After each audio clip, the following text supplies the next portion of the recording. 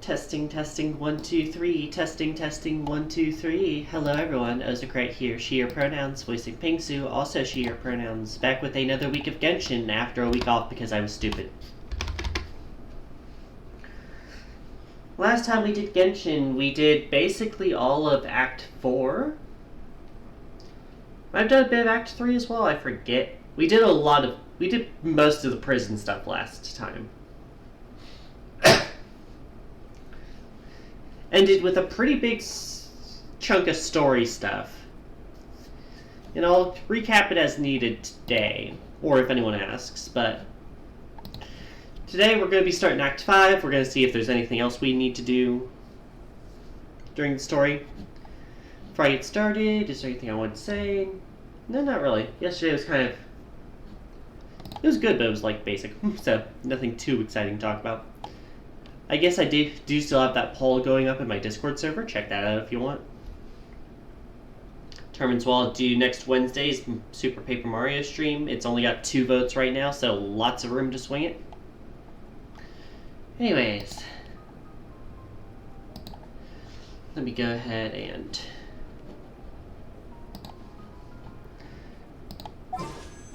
okay, it's still Nicole and Durin. I know I'm waiting for Movika, and I'm waiting until the next banner.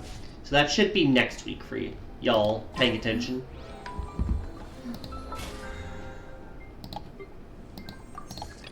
Bruh, I've been gone a week. I have been gone 1 week. You do not need to keep giving me these. Isn't this like you've been 14 days. It's been 2 weeks on the dot. It's been less than 2 weeks, considering that I was playing at 3 p.m. 2 weeks ago, and I started playing at 11 a.m. today. I'm just saying. It's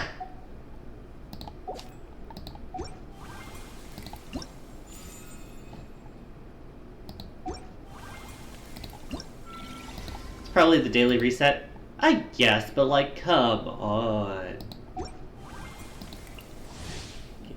There.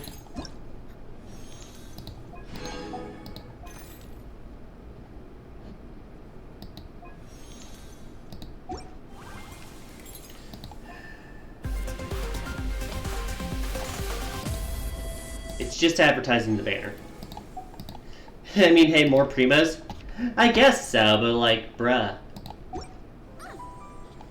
So, let's see here. What am I at now? I am at 9 here and 6,200. I don't think that's going to be enough to guarantee anything, especially since I just got Chaska. But it's like good. We get it. Stop saying it. Kid just ran up to me. Stranger danger? Hello? 1 moment. This is blocking my view of the chat. Moving. Anyways, I guess we're just... I guess I am behind in that shit, but I've just been kind of looking around. There shouldn't be really anything going on. I guess this popped up, so I can just shut that up. My parents... Let's go ahead and do the time skip. Is there anything in particular you want me to do today, Line, besides the story? Just to clarify. No matter how busy life gets, you should always... Return to the dormitories. I thought we were done with the prison. Back to the prison.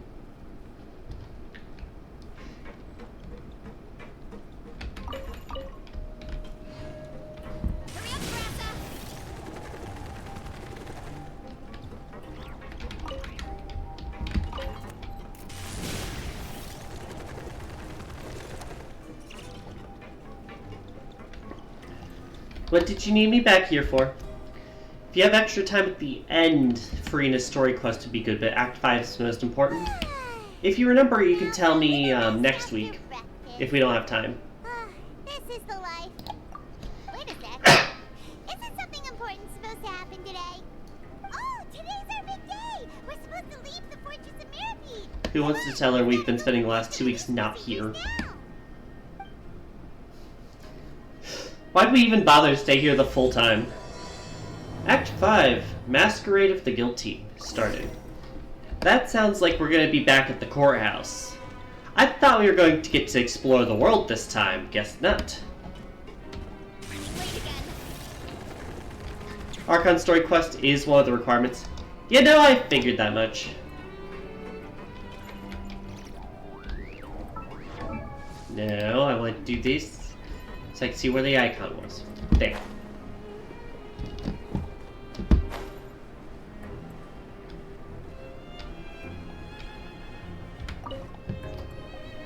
Please, sign here. This document will be effective immediately upon signing, and you two may exit the Fortress of Meripede via the regular channels. It's been so long since we've been to the surface. Let's hurry up and... Paimon with the memory of an ant. Oh. What's happening? Well, that's great news. I'm fine, thanks. But I wonder what that tremor was just now. Let's go ask the Duke. Alrighty, that's a promising start, I suppose. Wait, what did I just get?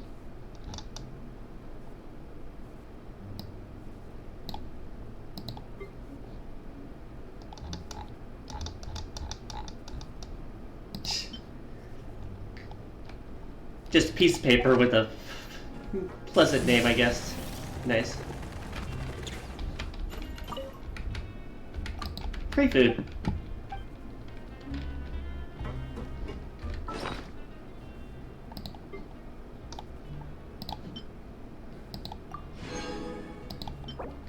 Secret to staying healthy. Don't get sick. Thanks, Siegewin.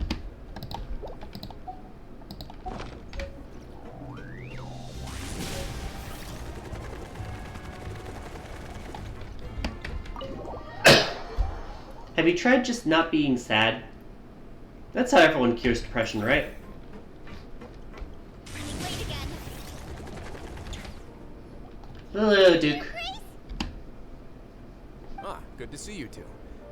Is there something you wish to see me about? Yeah, what was with the earthquake just now? Ah, that. The tremor didn't originate from the seafloor. In fact, it seems it came from the surface. Over the Okay. years of serving as the warden here, I have developed a sense for distinguishing between what occurs on the surface and what occurs underwater. Besides, the seal that Monsieur Neuvillette set in place won't fail so easily. I think that's more to be a careful sense. I guess.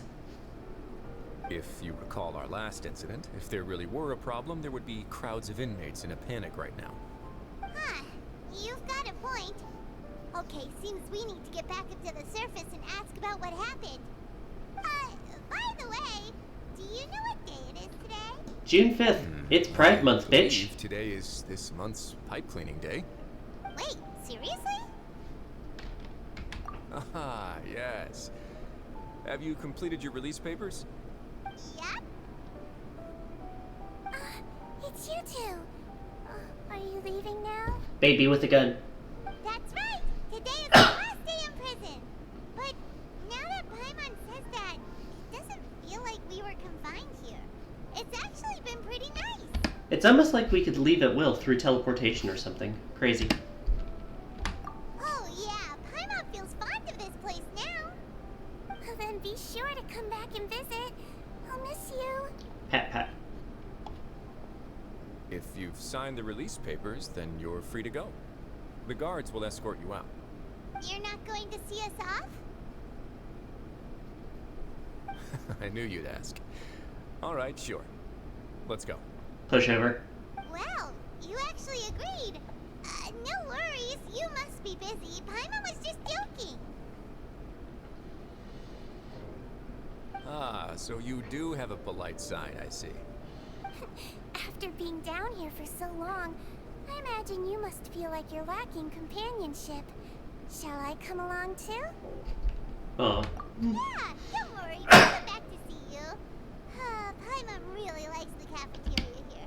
The chefs sure do know how to make good grub. I hope you won't be here as convicts the next time I see you. Wasn't planning on it. Best to stay out of trouble.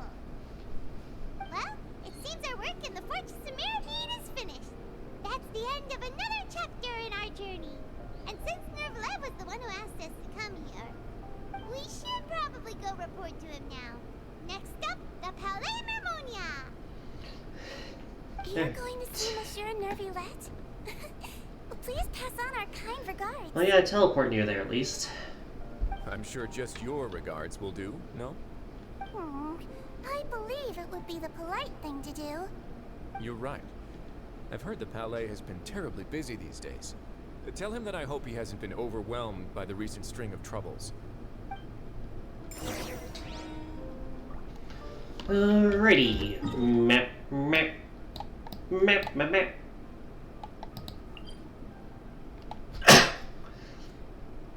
Yeah, that's what I thought. I thought they mentioned these as part of the plot. I don't think it's ever mentioned why not everyone uses them. Do they ever say who can use them? Maybe it's like only something we can do because we're not from this world. That could make sense. But then again, it's been so long I kind of forgot what the restrictions were. Catherine mentioned it at the beginning of Sumeru. I could believe that. Sumeru was a while ago, so it makes sense that I forgot from that. The Palais Mermonia sure is buzzing with activity today. Halt! Huh? Oh, it's you two. Apologies. Monsieur Nervillette did say you'd be welcome at any time. Excuse me. Would you mind helping me? I heard somewhere earlier that Melusine are only females. Sorry, I've got my hands full here. You can see So are they like just all Yuri? Or can they like Everyone's so have kids with humans? Seems a lot has been happening.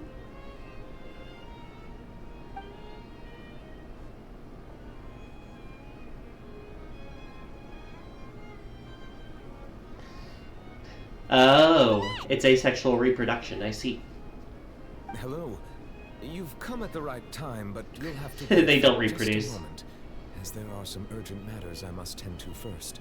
Hi, In the Nervillette. meantime, please have a seat. If you'd like to have something to drink, let the Melusine outside know. That's all right. We just ate. Very well then. Let's take a break over there while we wait for him to finish his work. Is the clock there actually going to change? Guess not. All right. That should wrap things up for now. Are you done with your work? Yes, sorry to keep you waiting. Today should be the day you were released from the fortress of Meripede. And it appears that you've managed to complete all the release paperwork. Yep. That's right. And we came here to see you right away. Oh yeah, we did have that dream at the end with Child. A massive whale. Do you have any idea what that might be? Judging from your description, that cannot have occurred in any ordinary waters, but rather something like the primordial sea. Oh shit, Child's high off his ass Size right and now. shape cannot usually be found in the waters of Tevat. Therefore, we can only assume that Child is presently immersed in primordial seawater. Immersed in primordial seawater? But how? And is he okay? He's not gonna dissolve, he's just high as fuck. Most people wouldn't be capable of entering in the first place. I'm not completely sure how he could have gotten there myself. That's what we'd like to know. Yes? What is it? Ah, right. Paimon felt it too. We asked the Duke and he said it wasn't from underwater, so we figured you might know something about it. It turns out that I have just received a report about this particular matter. What a In coincidence. fact, that's exactly what I was busy with a moment ago. The source of the tremor was here on the surface near Poisson. After Oh, the near shaking Poisson. stopped, the water levels in the Poisson area rose at an alarming rate. Oh, that's not good. Levels rose? Oh no. What about all the people there? Fortunately, the water levels only rose for a short period of time and have already returned to normal. Can't have the overworld permanently change or anything, that'd be ridiculous. The whole phenomenon. If the change in water levels is connected with the leaking primordial seawater, then the situation in Poisson may be much worse than it appears. Navia should be in Poisson, right? We need to go check on her. Yeah, that sounds about right, Lion. Games like this put band-aids over stuff like that, and rarely actually give it serious thought. I would also like to go there as soon as possible, but I'm afraid I can't leave just yet. We must immediately formulate disaster prevention plans for the surrounding coastal areas to avoid potential catastrophes. I'll have to ask you two to go to Poisson first. I'll meet you there to check on the situation once I finish things here. There's no time to lose. Let's get going. Please be careful. Alright, Poisson. We do have a teleport in New York, correct? Yeah, we do.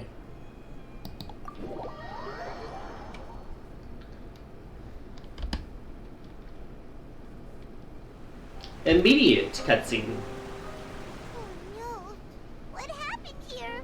Water. We just talked about this.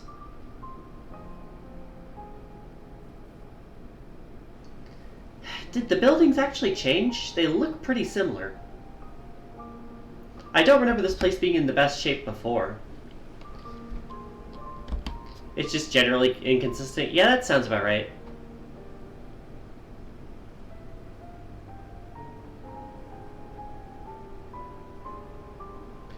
I was gonna ask if they went under the Nadia corpse. should be around here, right? We need to make sure she's still... Paimon means we need to check on her. She should be fine.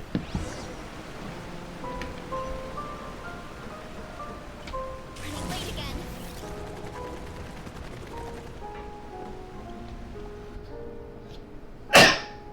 We haven't seen a single soul all the way here. Oh, this is getting scary. What will I ever do now? Hi! There's someone on the roof over there. Just stay put. We're coming up.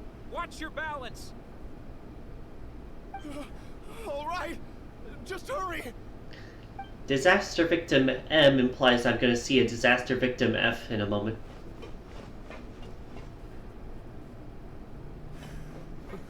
I'm not young anymore. How will I survive on my own? My Desiree. Okay, so we've lost someone. Oh, he looks pretty sad. I don't remember Desiree though. My leg! There she is. My leg! Hi, disaster victim F. How could this have happened? It hurts! Just hang in there. Help is on the way. You can hold my hand if it makes you feel better.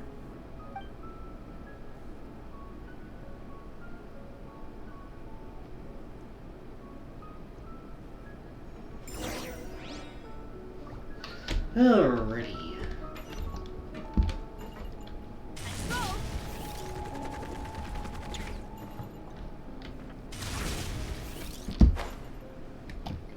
Oh, I got a weird spot there. Nadia, she's over there. So I would have had to land. Hey, Nadia, are you okay? I don't know if she can hear you yet. Is that man's running down the ramp?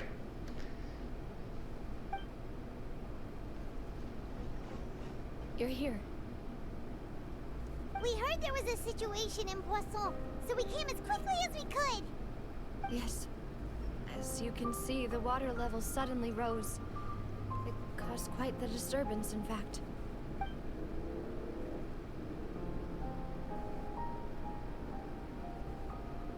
Demoiselle! There was a wounded resident next to a building southeast of here. We've already transported him to safety, but we've run out of medical supplies. He's wounded? How badly? He fell, so it's probably a broken leg. He's pretty shaken up. When the water level rose, he desperately climbed up to the roof. Once the water receded and he saw the ground, he became terrified and eventually... He jumped down then. Find the leader of Squad 1 and tell him to take the wounded resident to see a doctor. He should know where to go. I see. Understood. I'll take over his search and rescue mission in the meantime. All right, you'll be in charge.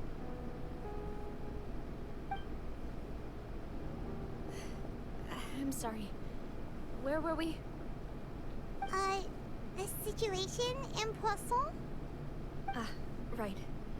Allow me to explain. A little earlier, we suddenly heard a loud noise. At first, everyone thought that something might have exploded on an aquabus. But before we knew it, water started pouring out from everywhere. Pouring. The rushing water seemed a little odd, almost like the unique color of primordial seawater. Oh. Some people didn't So this realize is the new. danger and thought it was just ordinary water, leaking from somewhere. Everyone on the street who happened to be close to the water didn't have a chance to escape. Damn. As the water levels rose, they suddenly disappeared. They were all dissolved. Those who realized what was happening started to flee in a panic, desperately trying to get to higher ground. Many were injured in the stampede, and some people fell from significant heights. I see. The Spina di Rosula initiated rescue operations as quickly as possible, but there have been a lot of casualties. Fortunately, the water began to recede after some time, and the chaos came to an end. The water that flooded the area contained primordial seawater, so the lower levels of Poisson are still hazardous. To ensure everyone's safety, I've asked the people there to leave as soon as possible. No one knows if this could happen again. All we can do for now is try our best to help evacuate the residents. We still haven't completed the head count, but we'll have some numbers soon. How awful. And all of this just came out of nowhere. It was quite frightening indeed. I only wish that everything that just happened was a bad dream. Understandable. Is there any way we can help, Navia?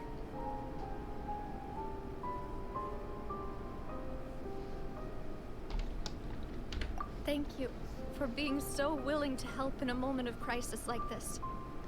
You don't know how much it means to me. I really can't express how grateful I am.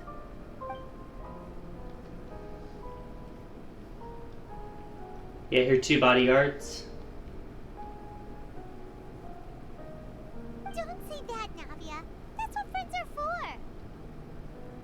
Don't ask her that. She'll tell us if she's ready.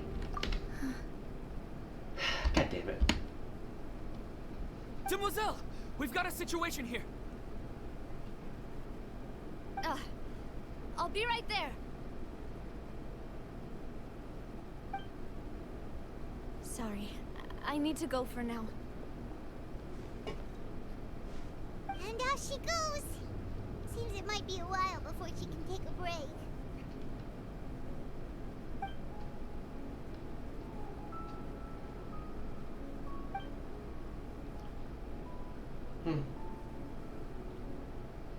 Okay, the wounded are being tended to, and we finished a preliminary head count.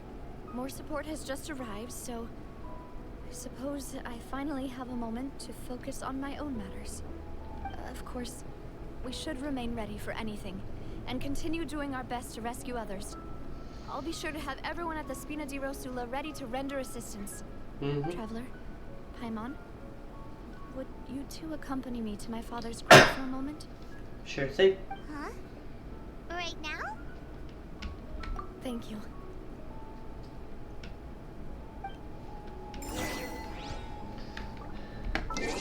First achievement of the day.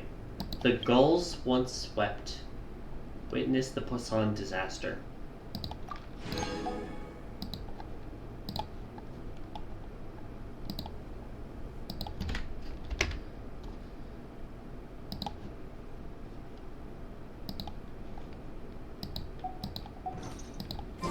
Strength is one of those things where you gotta use it or lose it.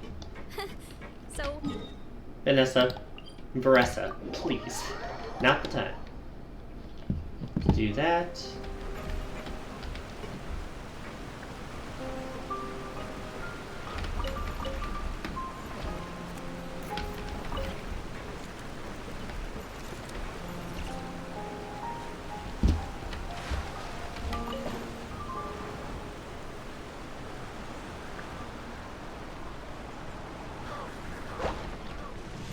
gonna say, yeah, that'll take us pretty close to where we need to go. My man's just chilling on a raft over there. It's like a buoy.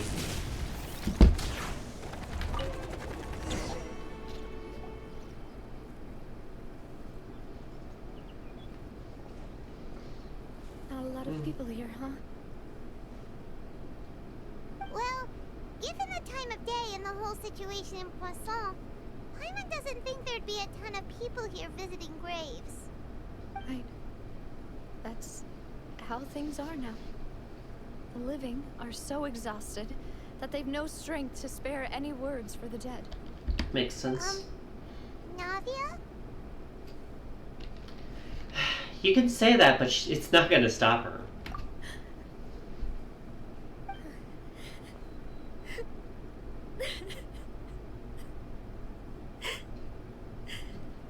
Navia, what's wrong?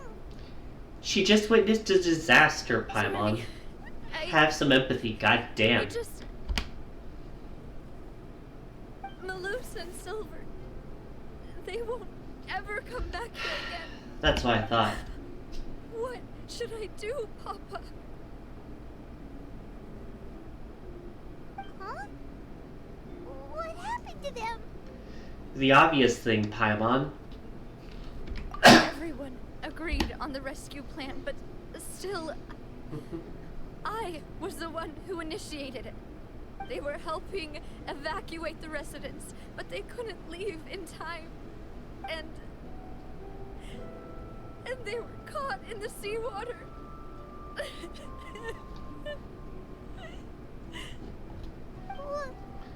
What should we do? I've known them for so long. And I know they weren't afraid. But I could at least hold a funeral for my father. And I know where he rests. But as for Malus and Silver, they're just gone. I just can't. Yeah, there's nothing to bury, is there? Everything looks so clean after it rains. Even the gravestones. I didn't expect that you'd enjoy a glass of red wine in front of Master Callus's grave. I can understand. Besides, the scenery here isn't half bad. See, it's not just me. I always want to bring something when I visit Papa. Perhaps we might even have a picnic. He wouldn't be angry, would he? How could Master ever be upset with you, Demoiselle? Yet the cemetery is the home of those who have passed, is it not? Everyone ends up here sooner or later, no matter who you are. Buying yourself a plot in advance, are you? No need yet. But when I do, I hope you'll let me be buried beside Master Callus, Demoiselle. Hey, stop joking around. Let me see. I'm quite serious. That way, it will save us both the trip to see each other whenever you visit your father's grave. That makes sense. In that case, could I be buried on his other side? After all, besides you, Demoiselle, two of us could certainly be considered Master's closest companions, no? Personally, I believe we fill those shoes just fine. Why are you bringing this up all of a sudden? Seriously. All right. I'll remember your requests. I do feel like it's a bit harsh to ask for that and not give him a space next to his own daughter. Saving me a trip. I'd make the journey even if I had to visit you two somewhere else. I promised to let them rest in peace here. But here I am breaking that promise. I'm sorry for letting you see me in a mess like this. I don't usually cry, really. Paimon doesn't know how to help you feel better. But, well, she understands how you feel. I had always thought I could make my wishes come true. But now that I think about it, that never solely relied on me. Many things can only be accomplished with someone else's help. Malus and Silver have helped me so much. By contrast, I could do nothing for them. I'm so sorry. You can spend as much time as you need here, Navia. We'll stay with you. Thank you. Right now, you don't know how much that means. By the way, you can have a look at this. It's a list of victims from the incident that took place here.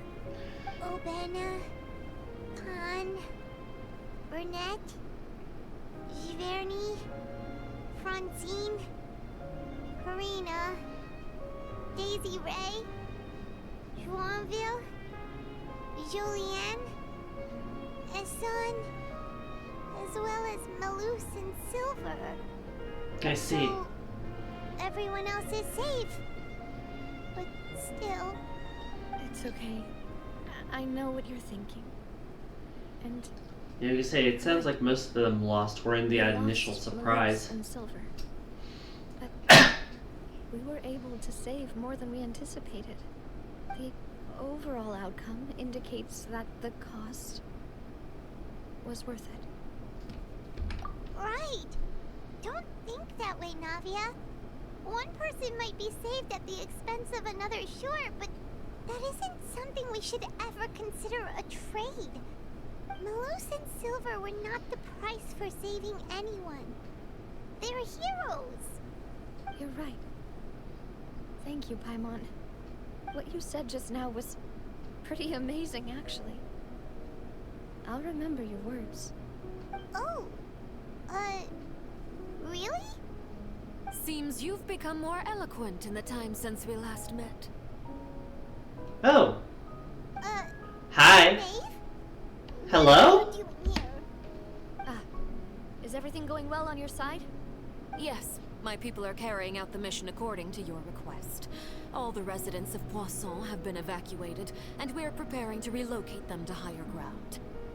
As for these supplies, we have everything taken care of. There is no need to worry. Thank you very much. Wait, do you two know each other? Yeah. Question's Just how. recently. Right, Miss Navia? Usually, I would call this a coincidental encounter. That doesn't quite fit this time. Besides, it never even crossed my mind that a Fatui Harbinger would come looking for me. Thanks to the Knave, Spina di Rosula received generous support from the Fatui, which allowed us to complete the rescue and evacuation work so quickly. Any catches? Mutual aid is essential to fostering positive developments. We were already in the area, in any case, so it was nothing. That said, I must say that you're a lot sharper than you let on. I mean, Navi's the leader of I'm sure you Mafia. understand what Yeah, no, I'm not saying it like it's surprising I to me. apologize for all the ways in which I tested you previously. We've never worked with a Fatui before, and it's extremely important for us to know who we're working with. My subordinates have reported that Fatui soldiers have been observing water levels and taking head counts in various locations. I hear that they've also prepared a large amount of emergency supplies. I'm quite surprised. Probably just the This Knave's is nothing efforts. to brag about, nor do I intend to. It is simply the way of powerful organizations to act forcefully, whether they are doing good or ill. You've witnessed that firsthand, in any case. As I've told this traveler before, I know of the prophecy, and I intend to prevent the impending disaster. Lending your organization a hand was a natural first step in accomplishing that. As such, do not be troubled by this token of our sincerity. Perhaps one I mean, day having you'll rescuers also who be aren't at able risk to of being mean the dissolved same by the way. seawater because they're from Shnesnaya probably makes it easier. I won't forget your kindness. Furthermore, I sincerely regret what happened to Malus and Silver. I only wish that my people could have arrived a little earlier to prevent this from happening. It's probably her efforts, yeah, but it's definitely Don't say using a lot of Fatui You resources. and your subordinates did everything. Yeah, no, you that could. sounds about right. I'm more so saying I don't think any other Harbingers would be Malus and involved in Silver this. didn't choose to sacrifice themselves for any specific person, and they weren't the price paid for other salvation. They chose to become heroes themselves. I've never liked hearing people put it that way. It's like trying to relieve pain by saying some noble-sounding words. But right now, There's nothing more suitable. They really did become heroes. You're right. I'm sorry for your loss, Miss Navia.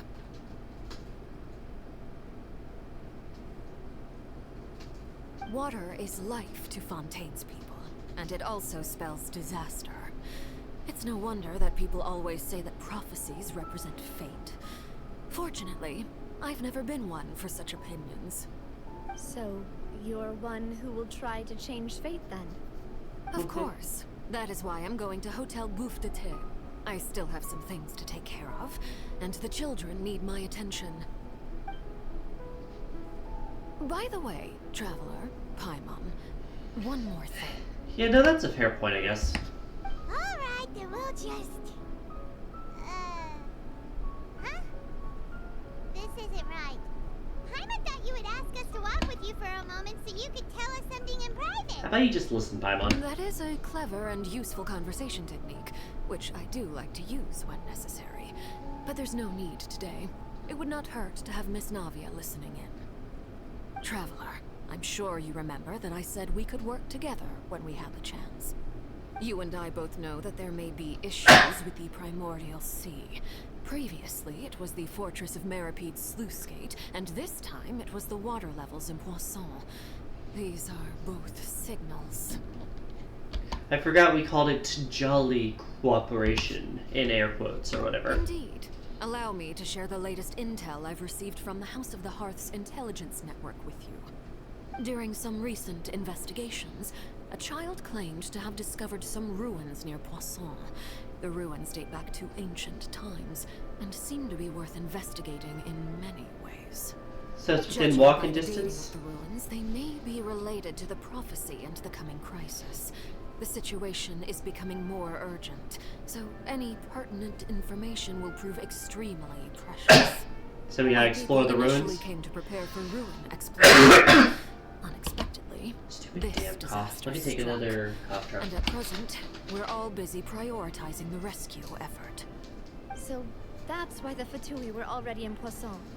I wanted to take the children along, but unfortunately, Linny, Lynette, and Fremine have all been dispatched to higher ground to assist affected residents. Linny told me that outside of the house, the person they trust most is you. Makes sense. Which is why I want to give you this task. I mean, Linny did kind of tank his reputation by performing theft in the middle of his job. I imagine it's going to be hard for him to get to work in Fontaine from here on out, considering he's known to steal in the middle of his act.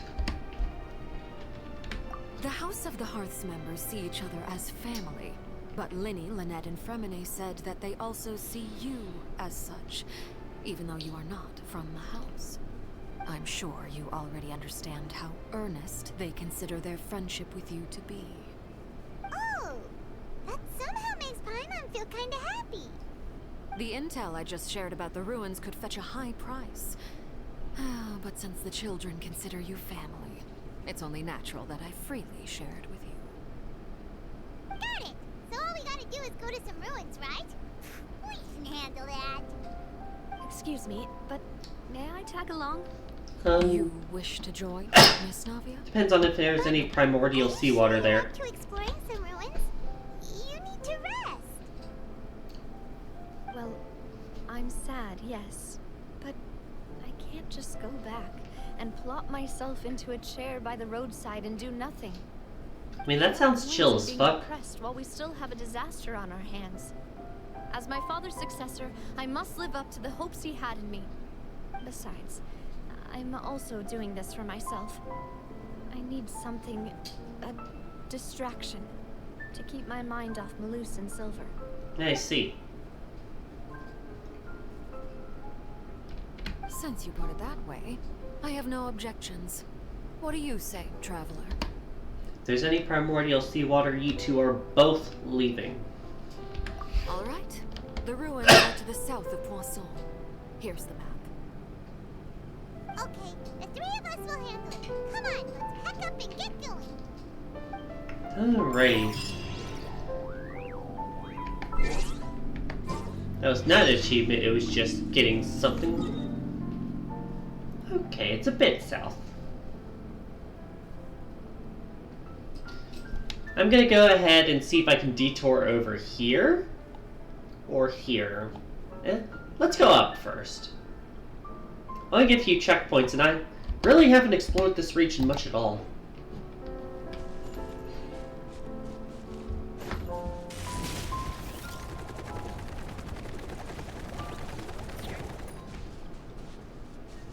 Running late again.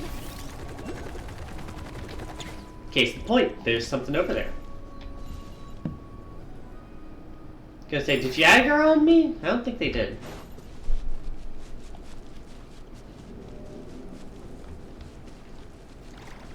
Let's yoink the teleporter first.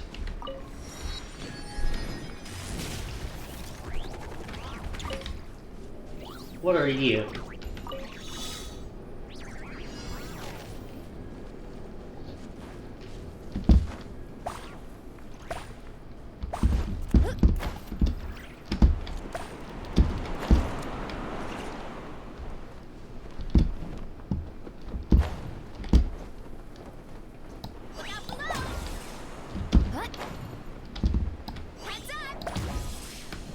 Having a dive attack really helps for this.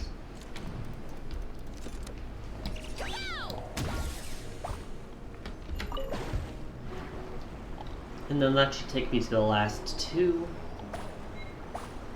Yep. It was about to kill me though on that fall though. That's a bit rude.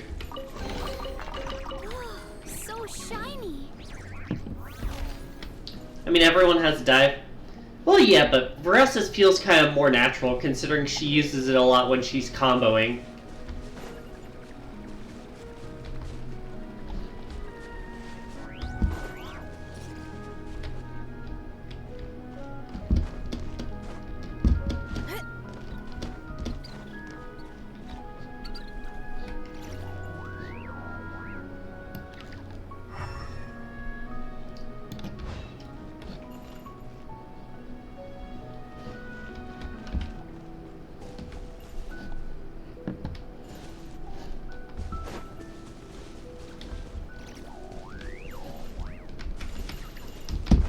Is it underground somewhere?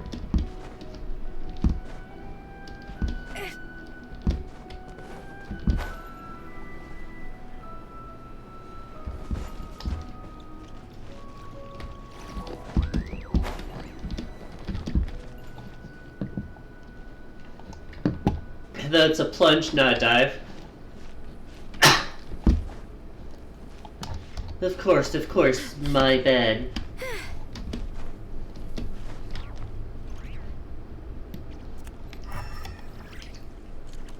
Yeah, this one feels like it's underground somewhere if it's not going to show up here.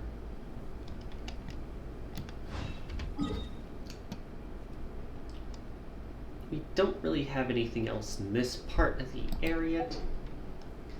Map.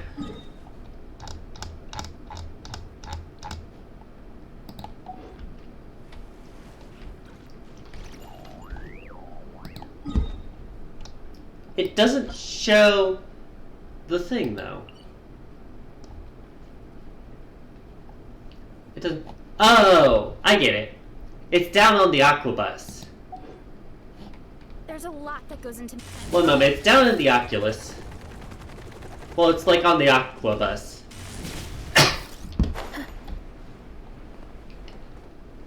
Yeah, there we are. Now that explains why I was down low. I'm like, what is running through here? Oh, the big fucking public transit line. Who would have thunk it?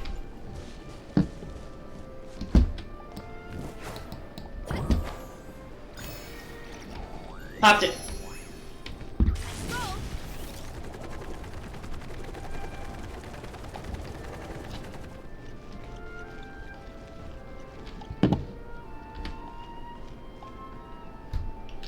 Yeah, no worries, I forgot to.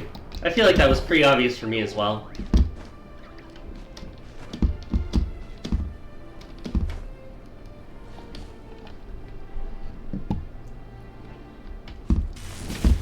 Just steer clear of other people.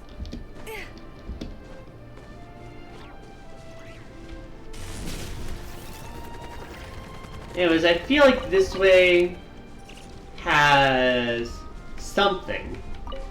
What are you?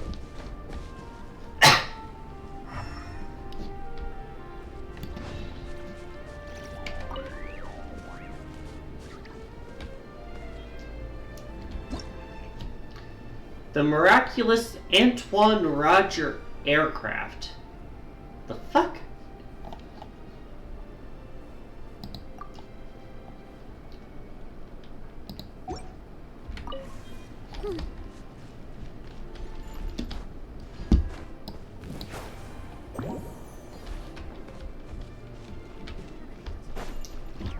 Well, first up I see a spin crystal.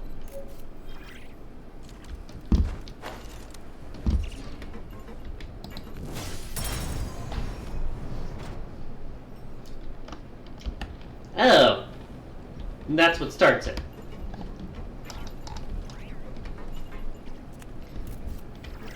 How far does this travel line?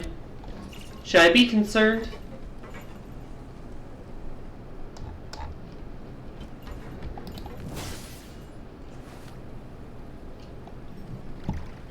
Like, I can just teleport back, depends on which one.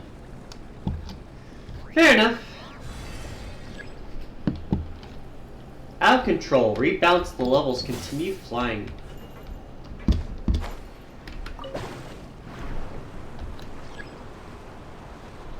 Working on it.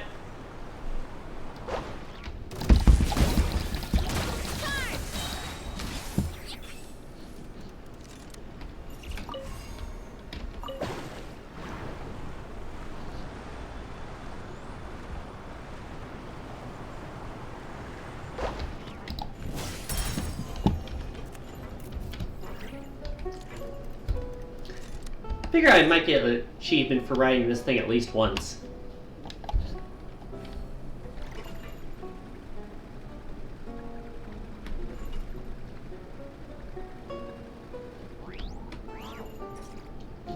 Really doesn't feel faster than any form of transit I can already do. It is here though.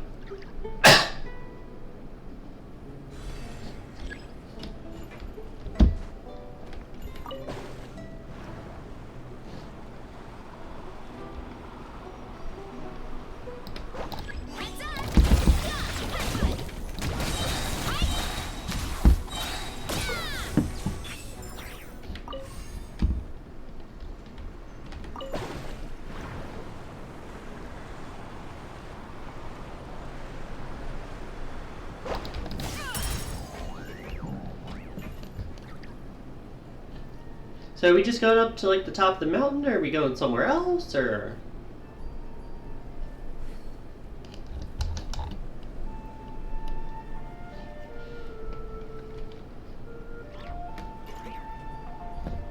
And like I see something needs the bow. I guess I could switch to Chaska for it, but like, bruh.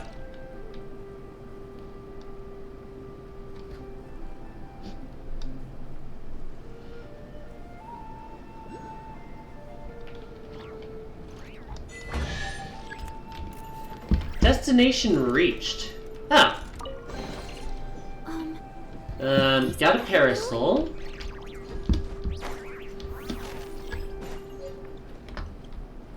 And I get a freebie.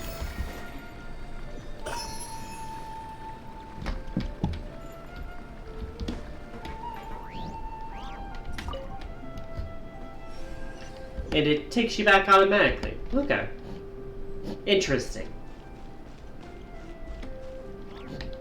That's the recall machine.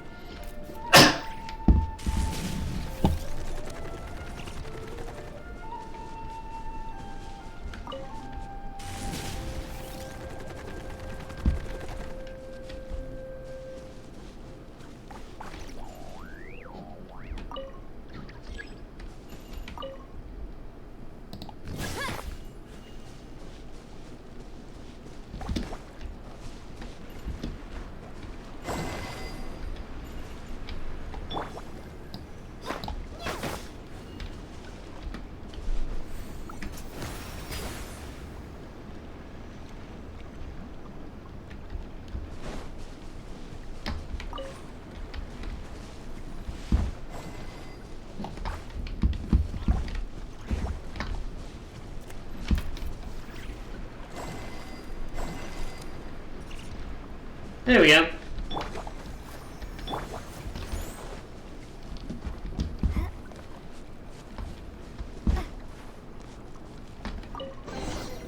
I'll keep this close. It's a little strange. I mean, would you like to explain why it's strange? Anyways, ads in 4 minutes.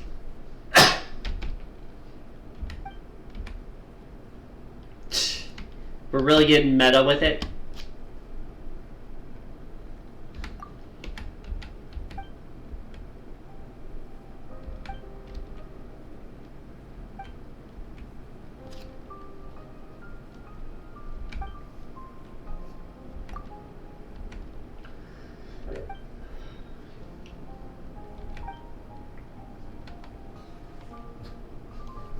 Oh, we just insulted someone. Good going, Paimon. That being said, does that mean she's right? Paimon, she is taller than you. Also, who named you Salsa? Did your parents love you?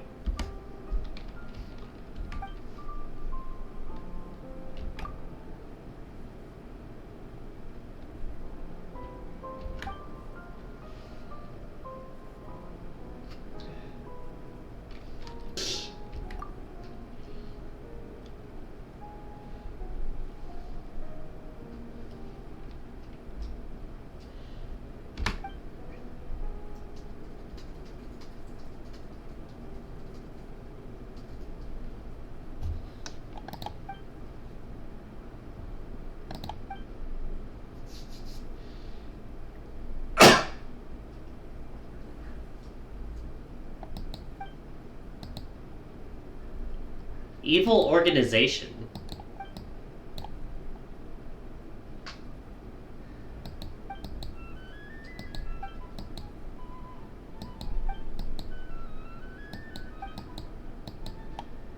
Interesting.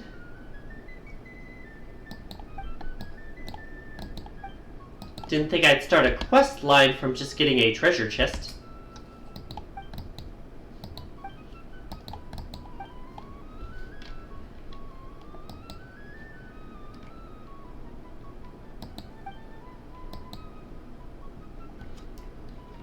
Make them fit into naturally occurring lines. Would you mind explaining where I could find them? Oh, they need to be on the flower bushes?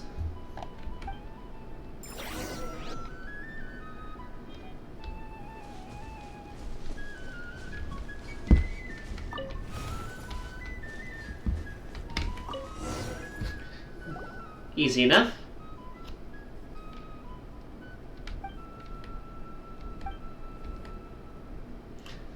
That being said, it does kind of make the puzzle harder to complete.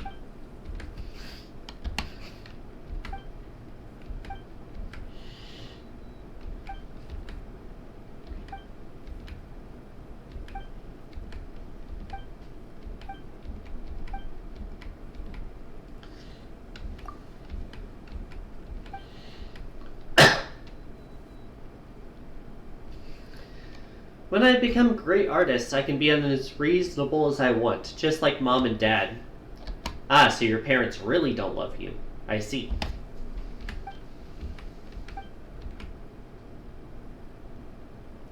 Oh, they're just helicopter. And judgmental. Okay, maybe they're actually bad.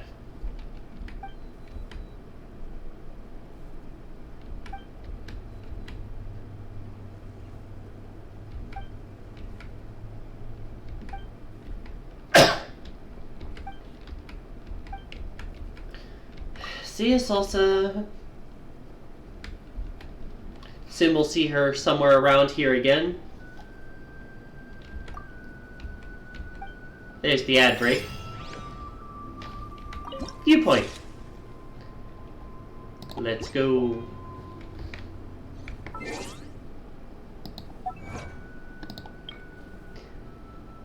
Ah, I forgot. There's an achievement for completing a flight.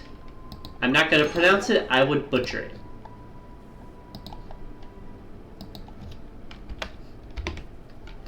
Definitely makes it worth my time between that and the Oculus.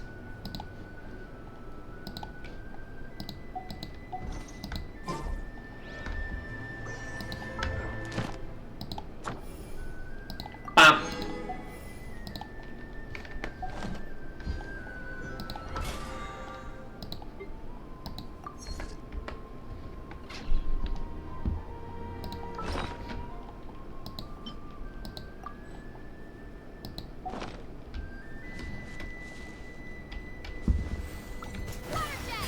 Alright, wrong character. Forgot I was the traveler for a moment. I see a time challenge down below. We'll go for this.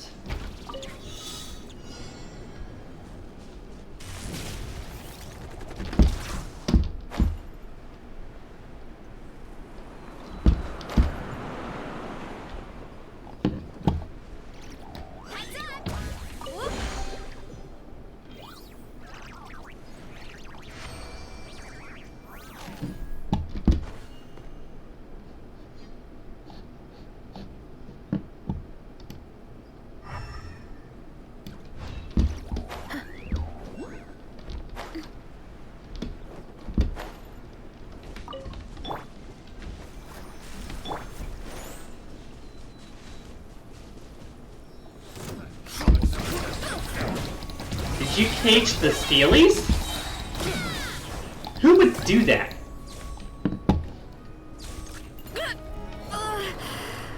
Hey Lion, what was that?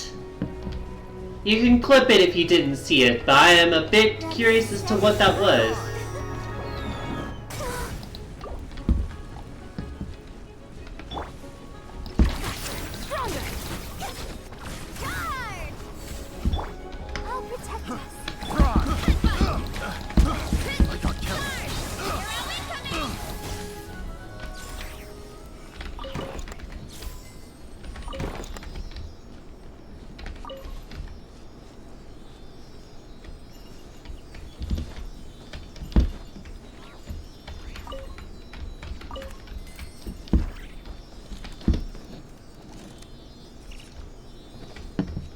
Oh, there's another Sealy up here. I forgot to release my bed.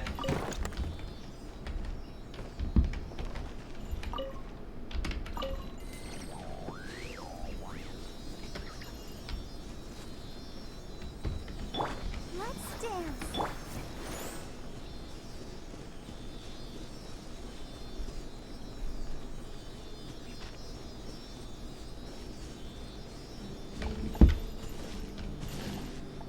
It's up there near the Aquabus again.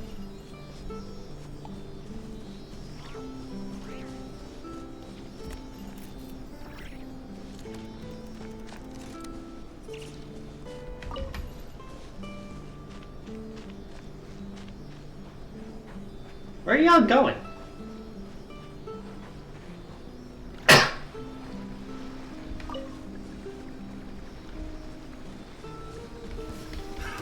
Another time.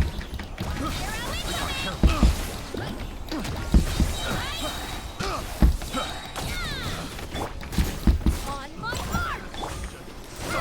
Wipe out. Yeah.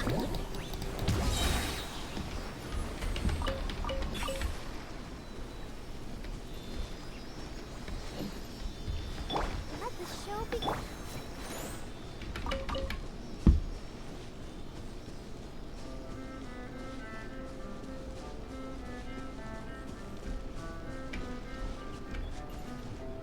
Burn. 3 treasure chests. Are these edible? Cool.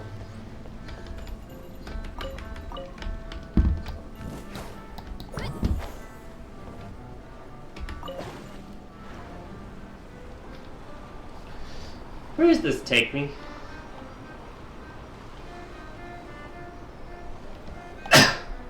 Just back from the side quest thing?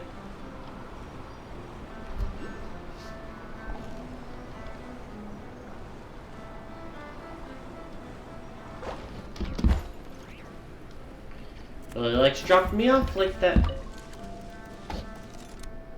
You know, that's up there. Oh. I could fly to it from above, but I might be mentioning something here.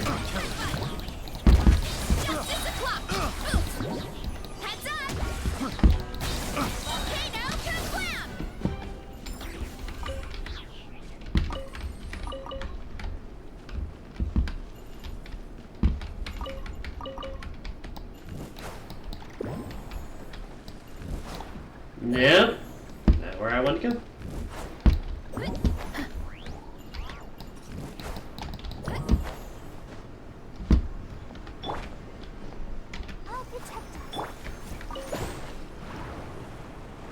Yeah, this is the answer.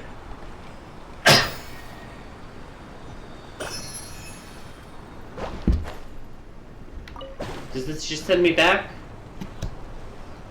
Would either of them have worked? Yeah. Although there's one up top of that thing. On a bit of a roll with getting these. I'll happily take a freebie. And then head down to deal with that mini boss. Or whatever the fuck you are.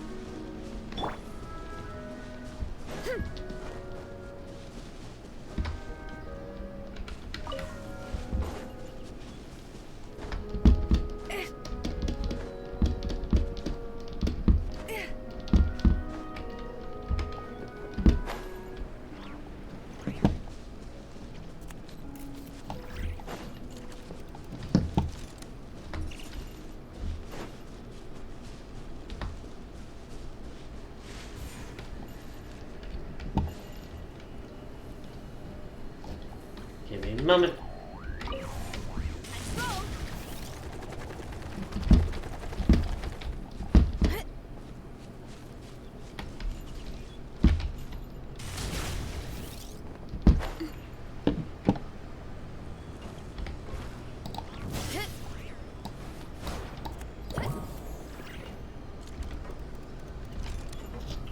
Why is this not working?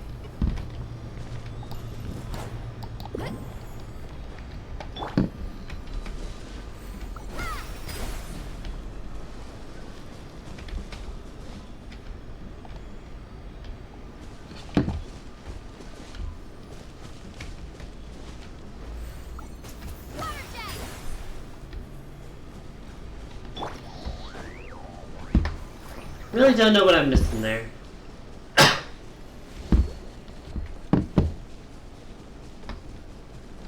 Oh well. It's near a teleporter, so it's not too bad if I want to get that later. Got a mech guard in this one, huh?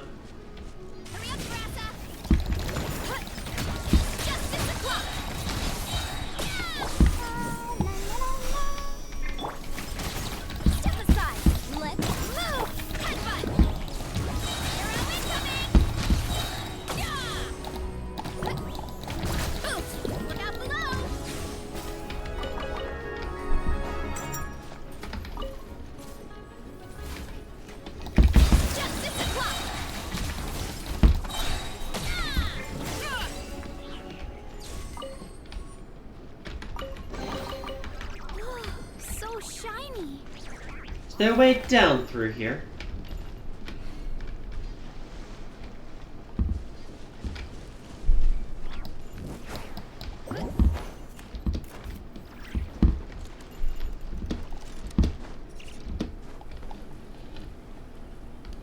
What are you?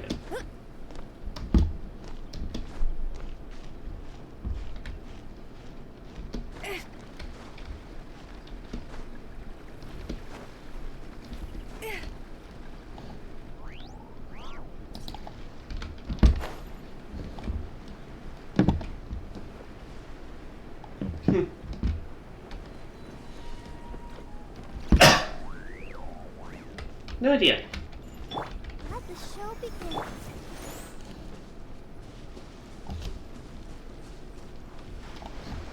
Is this one in the water?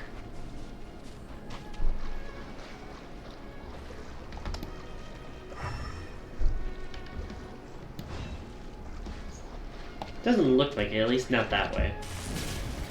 Alright, I'll start going back to the objective.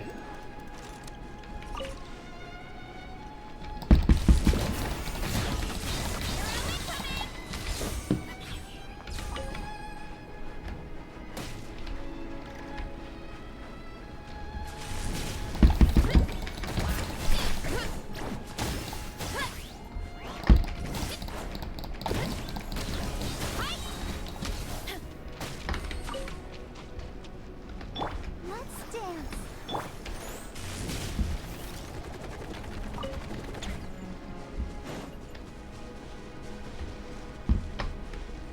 Oh, this is where I did the warp.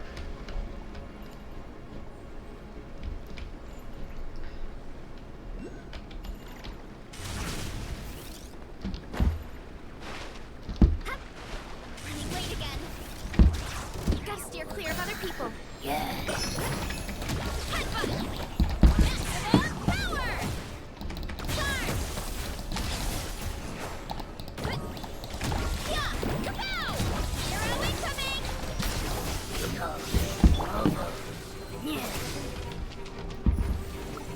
Water jet.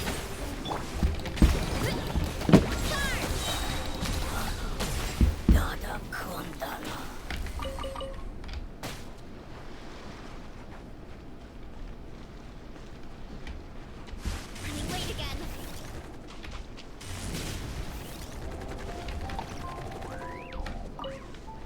I'll protect us.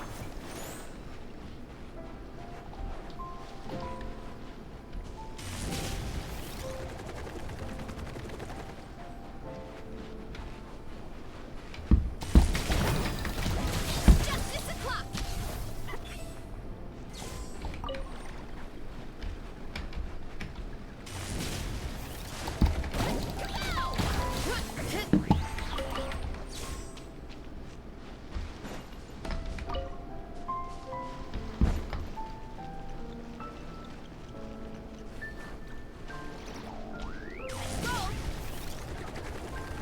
Maybe.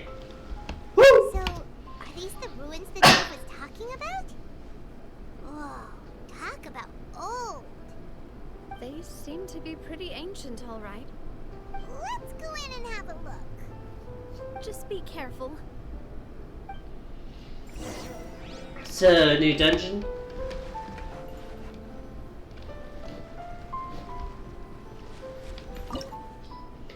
Place of Secrets. Fatui intelligence indicates this place may play host to heretofore unknown clues.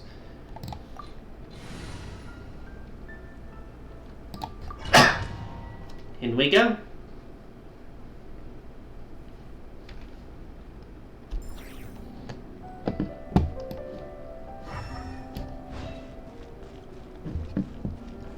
What's the gimmick here?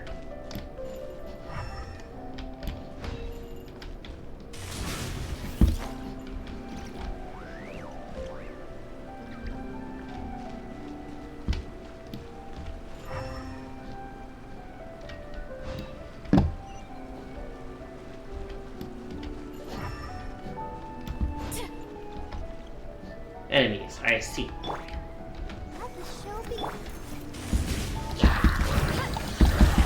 Justice o'clock.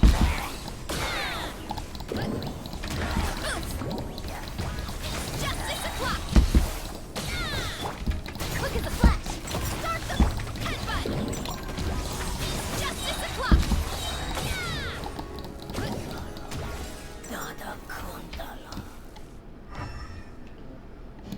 Got it.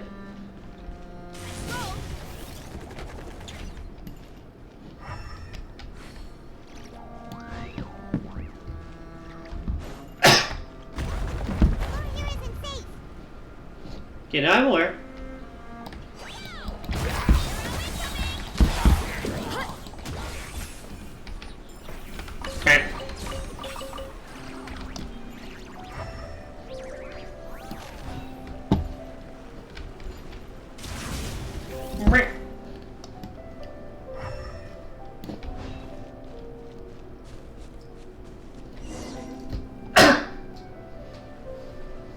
Making our way in pretty far so far. Also been contaminated by primordial seawater. Yeah. And a lot of it, too. Fontanian would most likely dissolve the moment they fell in. Traveler agreeing with me for once. Get out of here. Especially if it starts rising. You can't go down if there's primordial seawater. It's too dangerous, and it won't be any help for you to just stay here.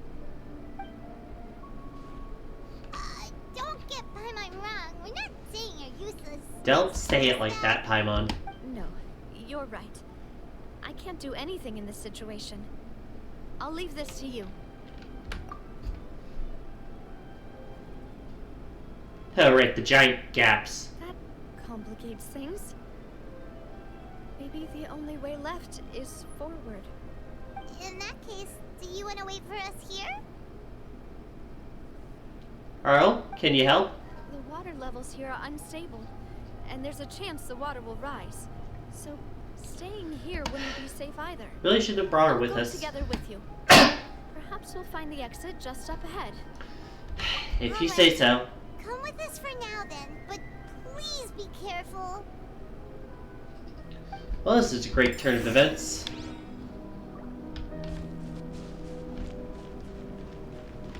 Oh no, it's a dead end. Let's try climbing over from the side. Good news is I got a pretty good launch power with Varessa.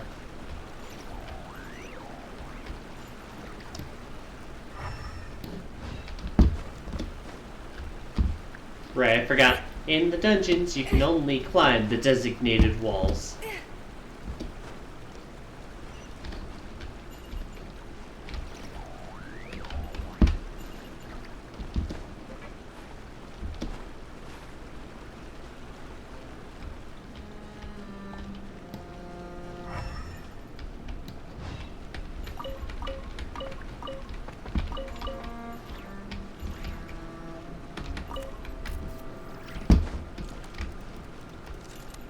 That looks like where we enter.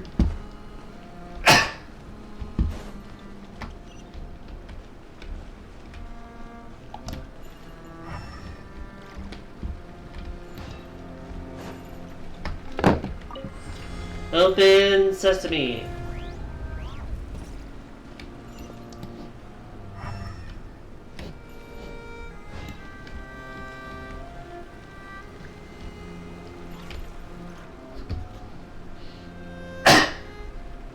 Wait, what? I didn't even touch it. Bruh. I understand not letting me fall in, but I wasn't even at the edge yet. Fine.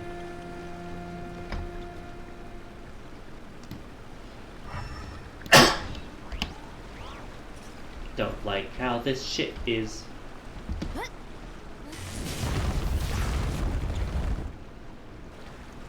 I could have made that bridge. I literally had super speed on my side, you fucking game.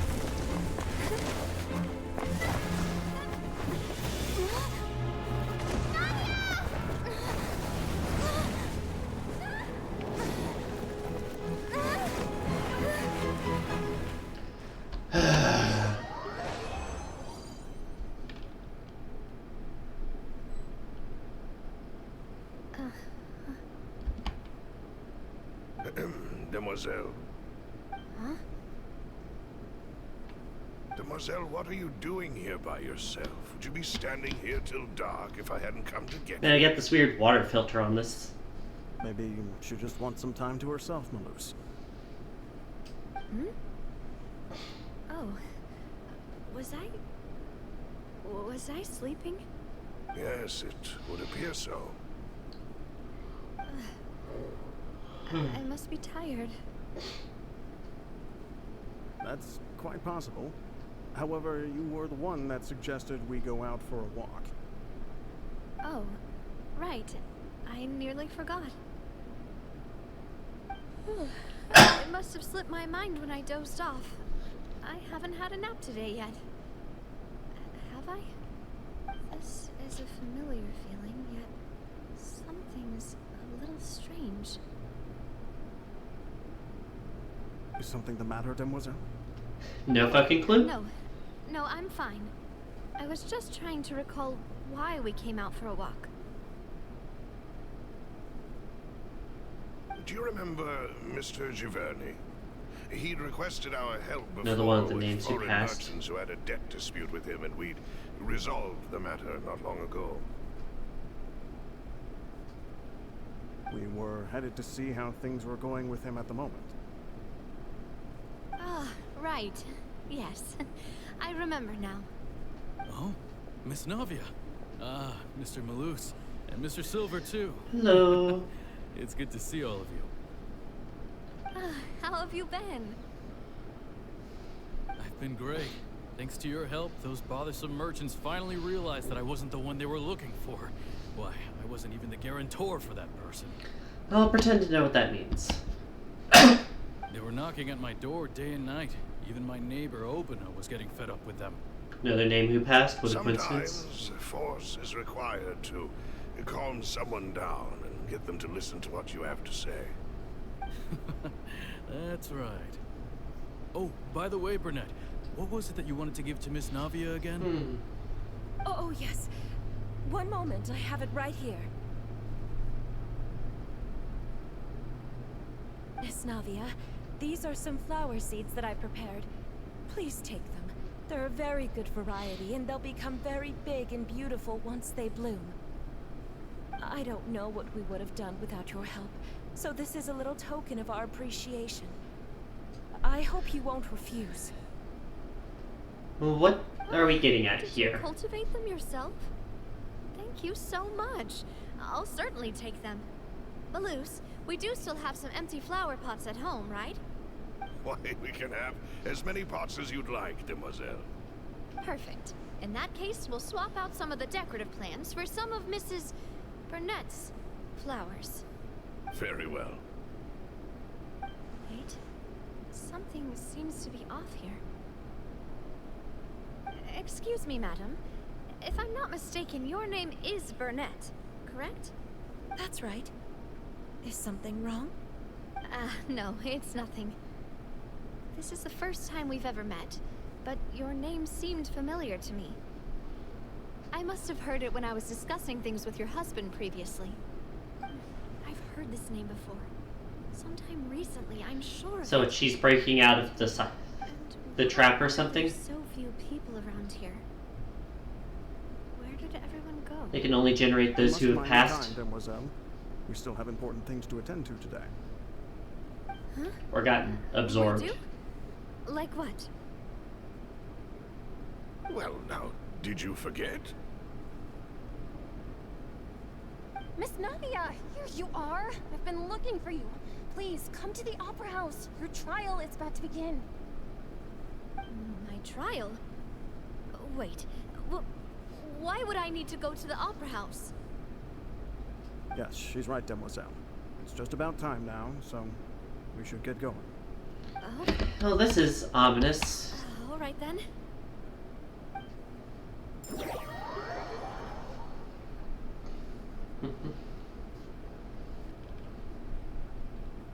Look, it's Navia. She's here. And her two attendants are with her. Goodness, everyone's finally here. Yeah, it's all just the names of people who've passed. That's why there's so few people here. There are a lot of people here to see the trial. And they all seem to be oddly excited about something. I even know some of these people. Karina, Desiree, Joyville, Jolien, Essen. Why are so many people here? And why do I have no recollection of this case? And as for the judge...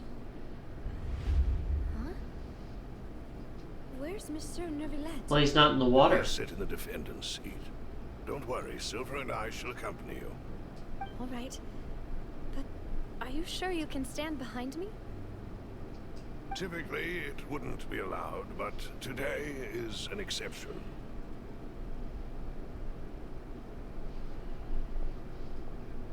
So does everyone get these detailed visions, or is this just a one-time thing? Hey, what kind of place do you think this is? Come on. Do they have any idea what they're doing? Seriously. Enough with the whispering! Could someone please tell me where Monsieur Neuvillette is? And why I'm standing trial? My dear Miss Navia, have you not yet realized what you've done? In that case, allow me to explain. As all here know, you are Master Callus's successor, the head of the Oh, Spina is this just a Dirasula, guilt trip? someone held in high regard by every soul in Poisson. After you took over the Spina, you treated all of us just like the late Master Callus had. If anyone in need reached out to you for help, you responded. Not only you, but your butler, your subordinates, nearly everyone in the Spina Dirasula fought for the well-being of those in Poisson. Wait a moment. Aren't you just proving that I'm a good person?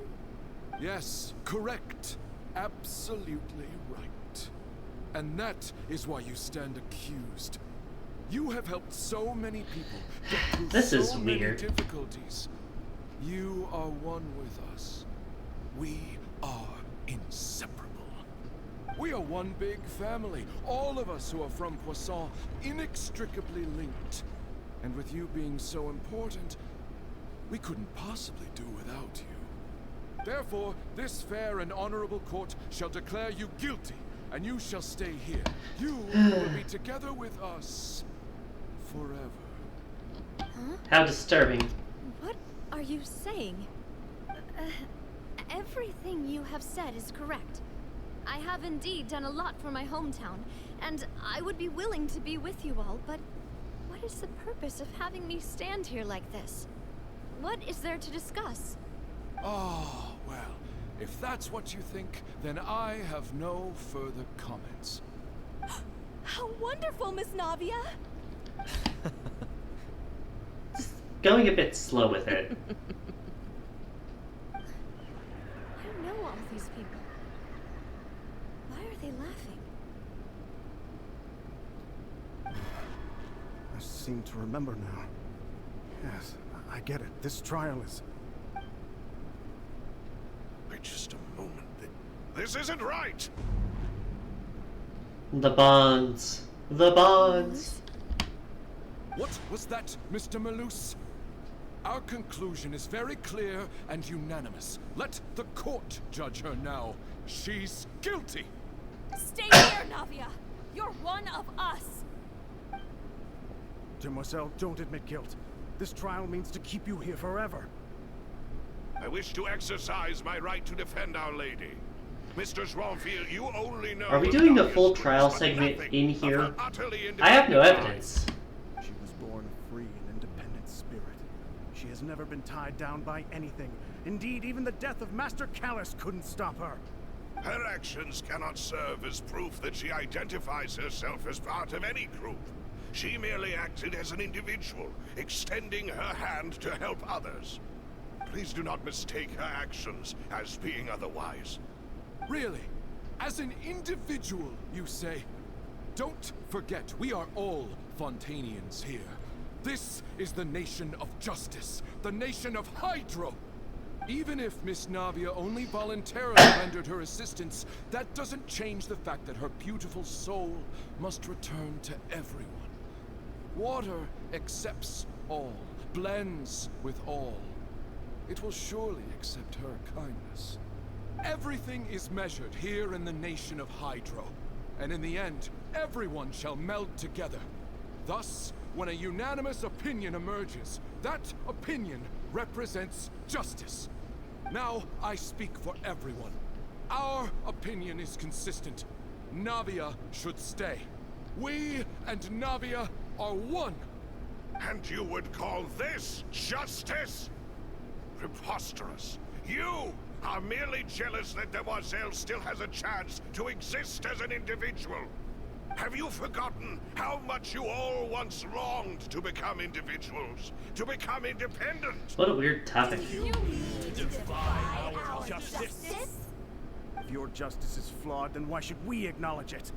As you said, we can also have our own justice. Silver and I shall defend Demoiselle. And that is how we will enforce justice. My head... It hurts. Demoiselle. Silver, it hurts.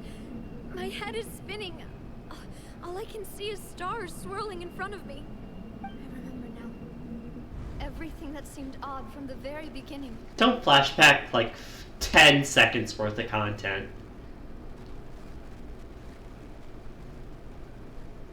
Furina, Desiree, Joyville, Jolien, Essen, and Mr. Giverny and Mrs. Burnett, who we met earlier.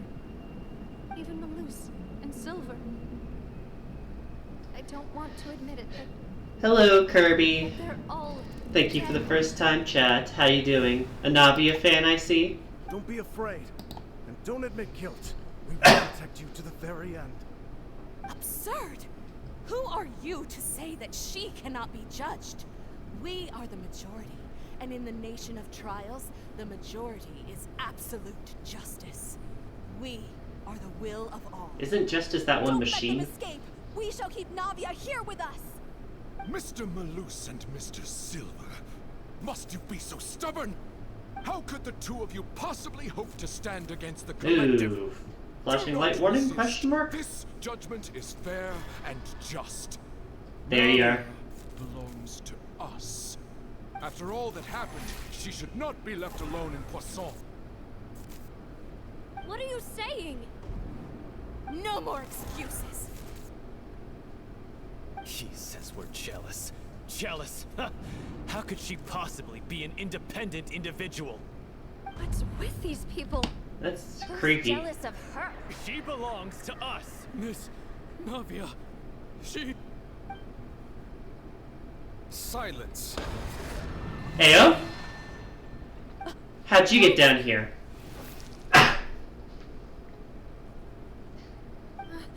Monsieur Neuvillette! Such commotion is prohibited in the court. The accusations you just presented are nonsense and cannot constitute a proper trial. The court will adjourn for the rest of the day. In this, I shall hear no objections from any unauthorized party. Our thanks, Monsieur Neuvillette. Please leave with me, Miss Navia, while there is still time. How'd you get here? Go on now, Demoiselle. Like, I know you're the dragon, but like... to leave this place. What, can't bear to leave us behind or something? Malus. My apologies. I couldn't resist making one little joke once I realized that this shall be our last goodbye. I see. Malus. Silver. Quickly, you must come now. Goodbye, Mademoiselle. Farewell. We done? No, wait! Just a second! Navia? You're awake? Good. How'd you get here? I must have been dreaming. Malus and Silver were still alive, and they were defending me at some insane trial. It looks like you're all right. Did all the sad feelings cause you to have a nightmare? Paimon could give you a hug. The ruins you were exploring suffered a cave-in. When I arrived, I found you falling toward the water. Oh, did she not touch it? You were just about to be dissolved within, but I...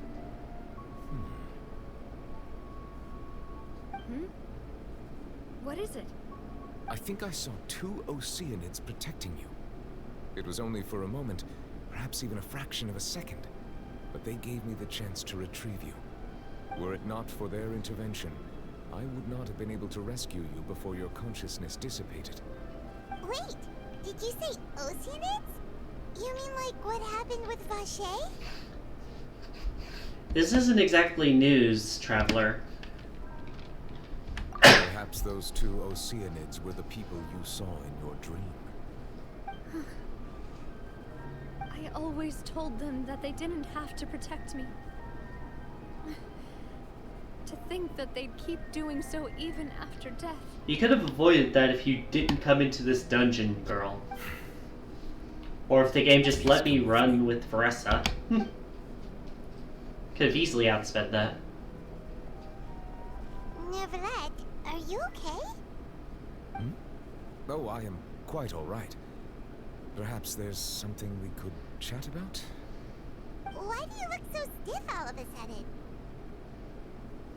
Oh, Paimon knows. You're the type who feels awkward when there's nothing to talk about, right? Crazy accusation. I merely thought that we should give Navia some time to herself. How about we get her away from the ledge? Why didn't you just say so then? Don't you think it's even more awkward to call us over like this and then have nothing to talk about? I suppose so. Oh, are we just now doing that? Ah, Sigewin. I hope all is well with her these days. Her work in Thought we did that in the office. Has not been too much for her, has it? No way, don't worry. She's doing fine down there. She's an amazing head nurse. I see. Well, that is good. I have always worried that Sigewin would need a lot of time to understand the world of humanity, just as I have. Oh, and the Duke also says hi. Even though Sigewin made him do that. He hopes that you haven't been overwhelmed by all that's happened lately. Thank you. I have indeed been busy lately. And I also hope that everything is going well in the Fortress of Meripede. Well, other than the place nearly exploding, it's been fine. He doesn't know what to talk about.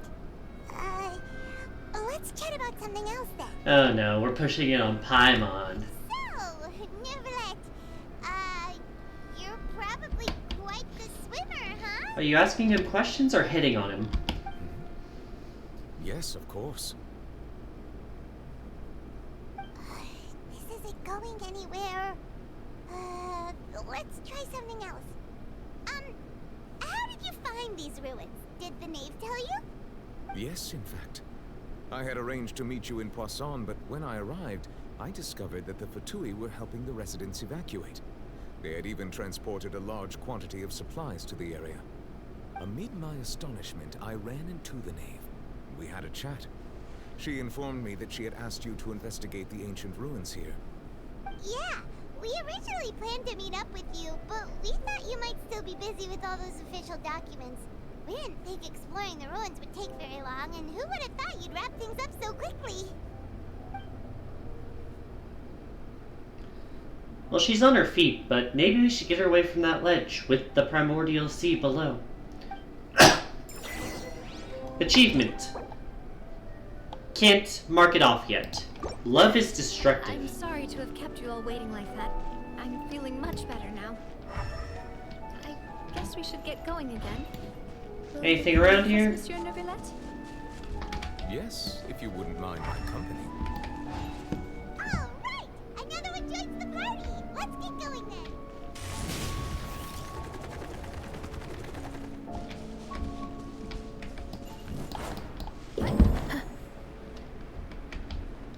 Right.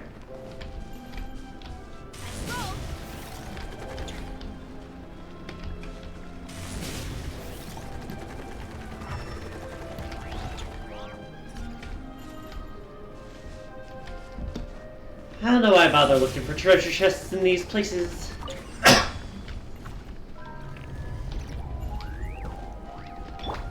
dance.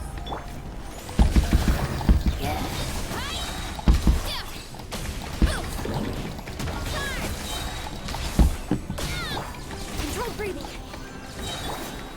Water jet, bombs away.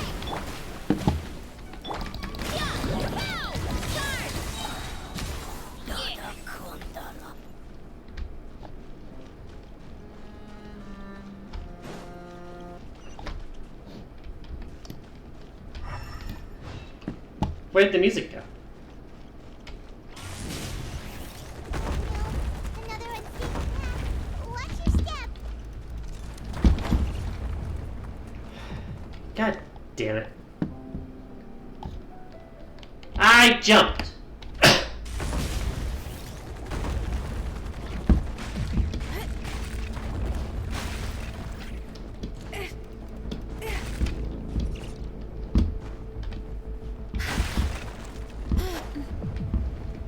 Where the fuck am I going? What was that? Got stuck in the fucking fence.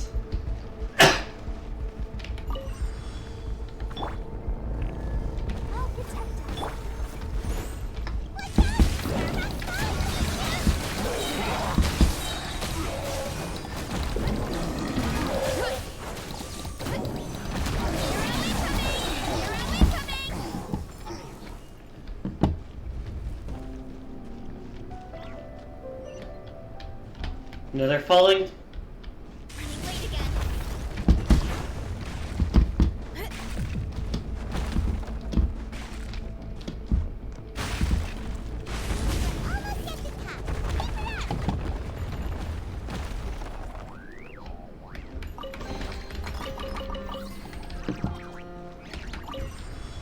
Another enemy?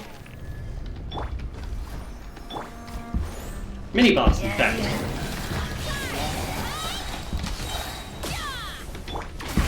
Stronger. On my mark. Justice o'clock. Ready, steady, go!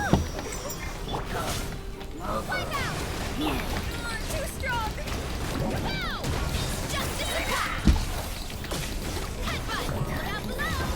Right. Well, wow.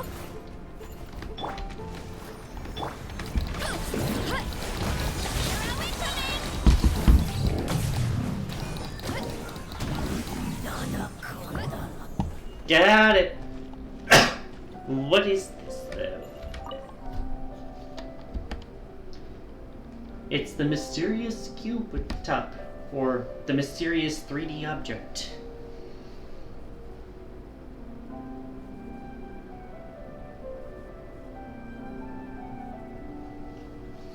Alright.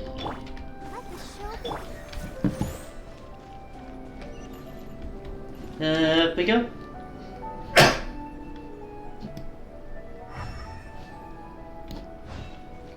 And off we launch.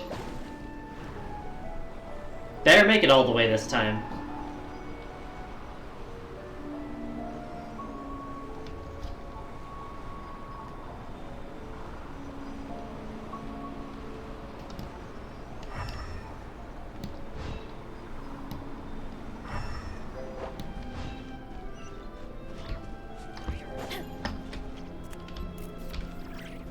No enemies here. Still gonna do that just to heal her.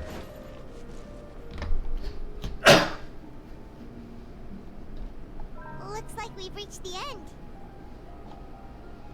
This is the place? There should not be any other hidden spaces in the vicinity. The path sure had some twists and turns, but it turns out that this place isn't actually that big.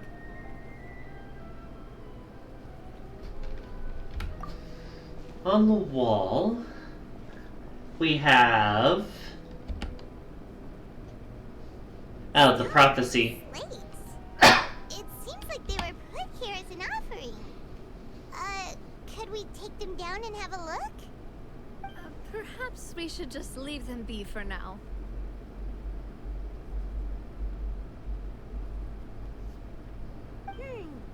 There are 4 locations in total, but only 3 stone slates. The slate that should be in the first empty spot is missing. The surrounding Interesting. walls also show signs of damage. There's an extra bit. Let Paimon see. Reason dictates that this nation be destroyed.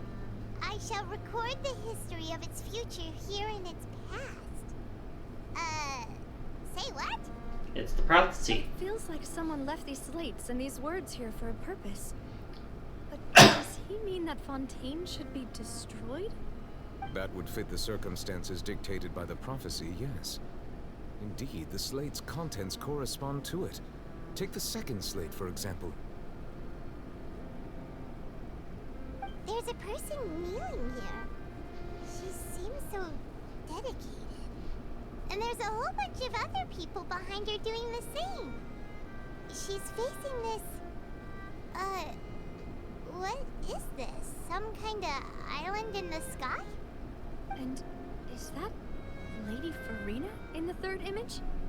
Did the Hydro Archon fall into the water? And is that a ring of people around here? Paimon doesn't quite get it. Are they all in the water? The fourth image. I know this one. This exactly matches the content of the prophecy. I do remember that image, yes. The people will all be dissolved into the waters, and only the Hydro Archon will remain, weeping on her throne.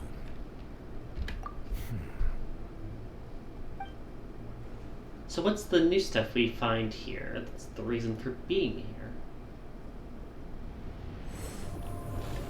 Oh?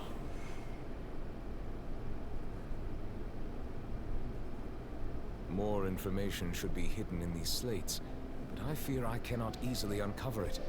Most likely due to us missing the first slate. How does that work? I am very sorry. Don't blame yourself, Monsieur Neuvillette. Deciphering ancient stone slates isn't one of your duties. Ooh, Paimon's getting the chills just looking at these slates. This says that it's the history of the future, right? That means the prophecy's sure to come true. Well, only if you're a fatalist. I really hope it doesn't mean that. Still, Paimon feels like these images are kind of weird when you look at them together.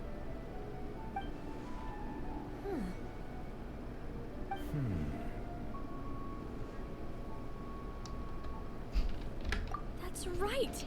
If the You know, images that's are what in I thought. chronological order, shouldn't the fourth, the waters drowning Fontaine, come before the third, where the Hydro Archon herself falls into the water? And yet the order is reversed here.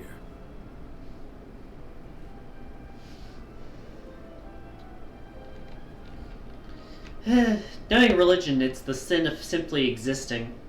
Many religions tend to be like that. If we go by timing, Lady Furina only emerges in the third image.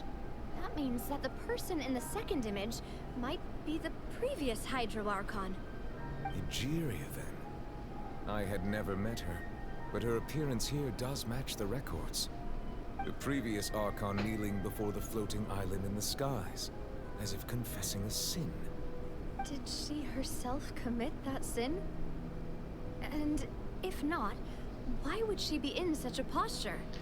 Also, I'm still wondering why these ancient stone slates are here at all. Judging from their contents, could this place be the origin of the prophecy? Does that mean that someone, or some people, once saw these slates? But who would have created these slates and left these words here? That or something similar has made its way around by word of mouth.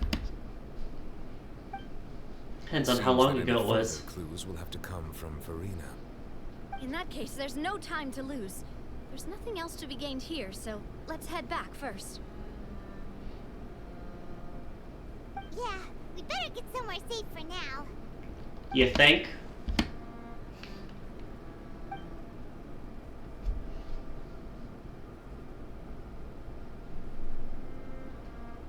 I do like how Navia doesn't even question why Neuvillette was able to save her despite being a resident of Fontaine. It's kind of exposing for the secret.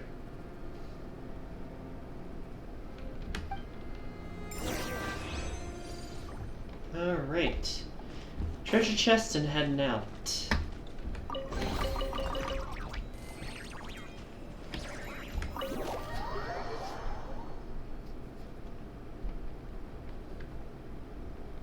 Let's split up here. I'm going to check on what's happening with the Spina. You know how it is. There's some things you just need to be there for yourself. I suppose. You still have energy for that, Navia? Paimon's already beat. Probably still in the adrenaline rush from nearly dying. And have a rest then. Thanks for keeping me company all this time. I'll depart as well. Thanks for your hard work today. Rest well, everyone. Traveler, I will go talk to Furina tomorrow morning to ask about the stone slates. I'm sure that you're concerned about this matter as well. If you have time, drop by my office. I will share the results of our discussion with you. Alright. Are you really gonna talk to her about this directly? be a problem? Yeah, I feel like you're gonna rattle her. I'm a little scared now that it's come to this. She has long been harboring secrets and will not give them up easily, which makes it all the more my duty to ensure that she understands the present situation. Alright, we'll leave it in your hands then. You're probably the best person to talk to her anyway.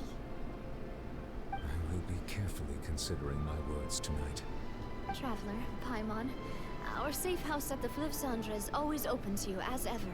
So please don't think you're an imposition. That's the one in the center of town, I believe. Alright. Or I guess under it. I'll be on my way then.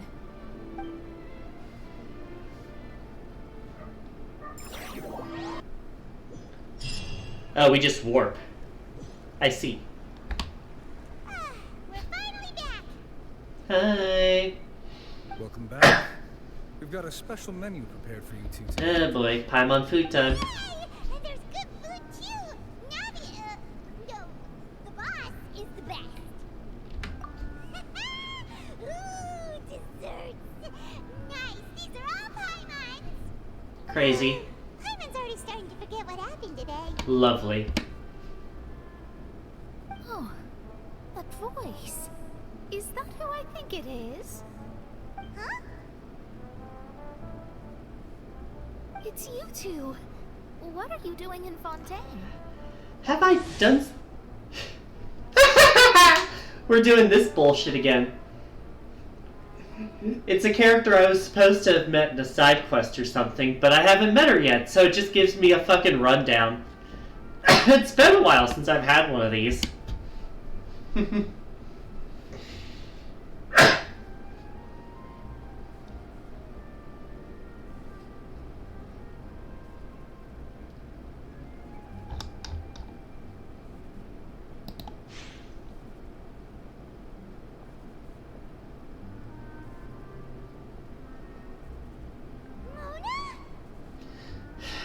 Here we go. Don't act like I know her. Seriously, nobody just uses a scry glass whenever they've got time to just see who they'll meet on the road. What an exposing witch's outfit. Good to see you here. Wait, you're not a Fontanian, are you, Mona? Well, I have some business to attend to here, so I booked a hotel in the city. I was just out for a stroll when I bumped into you. Why are you on a stroll Quite under the city? unexpectedly, if I might add. Why did you think I was from Fontaine, though? Is that because Magistus doesn't sound much like a Mondstadt surname? Why are you under the city? Yeah, let's go with that. Well, I used to have my own surname, which was, well, some other thing. Either way, the old hag told me when she took me as her disciple that the first step to being a great astrologist's pupil was to change that name. There was nothing for it, really. She really is amazing at astrology, so I changed my name to what it is now according to her wishes. To my surprise, however, Magistus is not the name of some ancient house or clan. What is it then? It isn't? Nope. Although it is used by us in place of surnames, it generally just means great. Great. Wow! Imagine including a boast in your name. Wait, are you gonna have to put that into your genealogy as well? I reckon so. In any case, I'd give my disciple a name like this as well, if I were to take one. If everyone gives their disciple that last name.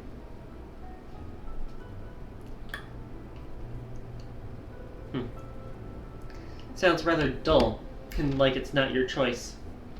Astromancer Barbeloth Trismegistus. I assume that means something like the super great? That's the wrong one. Does it also mean great or something? My name means Mona the Great Astrologist. As for the old hag, hers is, in plain speech, the thrice as great Scholar of the Stars. Just take it as a title specific to astrologists. How pretentious. Thrice as great? That's so... I know, right? That's just how she is. She used to call herself Magistus, actually. Ads in 4 minutes, by the way, She took just a me heads and up. She changed her name to Trismegistus. Talk about excessive. Magistus is thus the calling card of our school, so to speak, which makes it about the same as a surname. It's all right if you don't get it. You can look into it further should you need to study astrology more deeply. I'd rather not. Terrible! But anyway, you're not Fontanian, are you, Mona? You're from Mondstadt, right? Well, I was born in Mondstadt, yes.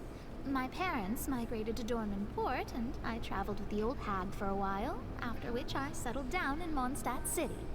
Oh, that's a good thing then. At least we know you won't be dissolved by Fontaine's waters. Speaking of that, I'm sure you're aware that a bunch of things have happened here in Fontaine, right? I know you're not a local, but I'd avoid getting too close to any water that looks strange all the same. There's something ominous about it. Well, the water, I mean. That was the main reason, yes. I see. Just a while back, the Steambird invited me to take part in a panel and speak about the circulation of the prophecy as an astrologist. Oh, Charlotte was interested, invitation huh? was sent quite early on. I don't think anyone expected Fontaine to be in this much trouble. What do you make of that prophecy, Mona? Just tell us what you think as an astrologist. Your word would go a long way to make things more certain and less scary. What I can tell you is that I'm an astrologist, and that this prophecy concerns the fate of Fontaine, even that of all Tevat. Ascertaining this is akin to reading the fortune of the whole world. I'm afraid that this is not something that just anyone can do. If I could do it, you would no longer call me an astrologist, a visionary. But of course. But on the flip side, prophecy is so huge and powerful that it must surely come from a powerful visionary. Its contents involve the fate of the world.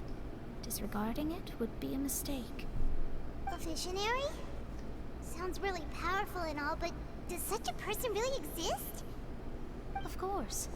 The old hag could do it, and I'd bet there are others amongst those Hexenzirkel colleagues of hers who could do something similar. Hexenzirkel. Huh? Are you sure? The game says so. All right, I'll help you. It isn't often that I see you with such a serious look on your face. I'll tell you once I hear back from her.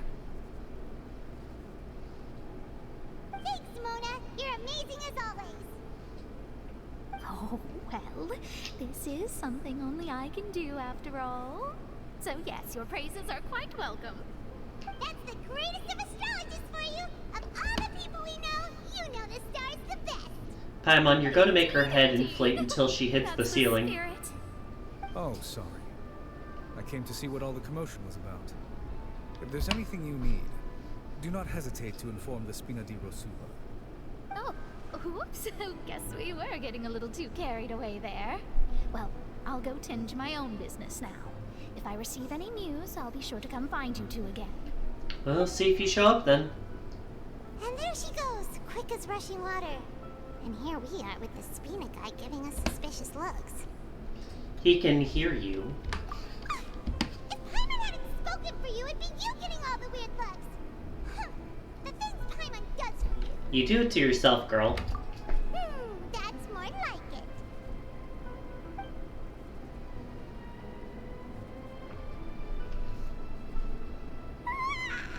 Good morning. To be honest, Paimon's still feeling kind of sleepy. But it's time to get up, traveler. We agreed to go see Neuvillette, so let's pack it up and get going. Alrighty.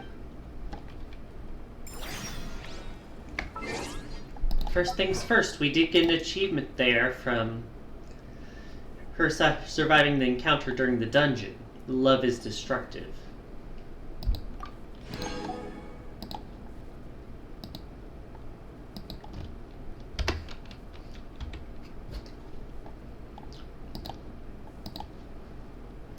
My third achievement on the day.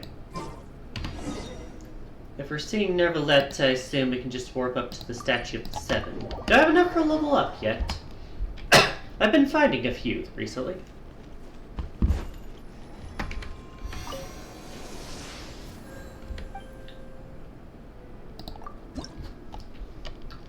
Damn, we're getting close. 3 away. If it's going to be mostly story from here on out, though, I doubt I'll get it to level up today. Unless it takes us somewhere new for the story.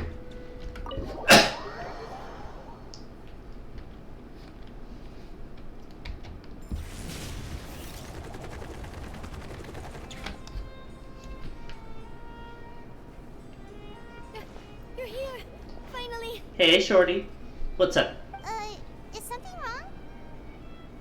Monsieur Neuvillette and Lady Furina, they seem to have gotten into a dispute.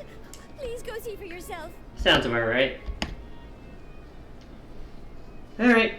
What's up? Like I said, I've already explained everything. And yet the problem has not been properly solved. There is little space for excuses between us. It is not my intention to offend you, but please, tell me where you stand. You are the Hydro Archon Focalor, are you not? Look at this.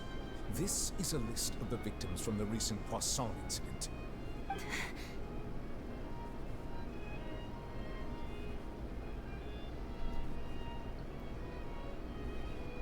You mean they're all... Yep. We did not arrive in time to avert this disaster, and I will not have it happen again.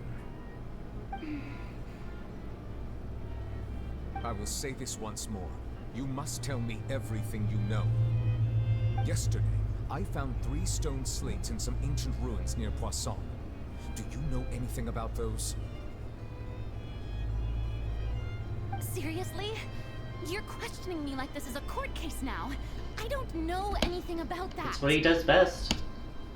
But you found them in some ancient ruins, you say?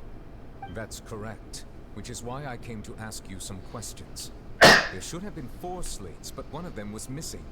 The other 3 feature different images that seem to correlate to the prophecy. The prophecy? The second of these slates depicts the previous Hydro Archon Egeria kneeling before a floating island in the sky, as if confessing something.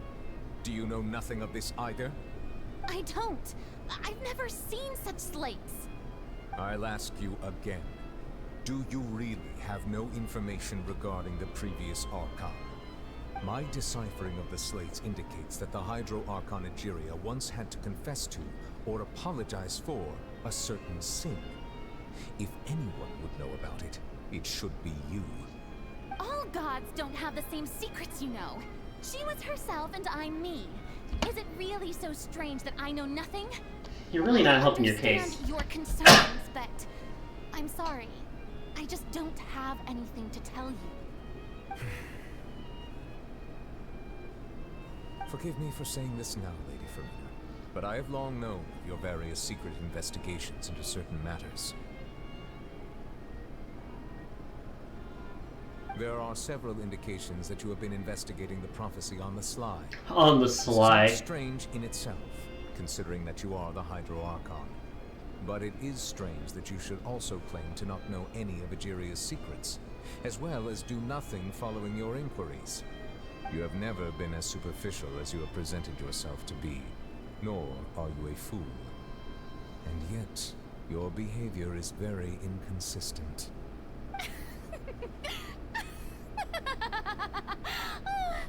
So you've been watching me all this time, have you?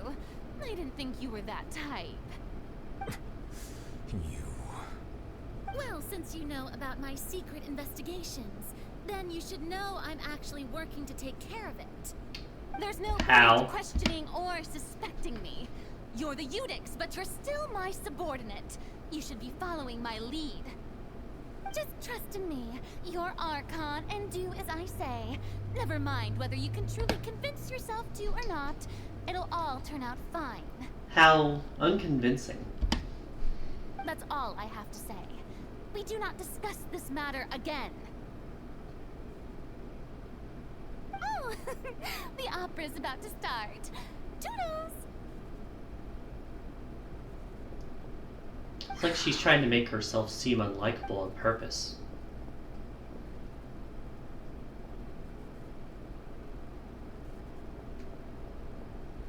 What did we catch in that brief moment? Did I notice us standing Wonder what's up with her. She was smiling. She didn't seem in the mood to care if we were listening in or not. I mean, it's not like we could make anything of those observations yet. I assume you've been outside for a while now? Perhaps. Oh, you noticed. Seems Furina didn't even realize we were here. She was in a great panic, though I cannot discern the reason. Our discussion reached impasses time and again, a state of affairs that we cannot allow to continue. Still, I do not understand. Dialogue is the basis for understanding, so why did she keep refusing to engage? She probably doesn't think you'd like her answers, if I had to guess. Everyone in her inner circle has noticed that she is hiding some secret. The issue is her attitude. I fear that she will not reveal anything unless absolutely forced to. We may have to create a situation in which she will have no choice but to speak. Oh? Like what? Normally, people will only reveal the truth when standing trial. Perhaps we must have the Hydro Archon experience just such in a public? But Furina's seen so many trials, and she's really good at dodging questions. How do we make sure that she won't just slip away at the first chance she gets? We will need to consider this thoroughly, join forces with various parties, and then do what we can. Sounds problematic. If at all possible, I would prefer to recuse myself from this affair, but we must prevent the prophecy from coming to pass. This may be cruel to her, but all Fontaine is in crisis. The information a god possesses is too precious, and so we must take a chance on this.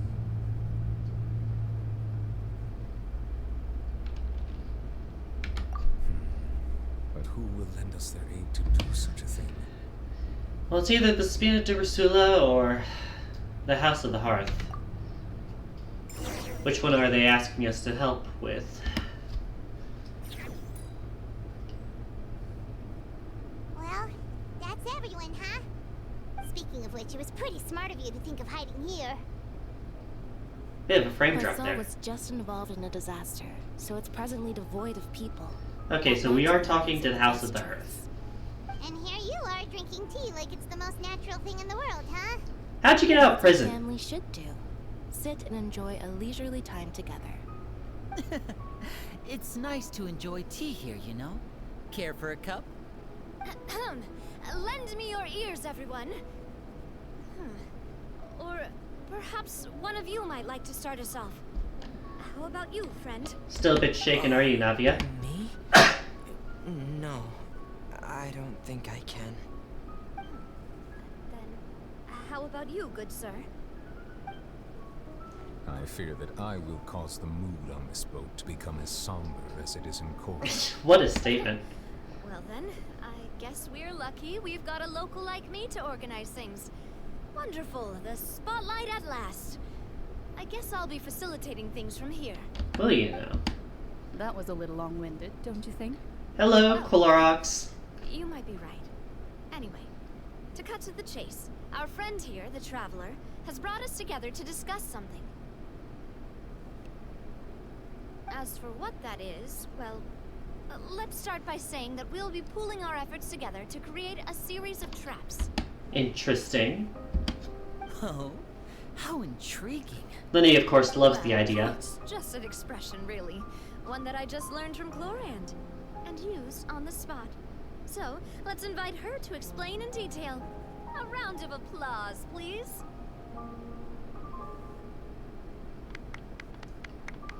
Small applause.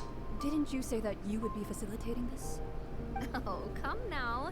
Your work doesn't involve much public speaking, right? This is a good chance to practice. You might even pick up some fancy oratory tricks to impress your boss with in the future. Oh boy. I see. And what does my boss say?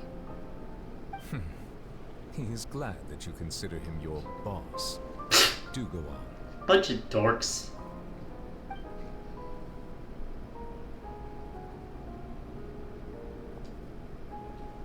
In that case, do any of you have experience hunting? I was Nothing supposed to, at but all. I didn't. Fremine and I once used a wooden stick in a basket to catch wild rabbits when we were younger. As for Lynette, oh, right. You were sick that day, weren't you? I've also gone diving to catch some fish before. Does that count? I'm afraid not.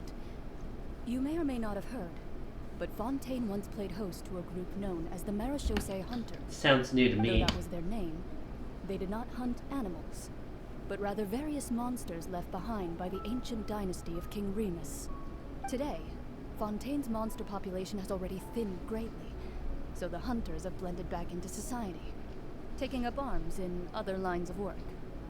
They even left a unique methodology of hunting in their wake. A trap comprises of the following components: bait, a trigger, and a containment device. Sometimes a lethal implement will also be necessary to deal with the prey.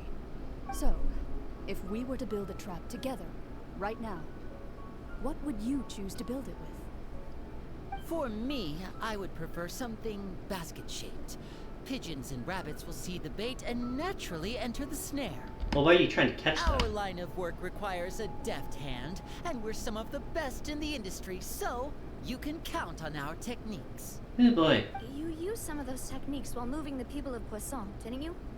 My subordinates mentioned that you even performed some magic for the bawling children. Yes, and I even managed to gather some intelligence in the meantime.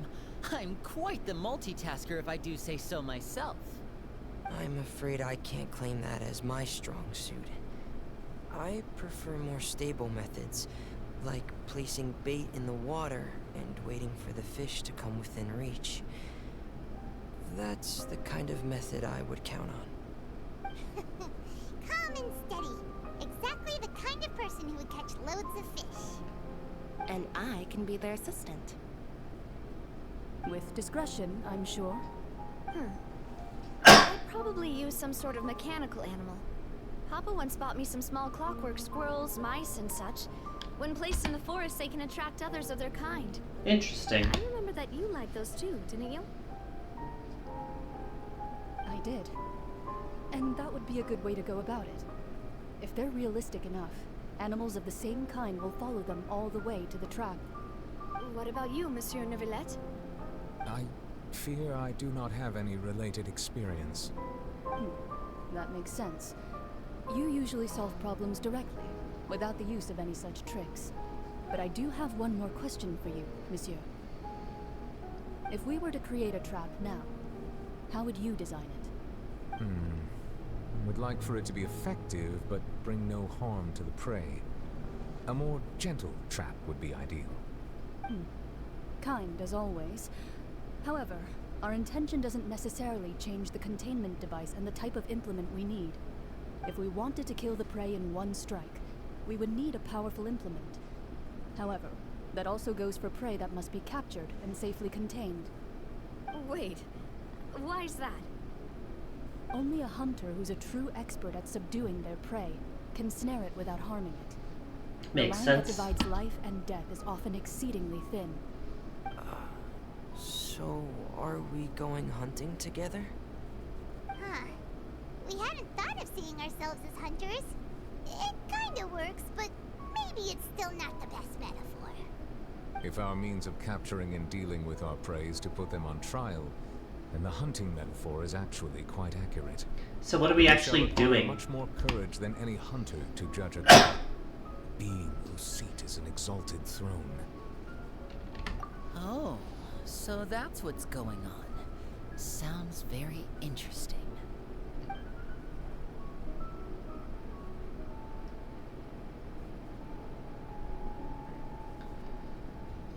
Guess it feels like we kind of wasted a bit of time with this metaphor talk.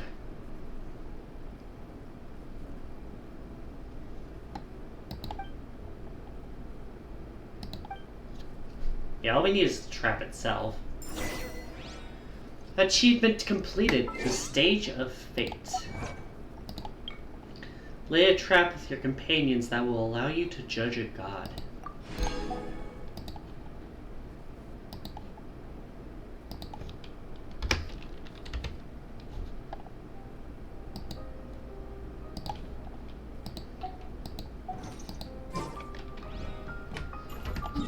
go to the base. Okay, so that is underground here.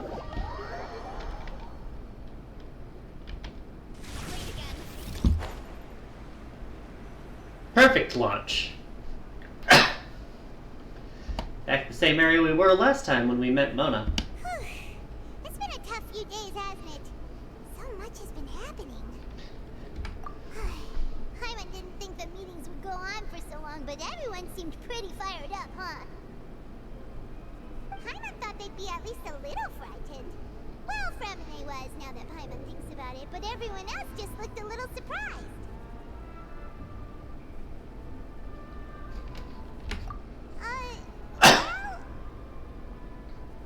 It's hard to say. Paimon doesn't have any experience with this sort of thing. But with you around, Paimon sure will do great. After all, you're the most reliable person in the world, aren't you?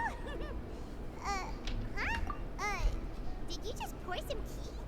Paimon didn't notice you doing that at all. Who else is here? What's that? Paimon's never seen that cup before. Don't be frightened. I'm just joining you two for tea. I merely refrained from saying anything till now. Hello? Who's that voice? But there's no one here. Ghost. What a strange conclusion. But also such an interesting Last time we had an one. invisible person, it was that You two criminal, make such a fascinating combo. magic show. And yet, even you feel confused. As such, I couldn't resist but come by for some tea and a chat. How ominous. Consider me a passerby, just accepting a commission from my friend's disciple on a whim. Voice sounds familiar-ish. Can't quite place it though. Precisely. Oh. Mien, a mage who wanders the world. At least, that's how my friends have suggested I introduce myself. Let me guess. Mage N, short for Invisible. Prophecy. Yes. What has been prophesized will be fulfilled. You may view such things as the history of the future. What? Then is there any way we can stop it? People call such things fate, and it is written in the stars. It cannot so easily be altered.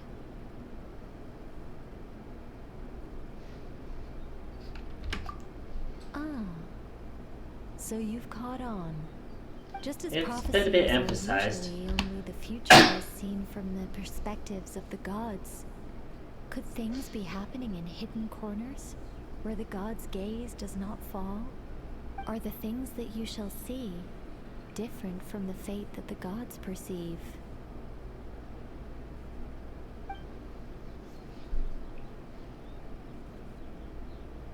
What is she talking about? It all sounds really impressive and important and stuff, but it also sounds kind of scary.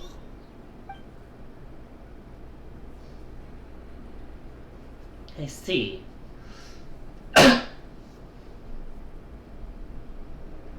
How mysterious. I believe that you understand, right? Some things are insignificant, but others, you must reach out to change. Ultimately, fate shall serve as your only guide, no matter what will happen in Teyvat's future. All you need to do is to play your part. How foreboding. This was good tea, by the way. Thank you for your hospitality. Well, that'll be all for today. I did not make the tea for you. It's gone.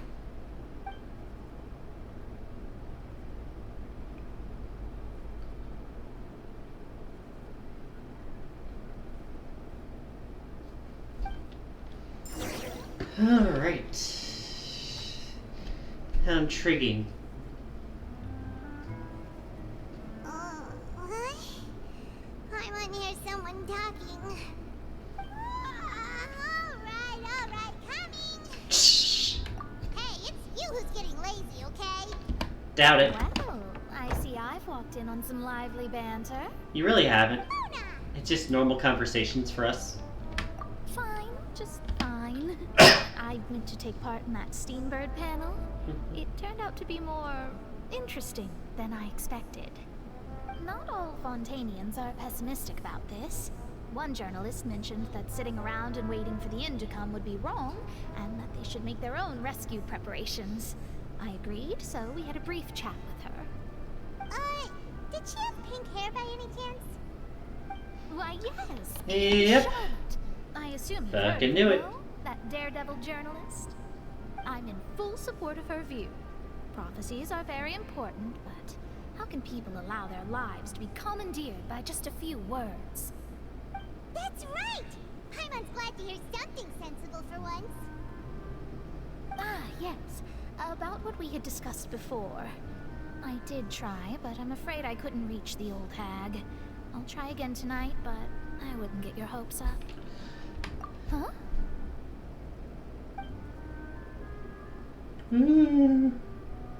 Goodness gracious. Are you serious? As serious as you can be for a talking teacup. She said that even the god's gaze has blind spots. Pretty bold if you ask Paimon. Most people would believe the gods to be all-knowing, right? Unless you're the Red and Shogun, I suppose. Are certainly anything but ordinary. As for the mage named N, the old hag has mentioned her a few times. She said that N's sense of direction is incredible, and that she loves guiding those who are lost. But I've never met her, and if she were still alive, she'd be... well, suffice it to say that the hag's at least a few hundred now, and N's been around for longer than that. Ooh. Whoa. The Hex and Zirko sounds like a scary group. But they must really stay in shape to live so long. Or have connections to the Their Archons abilities themselves. alone are pretty terrifying. If she came to see you personally, then the problem you're facing must truly be of great importance. Well, it's not like Paimon could understand anything she said. Of course. Yes, she was quite cryptic, but I suspect she means that there is still a way to turn things around. She didn't say when or what that would be, though, so... perhaps it is something that you cannot know right now.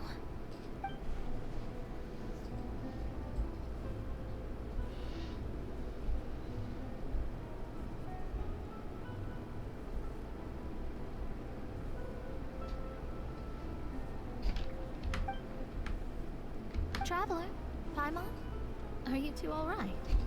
Oh, we're fine. We're just a little down right now. It kind of feels like the end is coming, you know? I see. I feel that same sense of desperation, too.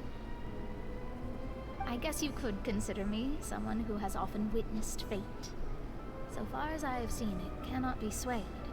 But even so, I still hope for and believe in miracles. Astrology is eternal and rational, but fate may not be. It is cruel, but it can also be beautiful. If you say so. That's what N was trying to tell you. Not to lose heart, and to believe that what you are seeing playing out before you is not yet set in stone. I did originally think of steering clear of all this, but I couldn't. Even if this is all futile, I still wish to help everyone. If we don't struggle to the last, then how can we face the end when it comes? Huh. You do have a point. There I go, talking about astrological principles again. Sorry about that. The moment I start talking about work-related stuff... I need to get going. See ya, Mona. It was worth trying to comfort you, even if only a little. I believe that you'll help those who are struggling in the same way I did. I suppose that might be why we always seem to meet by coincidence. All those 0 times before today. Paimon feels kind of moved by what Mona said.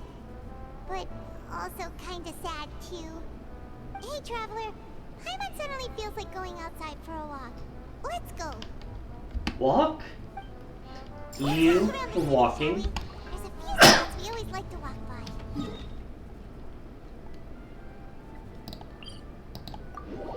Heading on up. Running late again.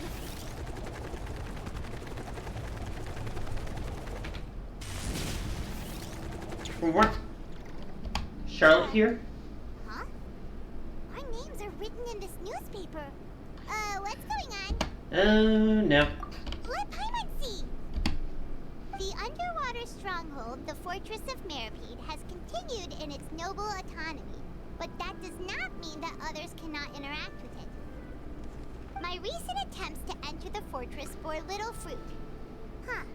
Charlotte still hasn't given up on that. Charlotte reporting on us or something. Thus, did an Outlander friend become the focus of this report. A blonde adventurer with their white fairy, legends trailing in their wake. It is said that this mysterious traveler once visited the underwater fortress. So while the fortress's interior remains a mystery behind closed doors, do not fear, for the tales of the traveler contain surprises in spades. Journalist Charlotte's biggest scoop yet, the Traveler's Trail, World Walker. What a suck-up. Charlotte took so many awesome photos of us and we never even noticed her. She hasn't been able to get a hold of anything at the fortress, so since we're easier to find, she's using us as the subject matter instead? She literally paid you in food when she was doing this. We've talked about it with her.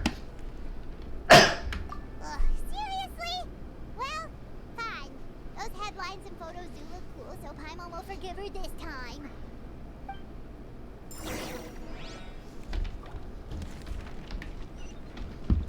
Climbing up the town, probably to the palais, eventually.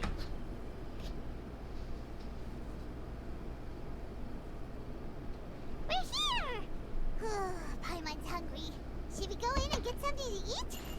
Oh boy. This part of the traps, or are we just wasting time?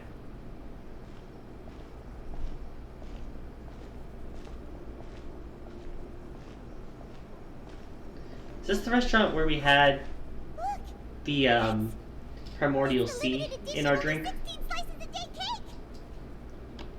Ooh. It was so delicious the last time we tried it. Despite the tense situation we were in, let's give it another go. I'm sure it'll be great. If you say so. One slice of cake, please. Someone showed up after all. Oh, wait, you're the one from the Palais Mermonia. Oh, are you here to buy cake too? It seems Monsieur Nervalette was right. You really can eat. Wait, did he really say something like that? Of course he did. It's what you do, Paimon. That's right. Even he has his own preferences when it comes to food. As for me, I love the cake and coffee here. Do you come here often? Usually every day. Every day? It's part of my daily schedule, apart from work. I shall have my cake and coffee. A little treat. Then what if someone told you one day that this place would be closing soon, and you wouldn't get to eat cake here anymore? What would you think? What are you getting at, But Paimon? why would it close? Well, Paimon doesn't know either, but maybe the waters will rise tomorrow. You know, like in the prophecy. Oh, the prophecy. To be honest, I haven't paid much attention to that. No, still, even if there'd be no more cake tomorrow, that wouldn't keep me from having some today. No, it's the same for eating in general. You might not be able to eat tomorrow, but if you can do so today, then you should carry on. That's what people call living, you know. If I had $1 for every time we talked about eating in this game, I'd have enough to buy a new game. Don't be sad. Excuse me, could I have 2 more slices of cake to go? These 2 slices are for you. Sijouin said that this kind of expression you're making is what humans call being sad. Oh, you know her? Oh, you know Sijouin?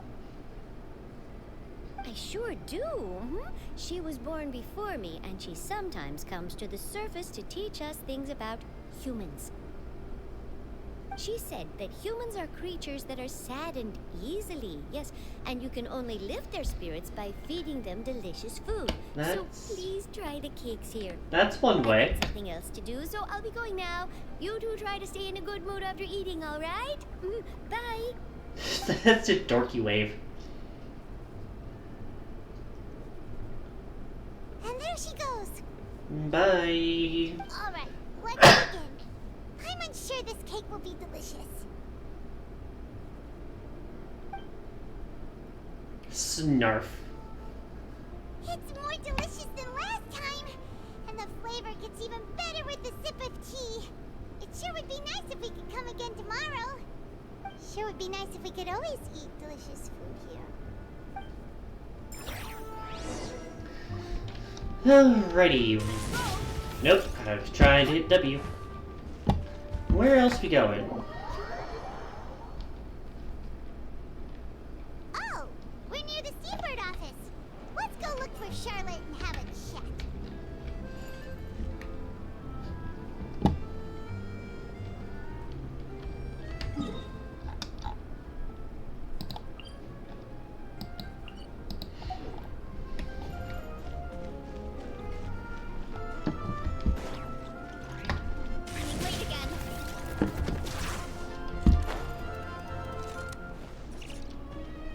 Really just climbing over everything, aren't I?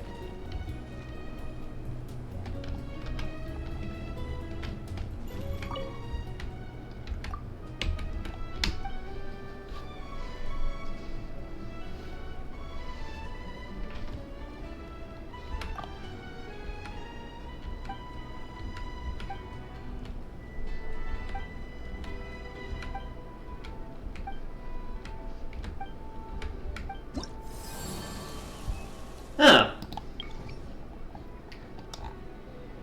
I mean, I'll take it. Give me a reputation level for free. Forgot about these. Free recipe.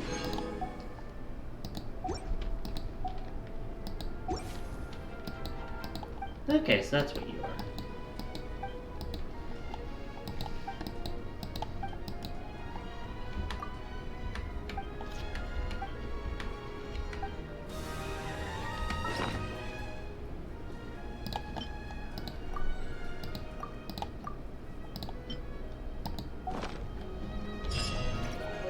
Oh, she was just down the stairs. God damn it. Wow! If it isn't the Traveler and Paimon! Oh, have you seen the article I wrote about you? We did. You got some nerve. You just used us to make some quick mora. Paimon, that was why she gave us the food. Why are we acting like this was a surprise? Oh, you needn't worry about that. I heard that you were in Poisson some time back, so I sent you a letter to discuss just that. It appears you didn't receive it, though. It's all right, though. I've set aside the amount intended for you. I've even set the table with some food. Really? Oh, you're the best! You're almost a little too easy to win over, Paimon. If I were a journalist with ulterior motives, you'd be in trouble now, you know. I know, right? Oh, Paimon knows you're not like that. Still, what brings you here all of a sudden? Were you looking for me? Apparently. A friend of ours met you a while back, and when she mentioned it, we thought of coming to see you. Her name's Mona. Ah, so you know Miss Mona as well. She's a guest columnist for our paper. Really good one, too. She's so young and already such a brilliant astrologist. So she mentioned me? What did she say? She said that you're a real daredevil of a journalist. Nice. In which case, can this daredevil journalist dare to request an exclusive interview with the legendary Traveler and Paimon? About what exactly? Huh? So your article in the paper today doesn't count? Oh, of course it doesn't. That was more like live photography. What I'd like to do is dive deeper and ask you to talk about the things you've seen and experienced. I see. Yeah, are we even qualified enough? Of course, you don't need to be qualified to be an interview subject. If you're worth an interview, then you're worth it. But not right now, of course. I'll need a few days to prepare. Oh, in that case, we'll just chat when you have the time then? Oh, so that's a yes? Ooh, splendid! I'll tell the editor-in-chief immediately. I'll have to apply for lighting, some props, and... Whew, so much to get done now. Talk to you later. See ya. Wait, Charlotte, Paimon's still got a question for you. Hmm? And what's that? If, just for example, Fontaine were to be flooded tomorrow, what would you do today? Fix your lead-ins. They're obvious as hell. That's the prophecy you're talking about, isn't it? I mean, I do hear about it often, but I've never once thought that the day could be tomorrow. If you're seriously asking, then I might try and think of a way to leave Fontaine. Oh, but I'm still a journalist first and foremost. That means I have a duty to be reporting from the scene. And secondly, I wouldn't forsake my homeland that easily. From what I've seen, most people don't know what they'd do should the worst come to pass. In truth, it might be better just to behave like normal rather than worry over such an end. So in all likelihood, I'd probably still be prepping at the office for that interview of ours. I know what you're thinking. That sounds a bit sad, but I've always believed that it's best to do what you enjoy. Just think about it. If this nation really were to be suddenly destroyed tomorrow, but I still successfully finish an exclusive interview with a truly unique person, then the story I would wind up writing would truly be timeless. Sounds a bit narrow. And do you know what I'd do? Well, I'd write that story, send it for printing, and use messenger pigeons to get copies out to the various nations as soon as possible. You wouldn't report on the nation being destroyed? Nor am I a workaholic, but I do love my job, and I'd be proud of leaving such an article behind. I guess you could say that I was born to be a journalist. But anyway, that's my answer. And on that note, I'll get back to my preparations. That's so nice. All of a sudden, Paimon actually kinda envies her. You could go be her apprentice if you want. Shall we? The sea? Like down in the prison again?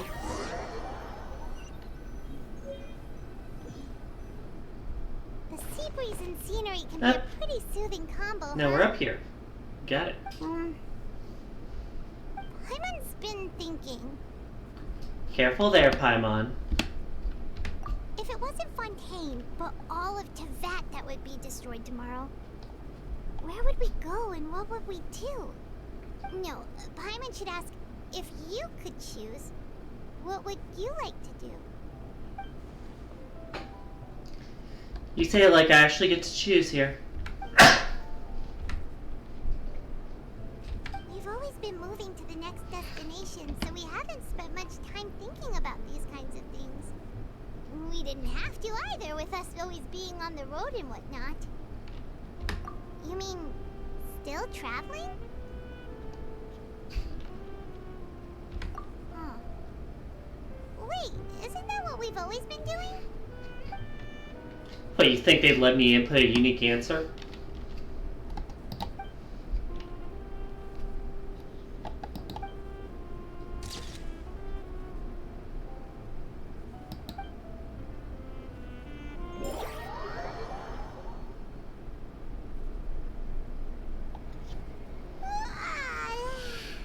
Feels like you'll grow mold if you stay here long enough. But it's still better than the Fortress of Mirapede, that's for sure. It's not only damp there, but salty too. Crazy. Ah, so the two of you are still here. Wonderful. Hey, Isadora. You're from the Palais Mermonia, aren't you? I believe so. I'm Isadora. Monsieur Nervillet sent me to look for you two before. I heard that afterward you went to the Fortress of Mirapede. Lovely first impression. Not at all. I'm well aware that you're friends of his. Actually, I'm here to pass along a message from him. And that is? Yes, inside the Opera House. The Maréchaussée Phantom has declared the incident a small-scale riot. Oh. A riot?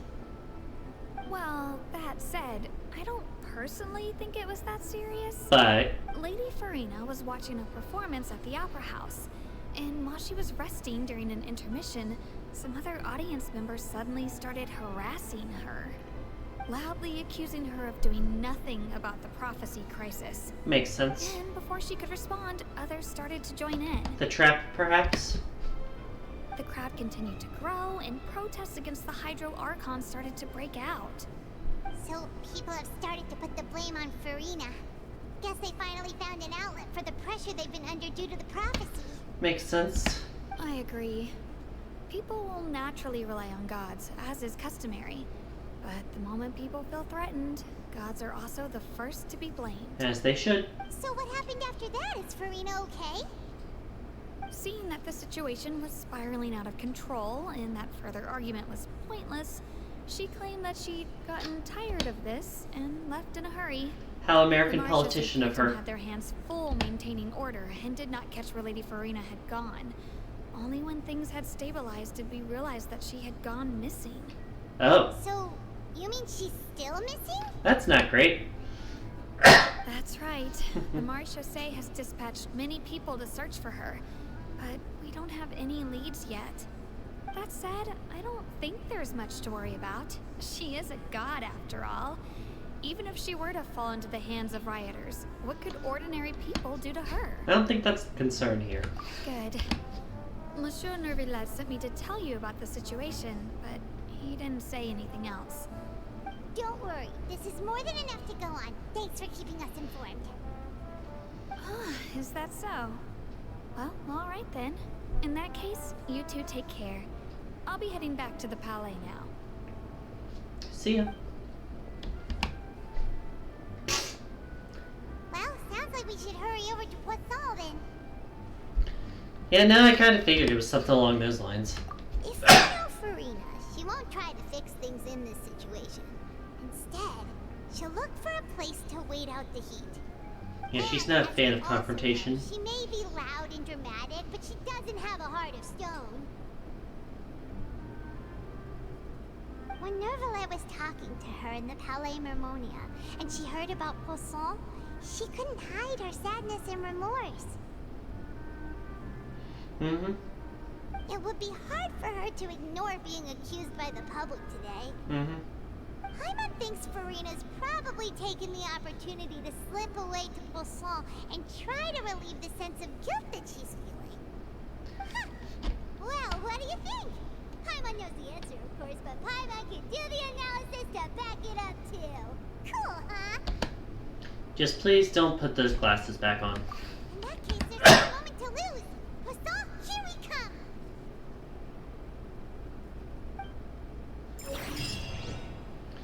Alrighty.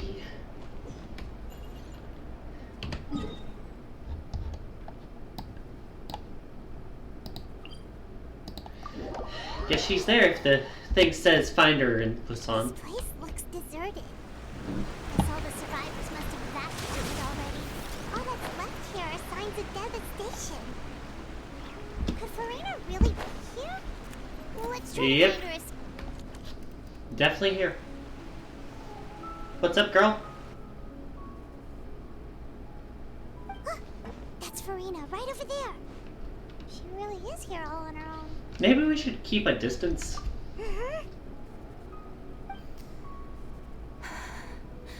Should I just give up? This is all meaningless. What was meant to happen did happen after all. Everyone's dead. Everyone? I'm sorry. I am so sorry. Give up, Furina. There's no point in holding out. I'm sorry. But what can I even do other than to repeat meaningless apologies over and over? I would have kept waiting longer, but I guess we're talking. Who's that? Don't worry, Furina. It's just us. Just us, quote unquote. So it is you, blonde traveler from another land.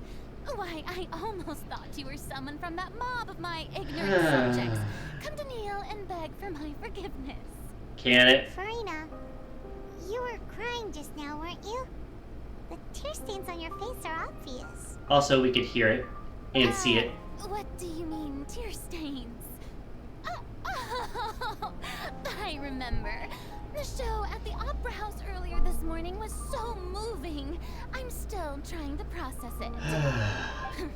Who did that uncivilized rabble think they were? Disturbing my enjoyment of the arts. They even dare to tout their Archon. I must teach them a lesson. I can just imagine their twisted and frustrated faces once they realize that I'm nowhere to be found. It's like a child running away from home. And I'm sure Nouvellette and those people in the Marsh Chaussee Phantom are freaking out right next to them too. Mommy and Daddy don't appreciate me, so I'm gonna run away from home. Then they'll see what they're missing. Then they'll feel bad. Of course not. Hey, there she is! The Hydro Archon's over there! Who the fuck followed us? Quick, after her!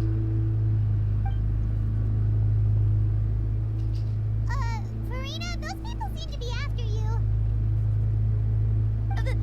They are... They're just some rabid fans who want to cut the line because they haven't been able to meet me in person, aren't they? That's against the rules. I can't let them get their way. Furina just ran off. Thanks. Quick, we have to catch up with her.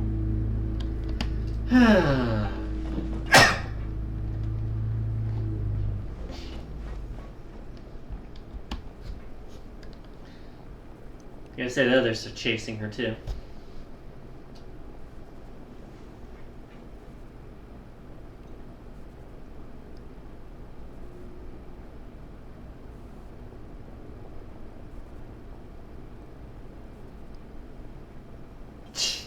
She doesn't even question us hiding with her. This should be the place, right? Hey, Furina! There's a good hiding spot over here. Quick, come to Paimon before the rest of them catch up to you. Oh, is this the trap? What is this place? Hurry, they're almost here. Fine. I suppose haste is warranted. Lead the way. Here we go.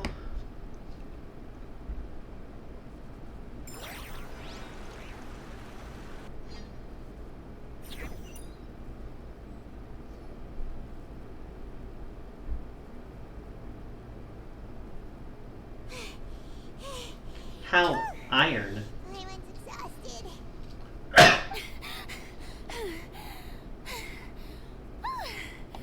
I'm so tired. I totally thought they had caught me. No, I mean, I merely gave in to the sheer enthusiasm they displayed.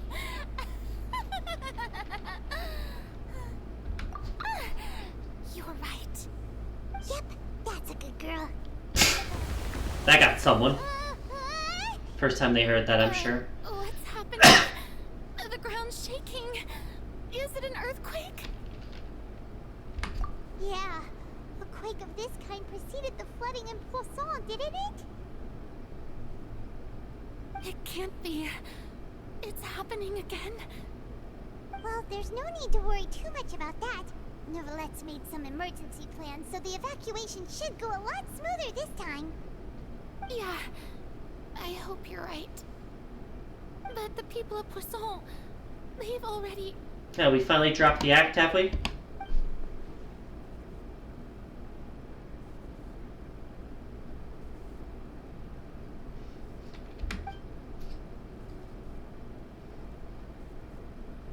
It's true. I've been investigating the prophecy for hundreds of years. I once had informants all over Tevat, searching for clues and feeding information back to me. I've tried all kinds of ways, too, to hold back the sea. Anything to keep the coastline from advancing. But all my efforts proved to be futile in the end. Really, the truth has been clear to me for a very long time. We cannot make an enemy of the divine. No matter what we do, the will of the heavenly principles will have its way, and the prophecy shall be fulfilled. Give up. I do love the sound of that phrase. It would mean finally coming to terms with fate, but also for me to finally be free. Free of what? The worry? Indeed. I've thought about giving up so many times, especially after we almost lost Poisson. Fate is really unreasonable, isn't it? It has no heart and obeys no rules. The prophecy has only just started to come true, And so many people have already lost their lives. That's how it goes, yeah. It all became clear to me. I still don't have the right to come to terms with fate on behalf of everyone else. What does that mean? As long as the final moment hasn't come, it's still not too late. Don't worry. I will keep hope alive for everyone until the very end. What does that mean? Well, that's enough for now. I got the impulse to play the stricken maiden, but honestly, considering my rank and station, that wasn't a good fit at all. Don't take any of what I just said seriously. How could I possibly let Fontaine fall to the whims of trivial prophecy? We're supposed to be quiet in here, remember? Come on! Paimon could have sworn you were actually being honest just now.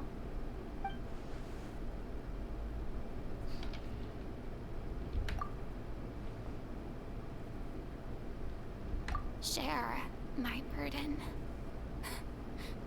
That's impossible. It was fated right from the start that this would be my duty alone. Would you like to explain why? A witness. Yes. I've heard that you came to Tevat from beyond the stars, yes. In other words, you never belonged here. Don't like the phrasing, but yeah. And if Tevat is, in its entirety, a show on a stage, then you're just a spectator, aren't you? In love with that language, aren't you? If that's the case...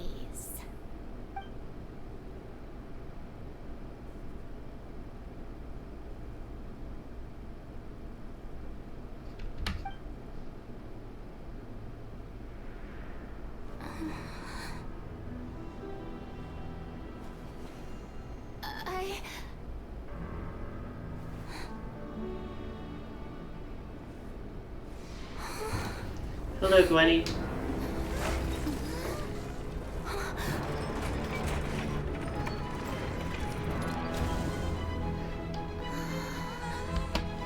I see.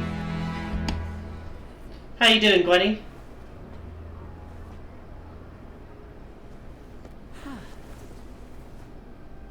Hi, Lenny.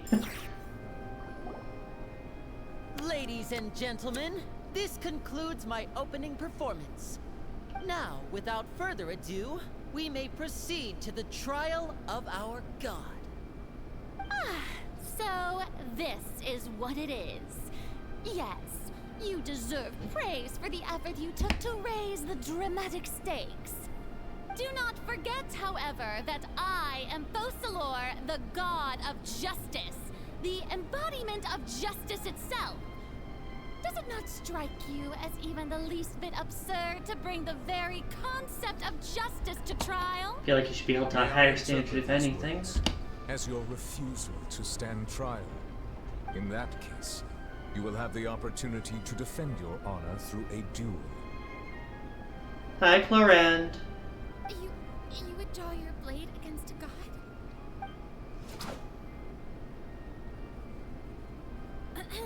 I see. It seems like you have made up your mind.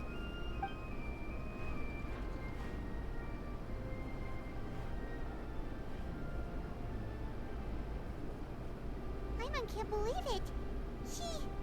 She just surrendered. I see. Yeah, we're kind of getting to the climax of Fontaine's story Just here. seen Archon surrender to a human? Wow, how utterly humiliating. Lady Furina, what is the meaning of this? It would seem that there has been a misunderstanding. To be clear, the raising of both hands is not always an indication of surrender. That's in 5 minutes, by the way. Excuses again, huh?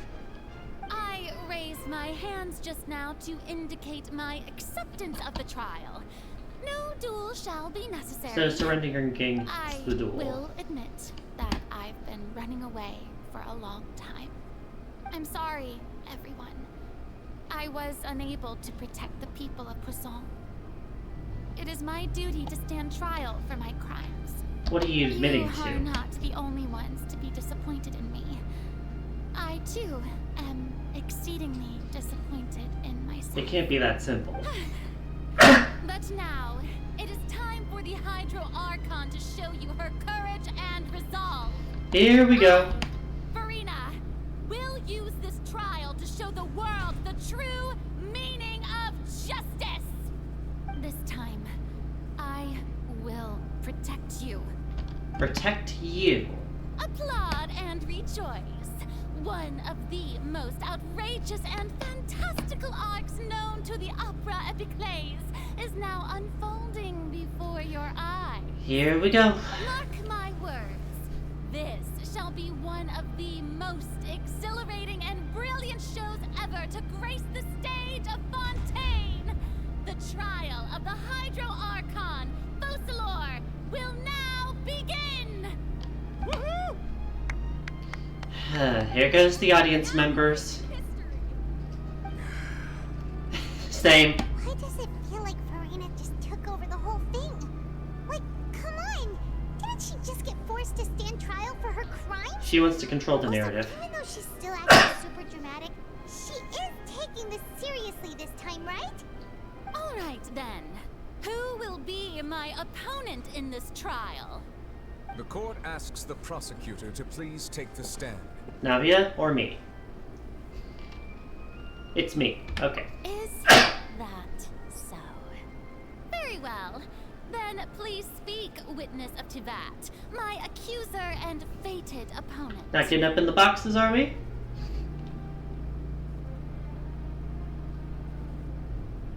Yeah, if only we had it like 5 more seconds. Go figure.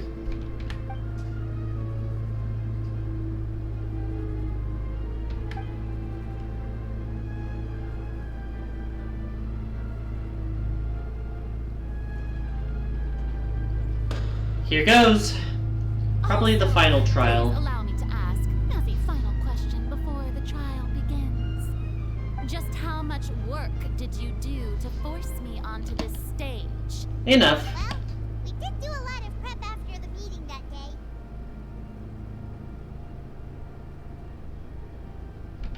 I can go over the tasks assigned to the Spina di Rosula, since they were rather straightforward and easy. Oh, there she is. Navia, the president of the Spina di Rosula. Most of the people who participated in the disturbance this morning were my subordinates. Makes sense. They changed into plain clothes and came to the Opera House as regular audience members, waiting for the perfect opportunity to incite insurrection against you. The people's resentment against their Archon has been building as more and more of the prophecy is fulfilled. A spark was all we needed to turn smoldering anger into a flame. Moreover, according to our understanding and analysis of you, when something like that occurred, you would likely flee the scene and head to Poisson by yourself. So, we arranged for a second group to lie in wait there. So, you mean the ones who scoured the settlement for me were also from the Spina? And their goal was to force you to step into the giant magic box so you may personally participate in the greatest magic performance in all of Fontanian history. Way to boast. That's right. That house was a magic box, rather than someone's residence.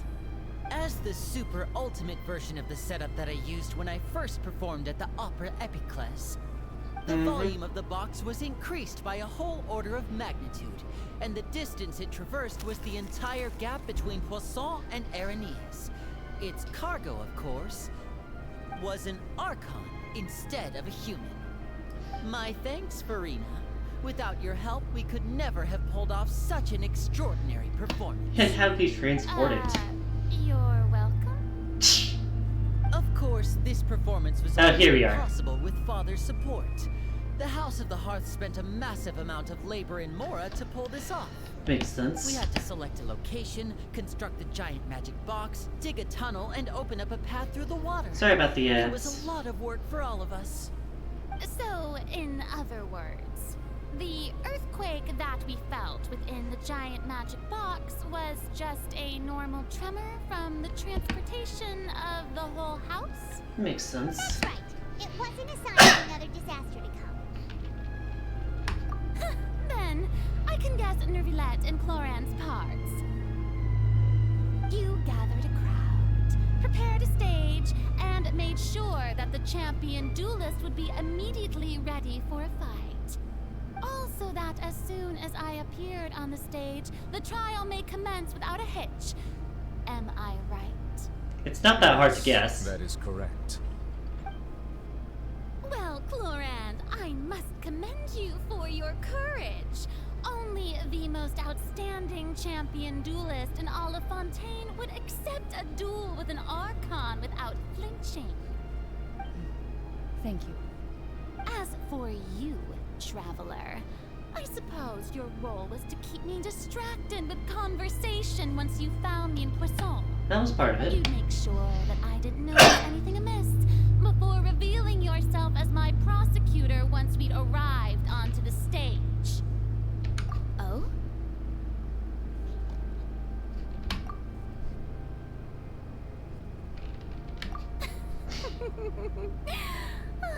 Is that so?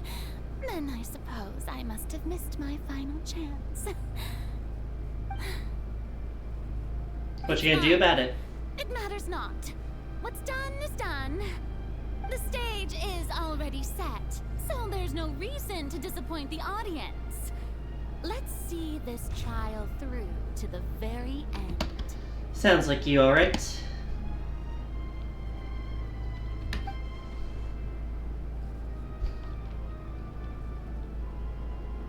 Madam Prosecutor, please allow me to pass this along. Oh. This is a document that Miss Charlotte applied for and received permission to share with you during the trial. According to her, it should speed up the proceedings. What? Charlotte wanted to do something? Oh, so she's here too! Hey, Charlotte! Hey, is Mona down there next to you, or? Oh, let Paimon see. Isn't this the exclusive interview that she did with us before? So she's already finished it, huh? What info's in this, though? Wait, then that means this document is a perfect timeline of everything that's happened ever since we stepped foot in Fontaine!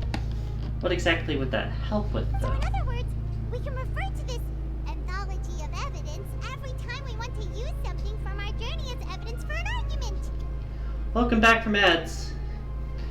We were just discussing how the trial got to this point in the first place. Let's quickly confirm the information in it. Just think of it as a refresher, alright? A refresher, huh? You defeated the Hydro Archon in the very first duel you took part in at the Opera House. That's one for the history books, all right. Hey, you got a dialogue line for every one of these, don't you, Charlotte? I didn't think that you'd wind up getting to the bottom of the case I'd been following all this time.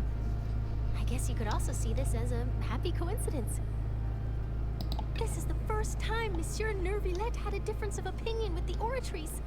Even the Hydro Archon can't figure it out. A Fatui Harbinger. She's an extraordinary person. Oh yeah, we did have this theory, which seems accurate so far, but we don't exactly know what's going on with that.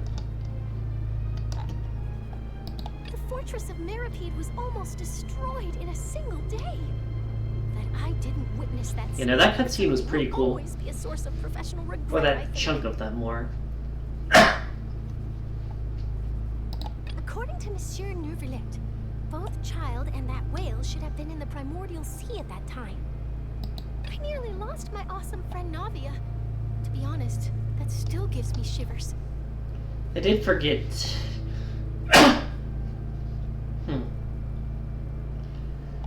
Some of these details, so it's nice to have it here. The words of someone as extraordinary as a witch can probably only be truly understood when something surreal happens to you. Alright, let's move on. The prosecution and the defense are both. Is there any other evidence we'll get? The trial shall now begin. Or is it just this? Oh, come on, Nervillette. There's no need to repeat all the unimportant legalese. You should be insisting on that more than anyone. The part where the prosecution lays out my offenses. As the defendant and the lead actress of this performance, I still haven't even been informed of my supposed guilt in all of this. Of course, it is only natural for humans to struggle to understand the actions of a god. However, you will need more than that to convict me of a crime. We only need the machine to agree. That's true, but my charge here is unrelated to your conduct as an Archon. Hey! We're talking. would like to charge you as a fraud, who's never been the Archon in the first place. So we're going straight into that, huh? What was that? Lady Furina's a fraud? Hey, I came here thinking that we were going to try the Hydro Archon for forsaking her duty. Did I hear that right? She's not our Archon at all? Charge accepted. Here goes. Lady Furina, do you plead guilty to the charge? She's thinking about it. Lady Furina. I plead not guilty. How can I be guilty? And she does the expected. I, Focalor, otherwise known as Furina de Fontaine, a member of the Seven and the Furina of all waters, kindreds, peoples, and laws of Fontaine, could be anything other than your true Archon. But of course. Even though Lady Furina can be rather eccentric, isn't it going too far to doubt her very identity? Yeah, I've never questioned her identity either. Sure, Lady Furina can be super irresponsible, but what grounds does that prosecutor have to make such a huge claim? I have cause to believe that common sense will prevail in this case. Many of the members of the audience have known me as the Hydro Archon ever since they were born. There would be no fooling their memory. See? Even the Oratrice has decided to show me its favor. Are you sure you want to commit to a charge that will never be upheld? Can we actually get on with it? To drop the case, I can promise you as the god of justice that you will not have to face trial for making a false accusation. We will treat everything that's happened as a dramatic spectacle and move on with our lives. So you're bribing me. What do you say to that? Fuck off. An argument with near impossible odds, huh? You have to not only refute Furina's claims, but also overturn the long-held beliefs of the people. Well, I tried to give you the chance to surrender. If you must persist, then let me ask. If you believe I'm not the Archon, then what manner of being do you think I am? An irritant. And if I was not the Archon, then how did I manage to live for over 500 years? Has anyone seen that, though? Probably Nervalette, I'd guess.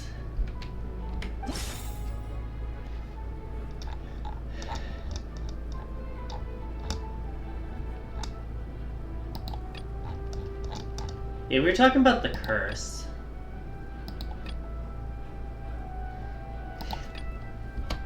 They really rule out too much for an Ace Attorney wannabe. But yeah, that's the logical one. We're going right into that. You may be a member of another long-lived race, which would allow you to naturally possess an extended lifespan. And second of all, even if that wasn't the case, there Here could goes be Paimon. other ways to extend your life. Who gave you that idea? Was it the knave? You'd sink so low as to use a harbinger's words against me. I mean, you could always prove them wrong. A curse? I once thought it possible that the aura of an Archon might naturally resemble a type of curse. But in light of this claim, perhaps what I sensed was not your divinity, but a curse after all. Nervalette sensed it too, huh? Lady Furina is actually a human? Well, it is true that it's extremely difficult to tell humans and gods apart just by looking at them. It's not impossible. Plus they take on a weird form. Back to center. Well, don't start celebrating too early now. Even if I have been carrying a curse like you said, how does that prove that I am merely a human being? So you admit you have a curse? Besides, you're not doubting it. everyone knows that the main difference between a human and a god is the possession of authority. Gods can do what humans cannot. That's why they're worshipped as gods. Usually it's their egos. For centuries, manifestations of my authority have served the nation of Fontaine. One need only to turn their eyes towards the Oratrice Mécanique d'Analyse Cardinal in this very opera house, or consider the endemnitium that is used in every aspect of life. Wasn't that your predecessor?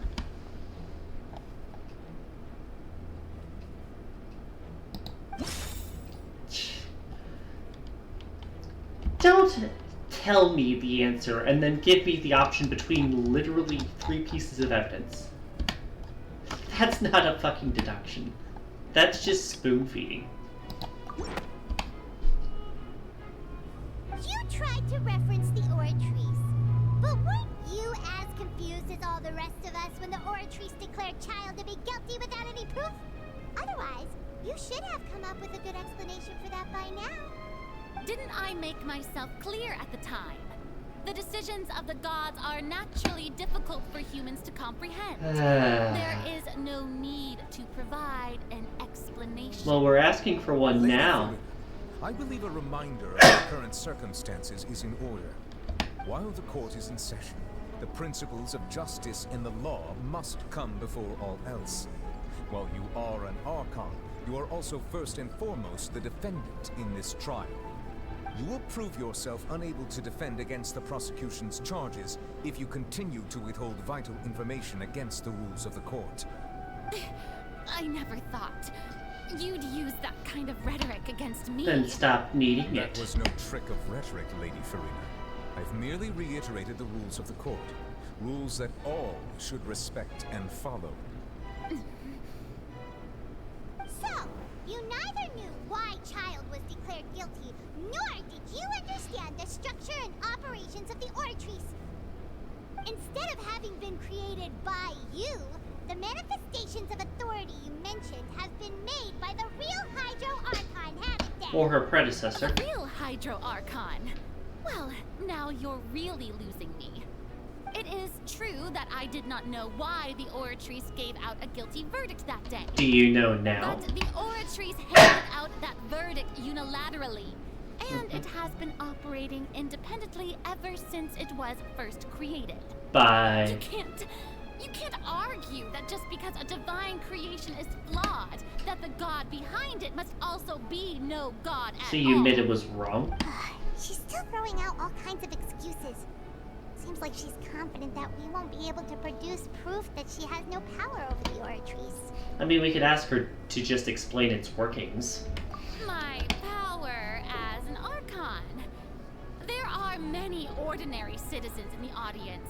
How can I just carelessly demonstrate the formidable power of an Archon? If that poses a concern, I'm prepared to extend my protection to the audience. You don't need to go that far.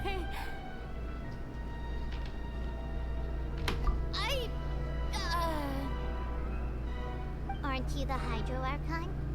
Or is it that you can't even wield the power of Hydro, much less the authority of a god? Damn. Indemnitium! Yes! It's all because of Indemnitium! All Archons derive their power from the faith of the people, and I've converted the people's faith in justice into Indemnitium! And if they lose that faith? Thus did I give up all of my divine power to provide everyone with energy for their daily lives. Have you ever seen a more magnanimous god? Can you prove that? Isn't that a huge stretch? Yeah, no matter how generous an Archon can be, how could they give up all their power? Can a god with no power even still be called a god? In our favor there, huh? Seems like no one's buying Furina's excuse. As they shouldn't. Hey, come now, everyone. Please don't stare at me as if I was a liar. You can provide evidence, you know. The same Furina you knew, right? The one that you loved. Shouldn't you want to believe in me? Please? You've got to believe me. Then provide I think evidence. the prosecutor said is true. She really has committed a grave offense. Did she deceive all of us? And all of our parents and grandparents too? And all of our ancestors? Ever since they were born? Enough. That's enough. Oh. Then, if I'm not the real Hydro Archon, then who is? If you have no evidence of another Hydro Archon's existence, nor can you find anyone who can back up their claim to be such, then what grounds have you to say that I'm not actually the real deal? Wow, she came up with yet another argument. How can we refute her now? Seems like she really doesn't want to give up. Feels pretty simple to me. I think I know what to do. Or at least an argument to prove it. It's kind of rude, though.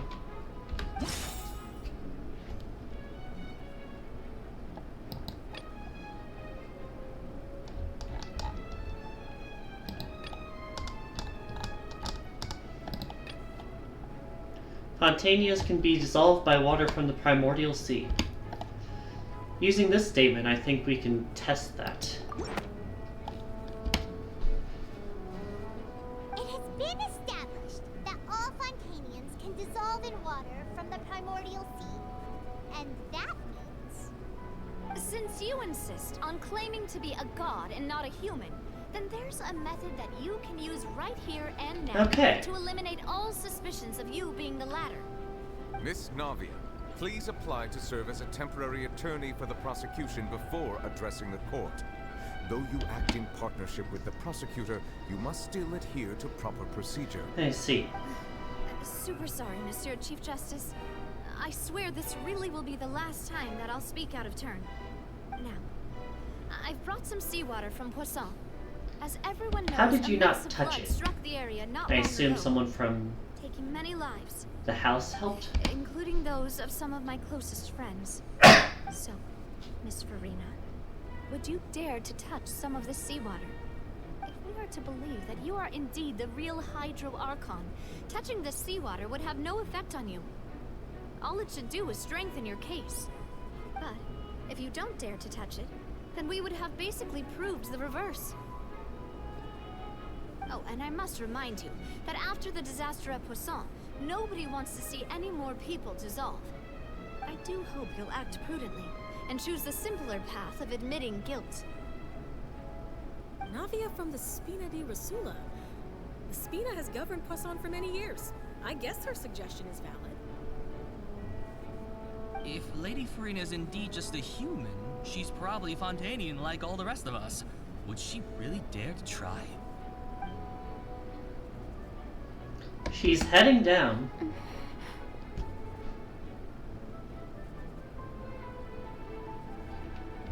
Lady Furina, this test has been unilaterally proposed by the prosecution.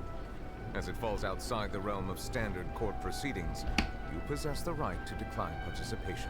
I see. Well, of course he had to tell her that. But refusing to participate is basically the same as a confession of guilt. Basically. She's just staring at the wall without saying a single word. It really does seem like she's quite terrified of it. That could only mean... What's going on? Is she really planning to... That's not what we thought she would... Due to the inherent risk of the test, Lady Furina, you may... She went through with it. Hey!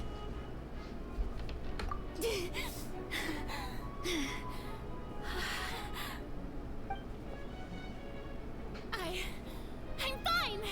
Look at me, everyone! My hand is still here! I haven't been dissolved! Will you believe me now? I really am your Archon! I'm nothing like a normal human who would fall apart as soon as they touch this water! Really? Was this not the most obvious thing in the world? What's the catch? Miss Seatween? If you are present, Miss Seatween, please come forward and attend to the defendant. Seatween? Don't be nervous. It'll just take a few seconds.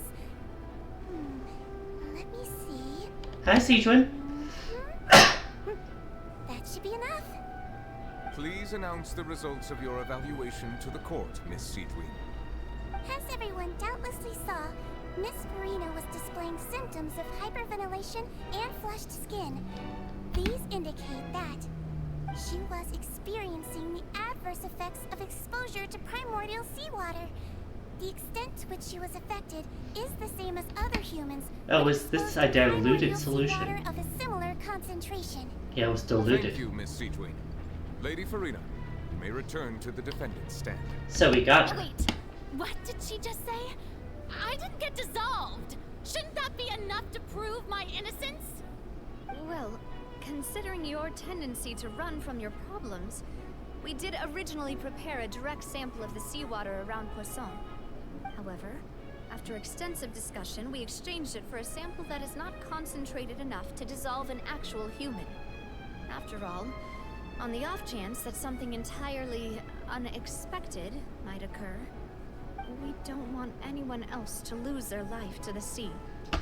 Yeah. So they prepare for that. Furina's life, you secured a low concentration sample and asked the head nurse to serve as an expert witness. I see. It's a great thing that the direct sample wasn't actually used. Furina could have... I can't believe... You...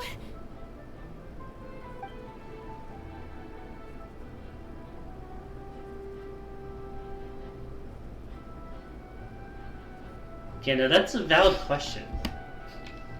Was she forced to try and prove it?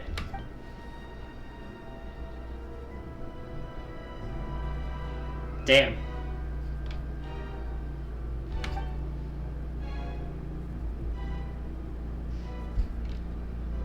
Listen to me, everyone.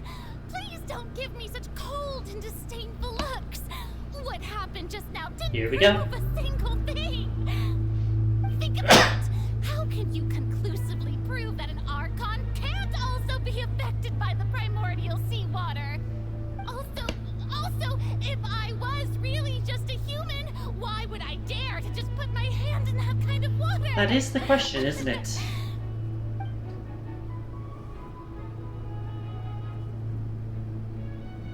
Please, anyone, just listen to me. I swear, I really am your Archon.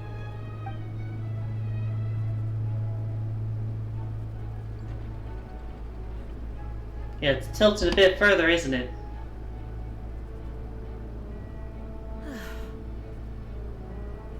I don't think anything she says at this point will sway anyone. The odds are just too stacked against her now. With all the things that have been said, Paimon doesn't think there's any way left for Furina to win.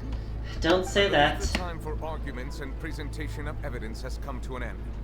If there are no objections, we will move on to the final judgment. What's the catch? It can't be that simple. Something's...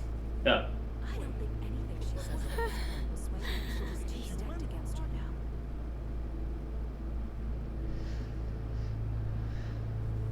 What's happening?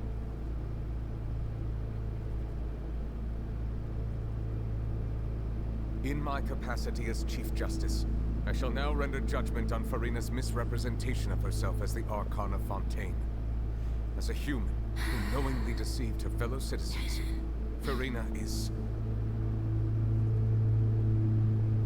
guilty.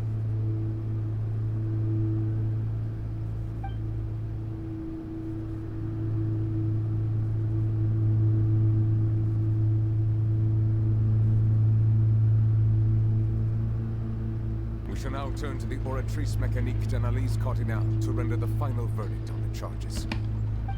And what will it say? I feel like it's gonna do something fucky because it's related to the Hydro Archon.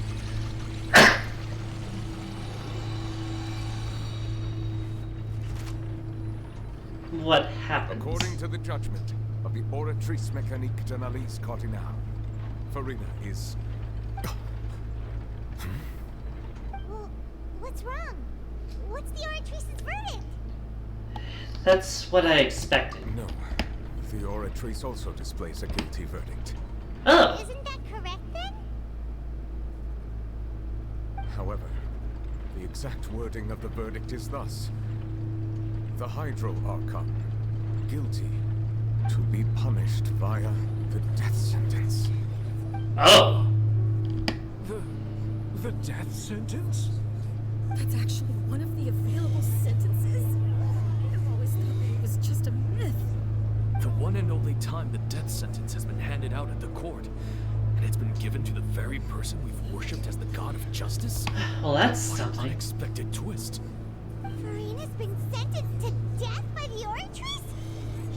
We just wanted to use the trial to show her the seriousness of things so she'd tell us the truth. How did things escalate outcome is indeed quite strange. According to Fontaine's current definitions of justice, as well as its recommendations for criminal sentences, is this sentence really appropriate for the crimes that have been committed? Even Fauché wasn't sentenced Yeah, to no, death by that's the Ortrice. what I was You know, wondering. the real evil mastermind behind the serious disappearances case. Indeed. Not only is Furina's sentence overly excessive, the very point of our trial today was also to prove that Furina has never been the Hydro Archon in the first place. But now, the Oratrice seems to have deliberately invoked the title of the Hydro Archon. What does this mean? It means they're passing judgment on someone else. If I had to guess. Excuse me if I may interrupt. Dude, what do you got? Is the trial still going? Fremine! Huh, you finally made it. I assume this means you've completed your mission? Did he investigate the machine? Any mission Father assigns to me will always be top priority. What happened? Oh, did he fix the other thing? Is that the first prophecy slate?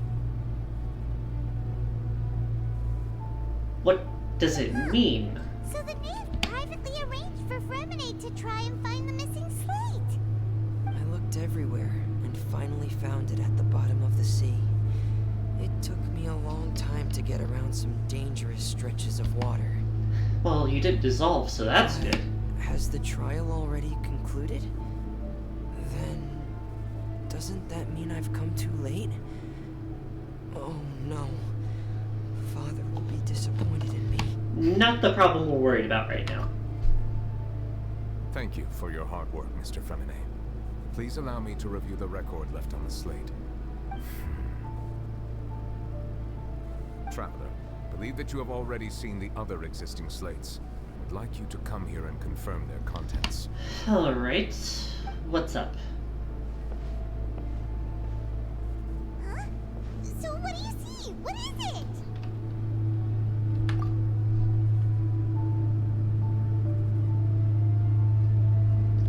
Oh, so the humans came from oceanids into humans.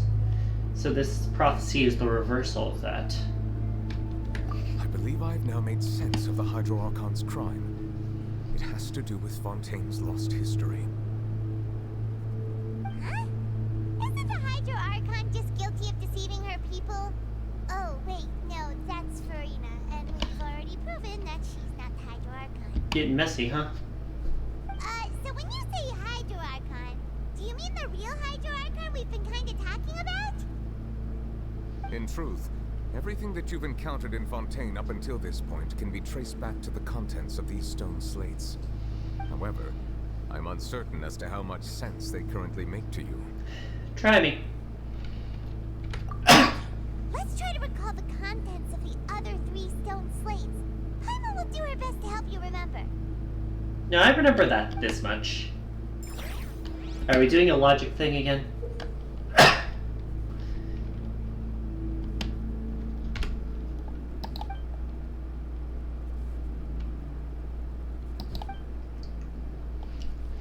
I don't know if I like the fountain rising. Alright, so this is related to our arguments. The first stone slate describes what you just said.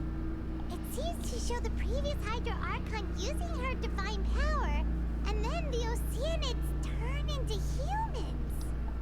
Does that mean that Fontainians are transformed Oceanids? Oh, Paimon wasn't expecting that.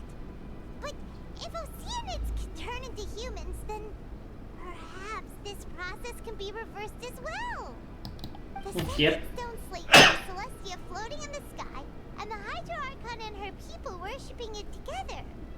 But the heavens still brought judgment down upon them. Like Child still being declared guilty if we're connecting stuff. This must be the point when the Hydro Archon and the Fontainians were branded with their original sin. Does this mean that the original sin and the Hydro Archon sin are the same thing? The third slate shows the Hydro Archon sinking into the sea surrounded by many people. Is this related to Navia? That reminds Paimon Didn't we also watch that happen to someone else? Or they could just shove that in our face. Well, the fourth slate is the prophecy the Fontanians have been talking about. People dissolving into the sea, the Hydro Archon crying on her throne, and so on. We didn't believe that such a crazy disaster could happen at first, did we? But after that incident, it was just a question of when and not if. Alright.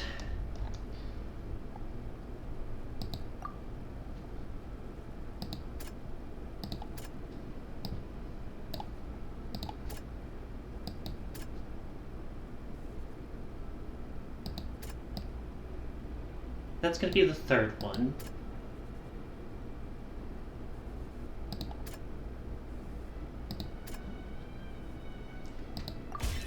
We Okay, know that's from what I the thought. case of the serial disappearances of young women that Fontanians can be dissolved in primordial seawater. And the first stone slate tells us that long ago, the Hydro Archon used her power to turn Oceanids into humans. This might be the reason that Fontanians can dissolve. And only them.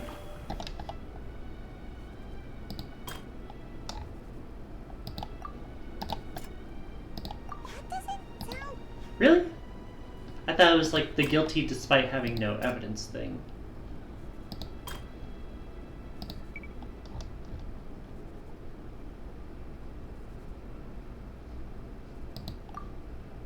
Well, let's do this first.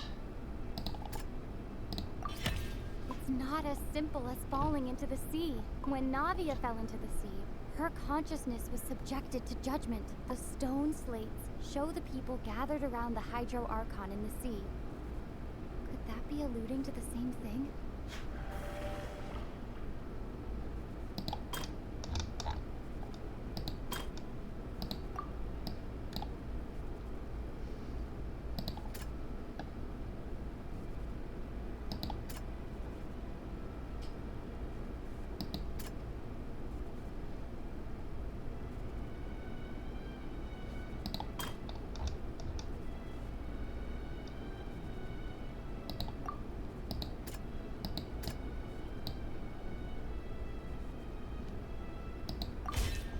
Prophecy from the stone slates found its way into society, but not many people believed it at first. The fortress of Meropide was merely flooded with primordial seawater, which we know can cause Fontanians to dissolve. It seems increasingly likely that the prophecy may come true. If we hadn't dealt with it in time, things could have gone very badly. So is the last thing the Hydro Archon being judged for that original sin? In that case. Perhaps what is about to take place has all happened before. The true sin of the Hydro Archon that Nervilette mentioned, and the original sin cast down on the people of Fontaine by Celestia, as recorded on the stone slates. They'll dissolve into the primordial sea but won't cease to exist. Their essence will flow in the seawater, converge, and take the form of an Oceanid. The Hydro Archon was sentenced to death in court, shocking everyone present. Perhaps this means that her sin was actually Fontaine's original sin. Turning Oceanids into humans. Navia fell into the water inside those ruins, and she nearly dissolved. She was surrounded by the people of Poisson in a court within her consciousness, and was forced to take part in a trial meant to make her stay. The eruption of the primordial sea at the fortress of Meropide was the surest sign that the prophecy was about to come to pass no matter what. The stone slate's content can all be verified by recent events. If we combine what we know together, loads of truths should come to light. Now what?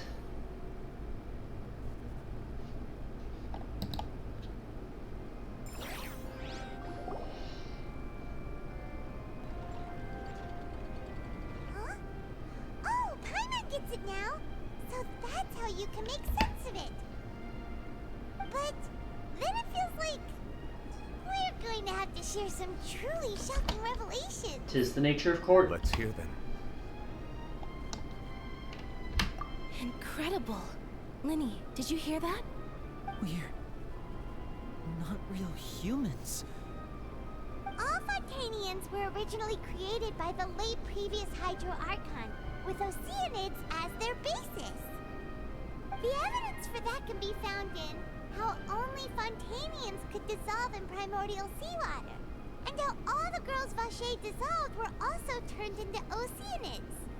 Oh, and according to Navia, when she was about to get dissolved, she also saw everyone gathered around for a trial, all of them in the shape of Oceanids. Indeed. Yeah, that's about what I thought. Yeah, and it follows from the content of the first slate that she probably anchored Celestia by creating humans without prior permission. That could also explain why the Oratries judged the Hydro Archon to be guilty. It's to account for that ancient sin. The Hydro Archon's true sin was creating us? Allegedly. After many hundreds of years, the Hydro Archon's creations have turned around to try to judge the Archon within the Opera Epiclese. The twists of history are often the most unexpected of all. Yeah, isn't the image here just like when Nadia fell into the sea?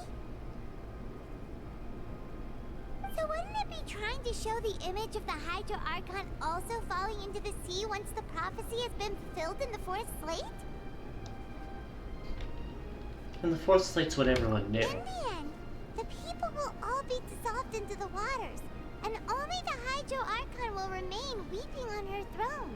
Only then will the sins of the people of Fontaine be washed away. Did Paimon get all that right?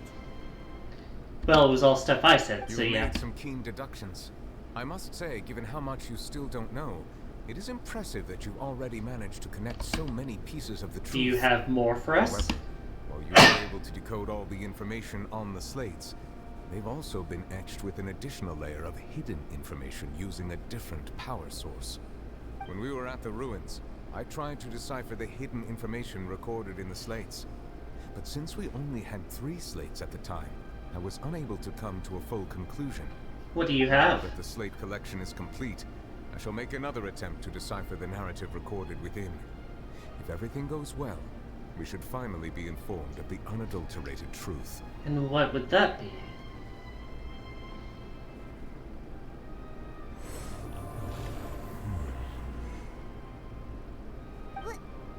Well? Did you get it? I believe I Wait. should share this truth not only with you, but with all the people of Fontaine as well. Here we go. I will try to briefly summarize it for you.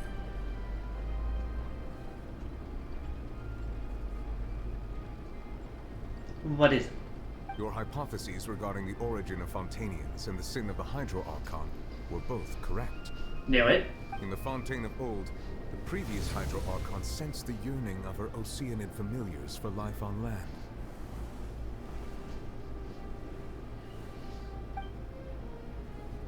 The Oceanids were enamored with the beauty and romanticism of human beings, and wishing to have those experiences for themselves, expressed to the Hydro Archon their desire to become of a similar kind.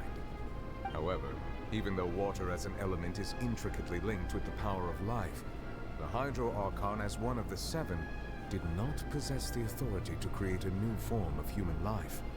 Not one to give in, she eventually found a way to create permanent humanoid bodies for her familiars by appropriating the power of this planet's primordial sea.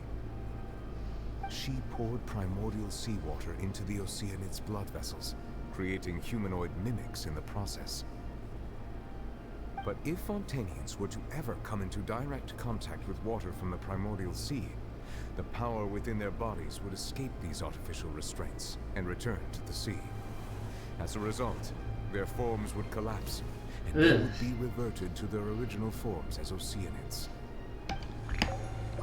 Of course, the Hydro Archon never received permission from the heavenly principles to create a new human race.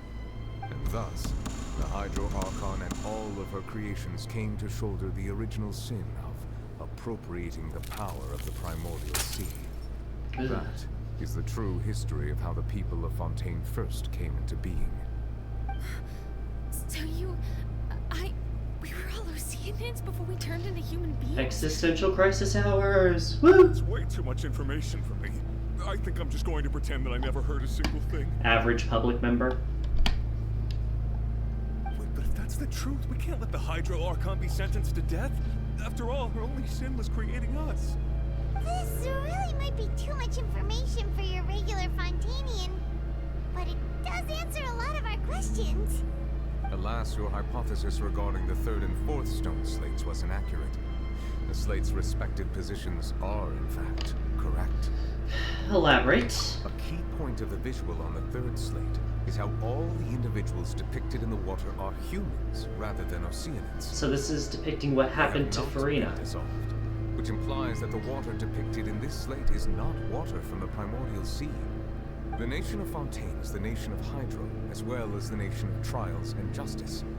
Instead of being the literal element, the water in the scene symbolizes judgment. So it's the justice. trial we just had. You may also recall Navia's experience. When she fell into Or the this. sea, her consciousness was surrounded by that of many Hi, others, lawnmower. intended to hold the trial to determine her fate.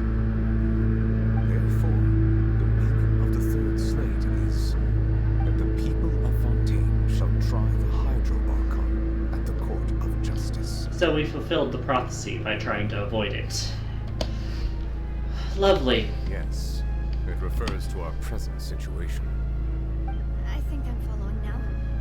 So, what you're saying is, even though we decided to put on this trial to What I just avoid said. fulfilling the prophecy, in truth, everything we've done has happened exactly as the prophecy foretold. So now, it seems, we're the ones making sure it comes true. What should we do? Well, what does the fourth one say? No matter what, the prophecy will be fulfilled. Is this what it feels like to be a prisoner of fate? If that's the case, does that mean the scene in the fourth slate will also be fulfilled soon? Is it accurate, though? I would like to point out another small fallacy in your deductions. Go on. About the fourth slate. You probably thought that the eruption of primordial seawater beneath the fortress of Meripede served as the surest sign that the prophecy was about to come to pass. It didn't help. However, I believe that rather than being a sure sign, that eruption could in fact only be a small warning of something far That's worse. not better. As for the root cause of the catastrophe, I believe you've already encountered it once before. The whale?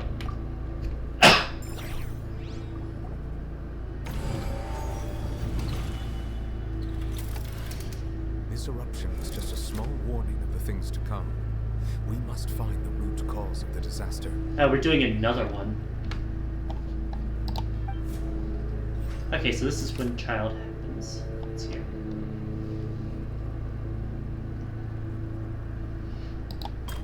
Nope, nope, no, no.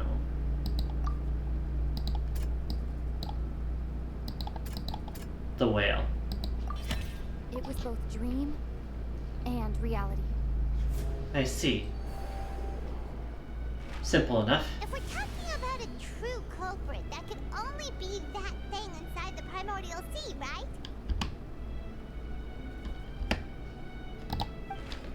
The truth, the original sin, the trial, and the root cause of the disaster.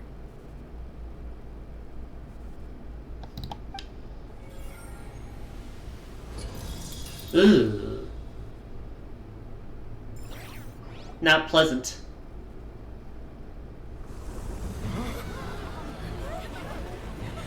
Oh boy, here we go.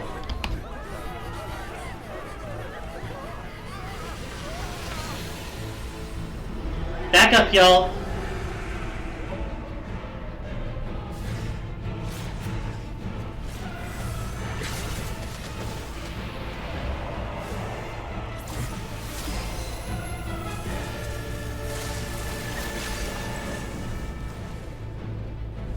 So who are you?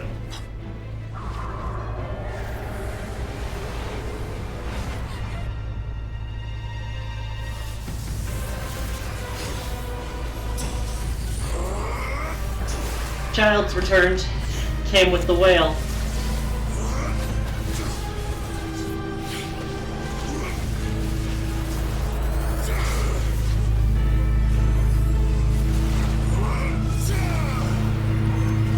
working together this time, the two of them.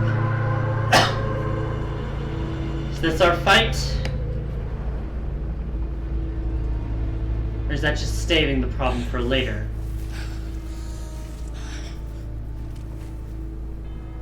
And struggling.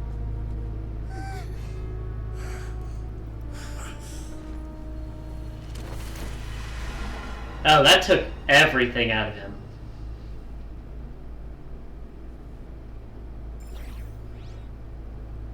That was way too close! How did that thing just burst into the opera house? Wait, was that the huge whale you saw in your dream? Yep. So we've met it at last. I understand very well why it has chosen to make an appearance here. Oh? That whale does not belong to Tevat. It is a monster that has traversed the stars, weeping all the while. How do we know that? It has been greedily consuming the energy from the planet's primordial sea, using it to grow. That is the main cause for the rising sea levels. How do you know this? And once it has finished consuming all of the energy contained within the sea, its next step will be... The humans made of it. When the Hydro Archon first created Yep. Fontanians out of Oceanids, she filled their blood vessels with primordial seawater. Precisely. That whale finds the blood of Fontanians nigh impossible to resist. I see. Therefore, when it left the primordial sea, it decided to make its next stop a packed opera house full of food. Food in the form of Fontanians. We just barely managed to push it back, right? In that case, won't it come back to target the people again once it's managed to recover its strength? That is correct. Sounds about right. Indeed, it is more accurate to say that we should thank that Harbinger for buying us some time. Without him, the whale would have likely come onto land far sooner. I see. The way he looked, he must have been fighting the creature for quite a long time. Sounds about right. We're in that jail for like a month and a half. We've always known that he had a special connection with that whale, but we definitely didn't expect it to help us out like this. Anyway, now that we know that this whale is the actual cause of the disaster recorded in the prophecy, all we need to do to stop the prophecy would be to find a way to beat it up, right? They can do that much at least. It is too late. Oh. It had already absorbed too much of the primordial sea's energy before we could notice it. At this point, it has become practically integrated with the sea itself. Even if the entirety of Tevat were to be destroyed, it could still survive and swim off towards some other world. That's not something I will accept. We've already done everything we can, and we even found the true culprit. We've come so far. You can't just tell me that the last hurdle is some impossible foe. That's just not fair. Indeed. That's not how a grand performance should end. I'll fight it to the end, no matter what. So determined, you all. The prophecy will be fulfilled no matter what, huh?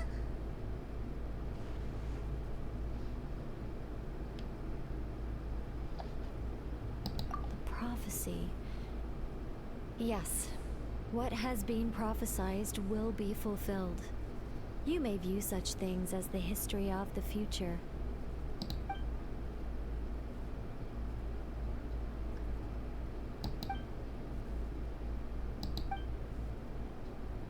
Just as prophecies are usually only the future as seen I from remember the this bit. perspectives of the gods, could things be happening in hidden corners where the god's gaze does not fall? Ultimately, fate shall serve as your only guide, no matter what will happen in Tevat's future. All you need to do is to play your part.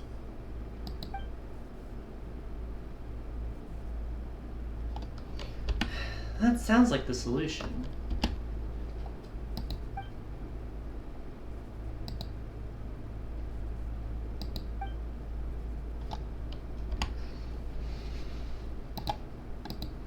Is she willing to talk to us, though?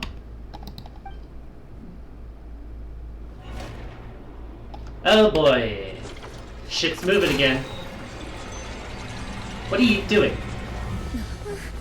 What's happening with the oratories? I believe It is preparing to carry out the death sentence. Wait, the machine does that. Furina!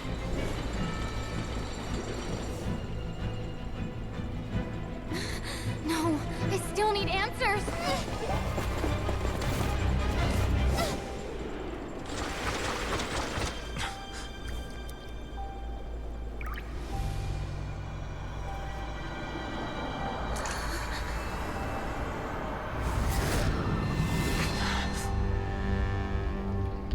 What happened?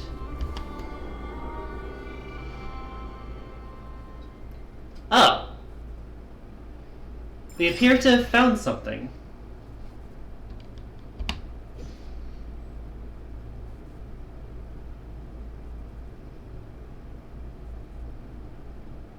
Hi! Look a bit different there, don't you?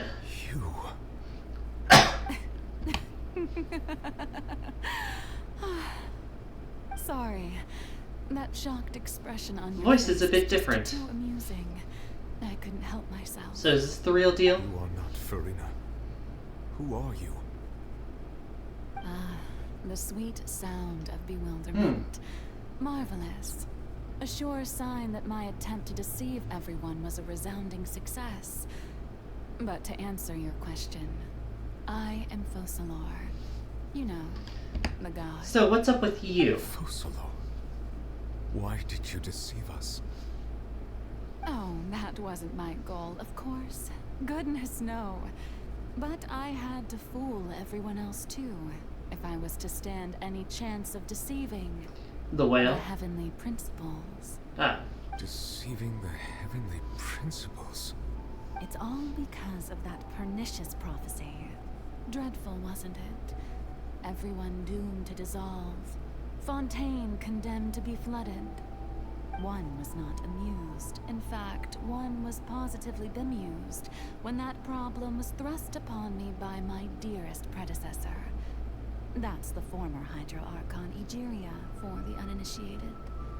It hardly gets more disastrous than a preordained national catastrophe, now does it? She knew full well that the prophecy would surely come to pass. And as one of the seven, she also knew full well that one defies the heavenly principles at one's peril. So yes, as you have no doubt surmised, it was a rather impossible situation that I found myself in. I spent a terribly long time mulling it over, alone on the ocean floor. And I was almost growing barnacles by the time I finally realized there was only one possible solution to this confounding conundrum.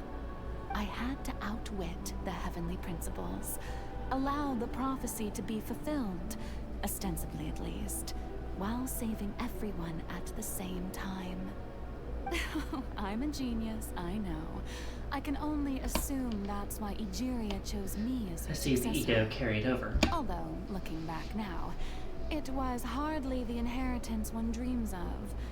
Between the task of saving the nation, the quotidian duties of the Hydro Archon, and not to mention the original sin of creating a new race of humans, I dare say she left me quite a colossal mess to clean up. But one can only play the hand one is dealt. I did not choose this, any more than I chose to be one of her Oceanid familiars. That's in 5 minutes again. One of the Oceanids, transformed into a human by Egeria's hand. So are you actually a god then? I was. I always dreamed of becoming human. And I still do, even now. In my eyes, to be human is to be part of the greatest opera ever known. After becoming a god, I separated my divinity from my body and spirit, leaving behind only a self that was as naive and bewildered as my past self on her first day as a human being. The me you see before you now is that divinity. And the human counterpart I left behind, I named Furina. Plurality of She could sorts. feel joy, sorrow, and everything in between. She could be as vain and conceited, or as meek and vulnerable as she wished. Her strengths were of a kind only a human could possess, as were her shortcomings. But in my eyes, Furina's humanity was what made her perfect. She was perfectly human in every way. The person I always wanted to be. Anyway, so then I cursed her. All part of the plan, The sea. of course. The plan to deceive the heavenly principles. Do you still remember the final scene of the prophecy? The Hydra Archon alone, weeping on her throne. In order that the prophecy might appear fulfilled, I invited Furina to be an actress, to play the part of the Hydro Archon in the prophecy. Under the curse I placed on her, so long as I, Focalor's divinity, continued to exist, she could not die. But nor was she free to live her life in the pursuit of happiness. Instead, she was forced to take the stage in the opera house, to embrace the role of leading lady, to forever play the part of the god from the prophecy, all to create a deceitful appearance of that prophecy coming to pass. I suppose now you probably understand why your court is called the Opera Epiclese. But Furina is only human, isn't she? Even though she has had a long life, her mind is no stronger than that of any other ordinary human being. I cannot begin to fathom what she has had to endure. It must have been torture for her. It has indeed. And although she is, in a sense, me in human form, That's one way to put it. I most definitely owe her an apology for it. It's been 500 years, and all along, she's been playing her part in the most unimaginably long, unbearably lonely, and agonizingly painful opera of all time. What now? Did we stop it?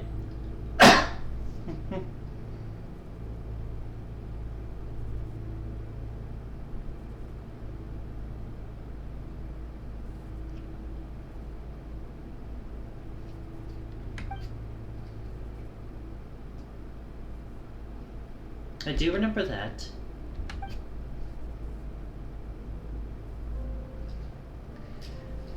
Hello, Bloper. An ad's about to play in a minute. I do apologize for that. The story's gone long, as I should have expected.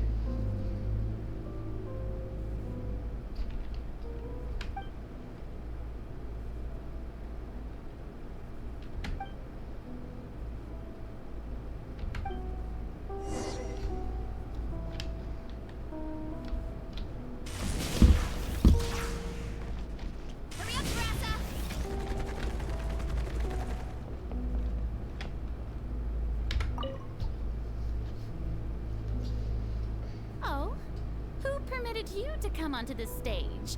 Now, I understand your admiration for my august self. August? But I must ask you to keep to the rules. All right. It is not my intent to reprimand you. Oh, we're getting inner thoughts here. There is no need to state your name. Just be off with you. Do not distract me from my performance. Oh, do not jest. Can you not feel it? The dichotomy. I am Focalor. The eyes of countless Fontanians are upon me.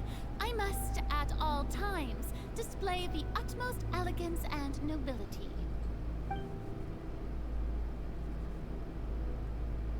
She's forgotten anything else. It makes sense.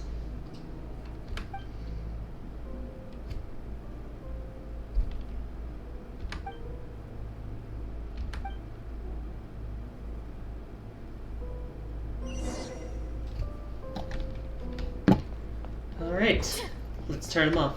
Dear audience, the performance is experiencing a technical difficulty, but worry not. The guards shall resolve it soon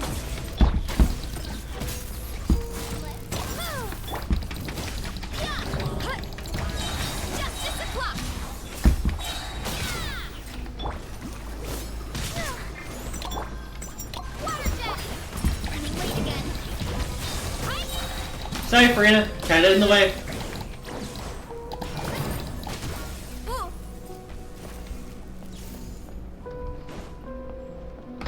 Hey, what gives? The audience is still watching me, you know. Guards? Wait, where are the guards? Guards! Quick as a flash. I'll protect us.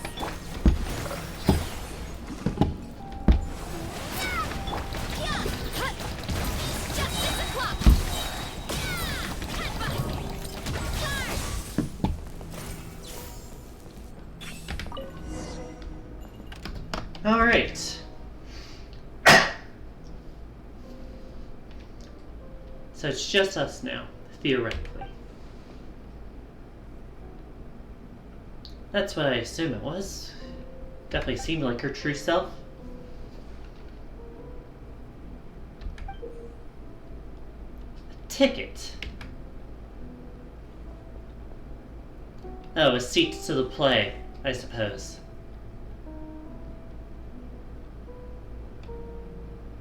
What you got? Scene 1. For Mirror Furina.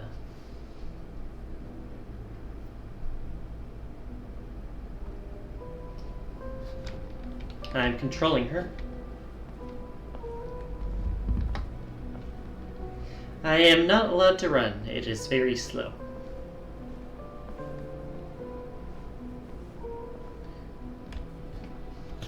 Furina.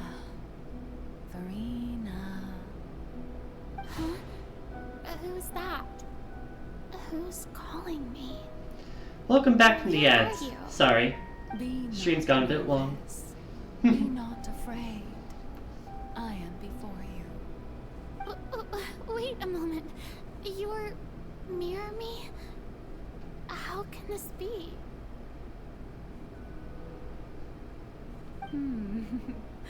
Mirror you, huh? You know what? That's not bad. Let's go with that. Mirror me. What do you wish to say? The prophecy. Have you heard of it? She wishes she hadn't. Prophecy. Oh wait, this is past her. I know. I think. So this is when she first woke up. I don't know why, but it's in my head somehow. The people will all be dissolved into the waters, and only the Hydro Archon will remain, weeping on her throne. Only then will the sins of the people of Fontaine be washed away. Oh, very good. You know it well. What's going on? I can't seem to remember anything clearly. The only thing I know for sure is this prophecy. Will it really come to pass? Yes, it will. And that is why I've come to you. Disaster will come to Fontaine sooner or later. Things will develop just as the prophecy declared. There is no escaping it. But doesn't that mean everyone will die? I'm a Fontainian just like them. Will I dissolve too? Oh, don't worry. Magical meetings exist in this world precisely to give people a chance to turn things around. It is how the they're phrasing reason it? why you met me today. I will tell you how to save everyone, but you may have to suffer somewhat. Oh, so there's still hope after all. Goodness, you frightened me. You spoke so much and with so much certainty. As for the suffering, well, I will admit that the first thing that came to mind was... Sounds about right. Why do I have to be the one to suffer? But if the prophecy will come true, I'll also die anyway, right? So if I've already met you as my magical meeting in this world, if there were scales, with all the people of Fontaine on one side, and my pain on the other, is it not obvious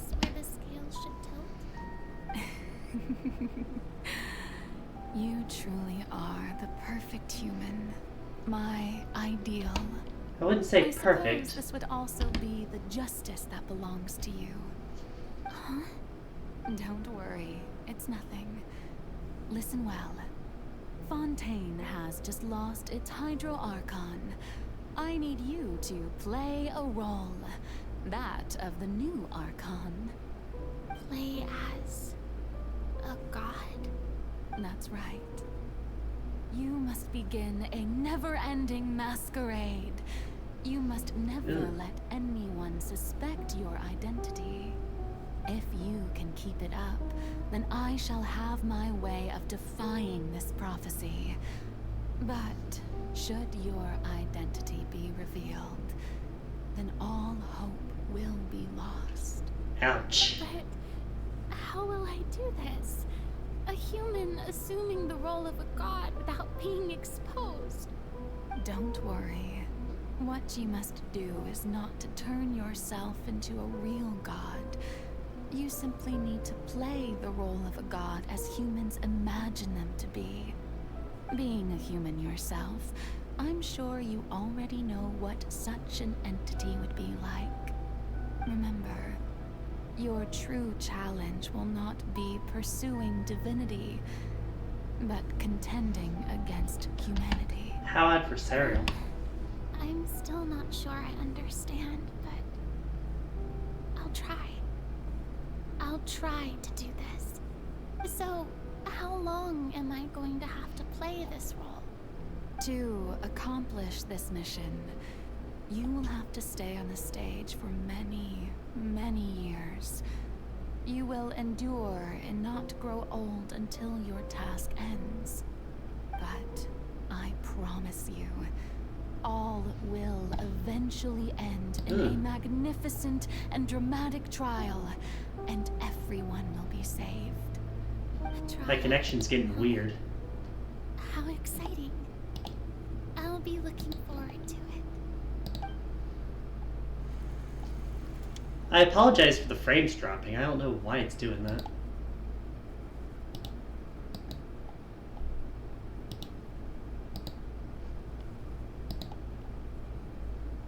Back? Okay, I don't know why the frames started dropping there all of a sudden.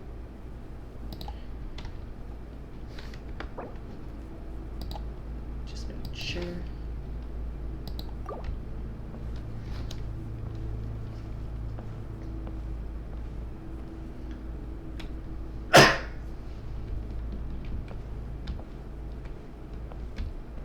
Can I approach from the back? Can't jump or anything.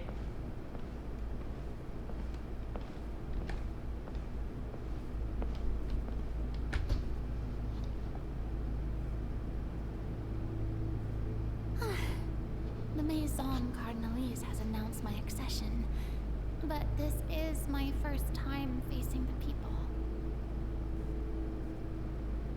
What should I say to most appear like a god? To be honest, I still don't know. Perhaps I should first try to act natural. Has this been what you consider natural? Ladies and gentlemen, good evening, and welcome to the Opera Epiclese. I'm sure you've all heard about how I have taken on the role of Hydro Archon.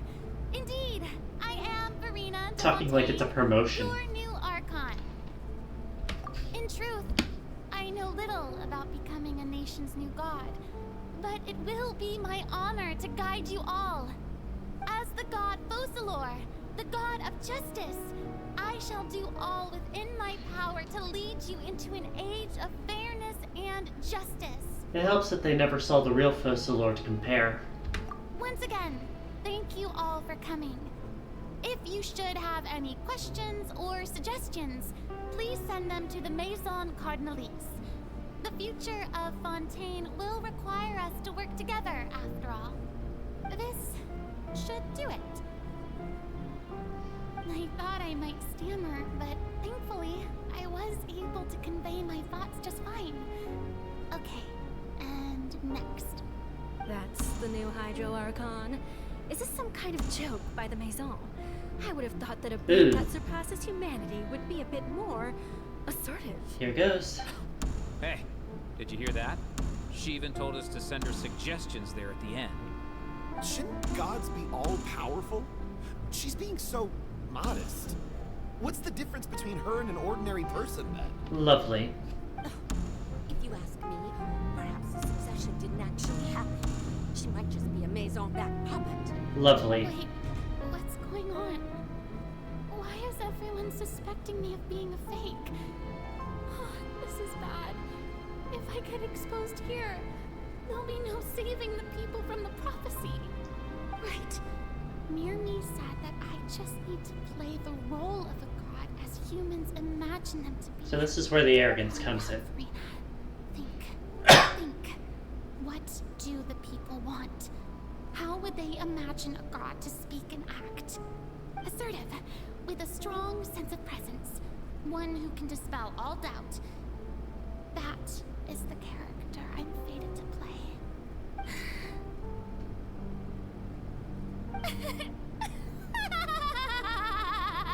Here she goes. Oh, very good, my people.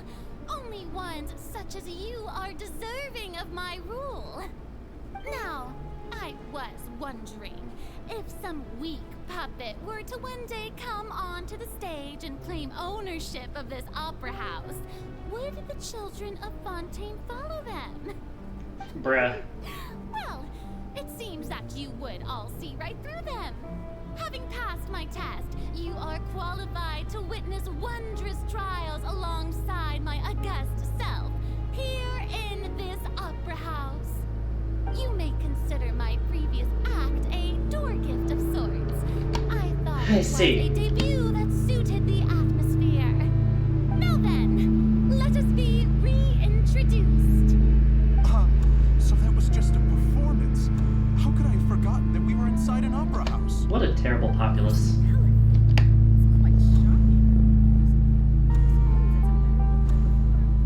Such a fascinating and bold deity.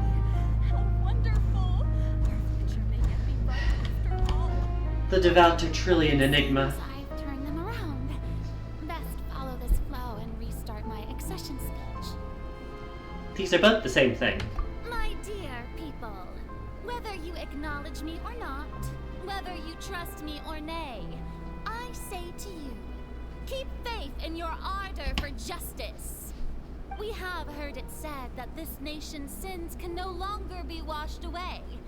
Well, I say that justice is most fragrant when it blooms amid sin.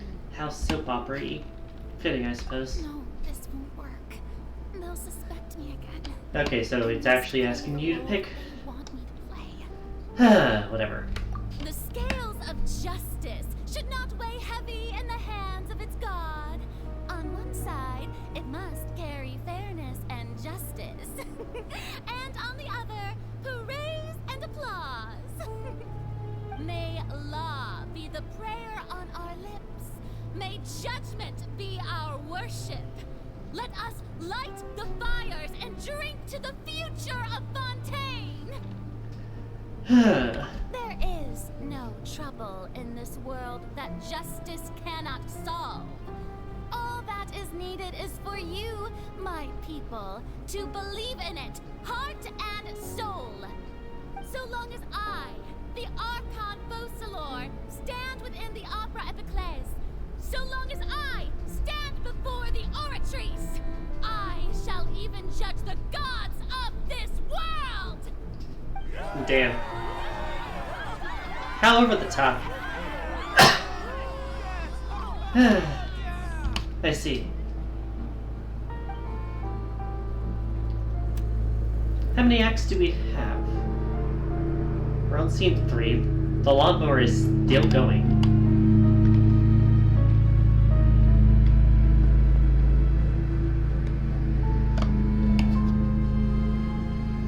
Lady Furina, here are today's case reports, as well as a summary of the follow-up for your perusal. Come now, was I not just at the Opera House in person? Leave these kinds of things to Neuvillette. Besides, none of these trials were the one that I'm looking forward to the most.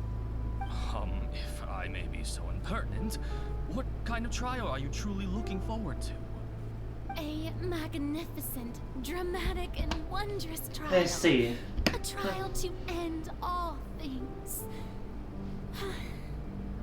How could you hope to understand? That's true. I fear I lack the ability to grasp your divine thought, Lady Archon. No need for fright, and do not take what I said before too seriously. Go now, do your duties. The trial I await. It will come one day. How ominous.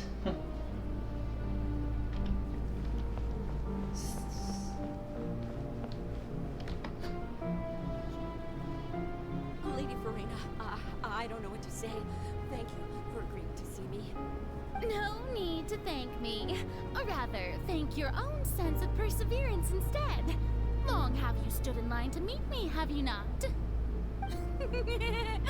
Oh, I'm afraid that's just an inevitable consequence of my divine charm. All right, Deoteria is it? How is your sense of Deoteria. this? What a name. You remembered me, and you knew of my family too. He is doing much better now. In fact, he is far more of an ardent believer than I. He was the one who forced me to seek an audience. Forced. And Damn. Oh, good. Very good. If this should happen again in the future, please do not hesitate to come and tell me.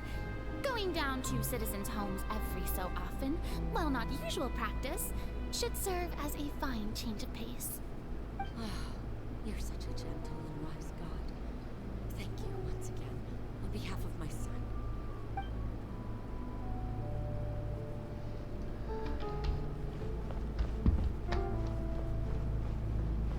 We're able to move a bit quicker now, at least.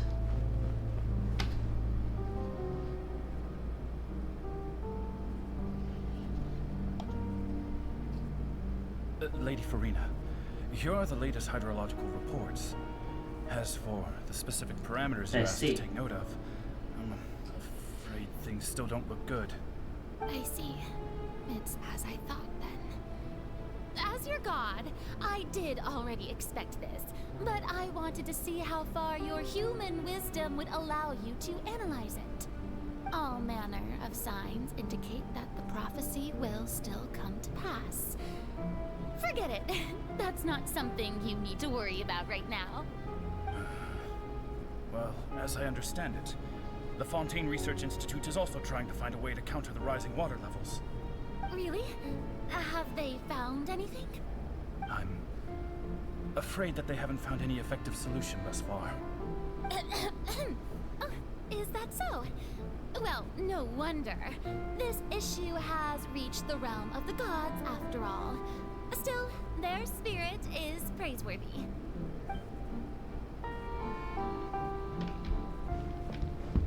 All around the stage, huh? The day is finally over.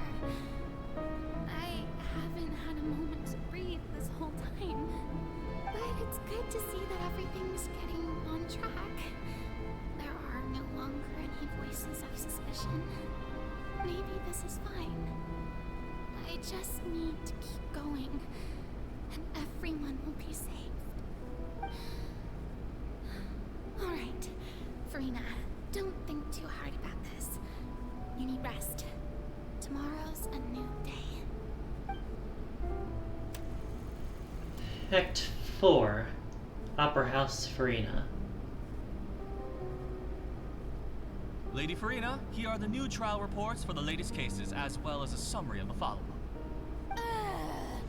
There'll be no need for that.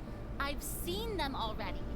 There's no need Lovely. to go back over scenes I've witnessed in person before. Lady Furina, I've waited so long for this chance. Emphasizing how long this cycle's gone on for, Indeed, I imagine. my dear loyal citizen. This joyous moment is an honor for us both.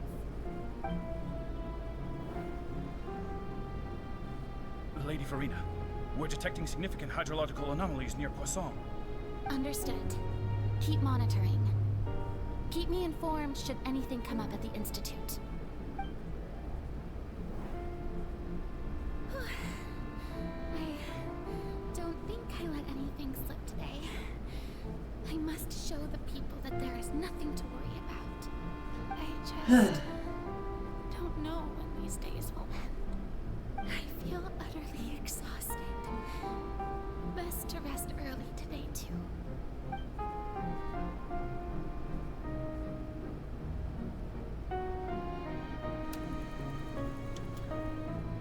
Continuing.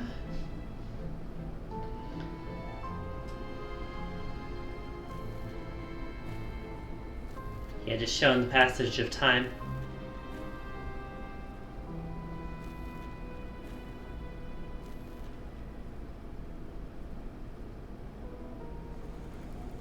Ooh. Okay, we get it. The tallies in the back are a nice touch, though. It's like a dream being able to speak with you up close like this.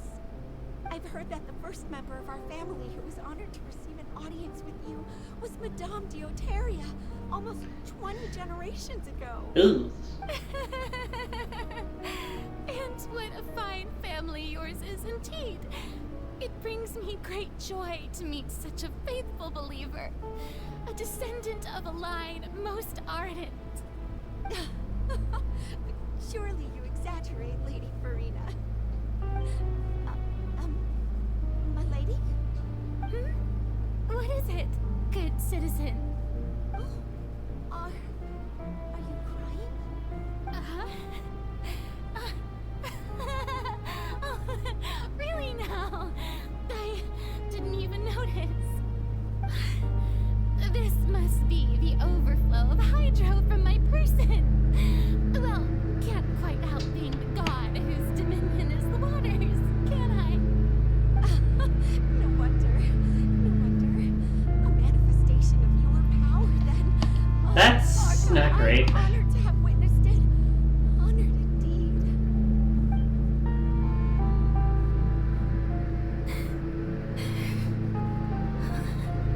So interminable.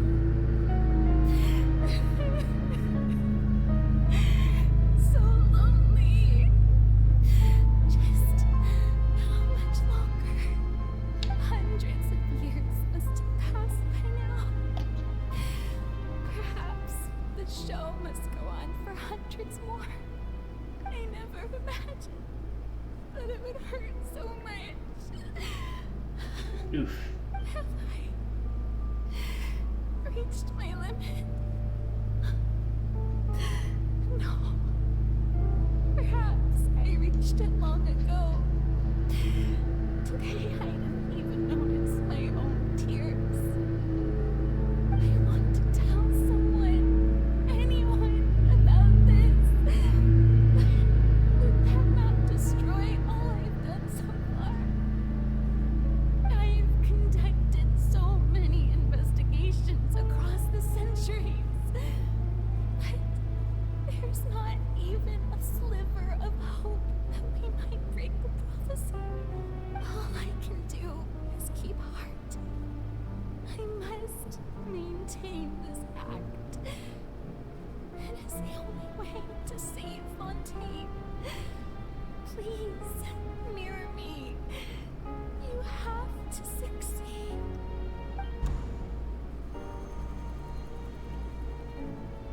One more. Furina and...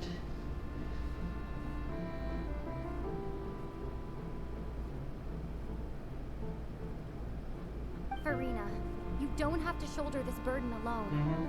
Although I don't know what you might be keeping from everyone. Your people are more than willing to share your burden with you. Sounds about right.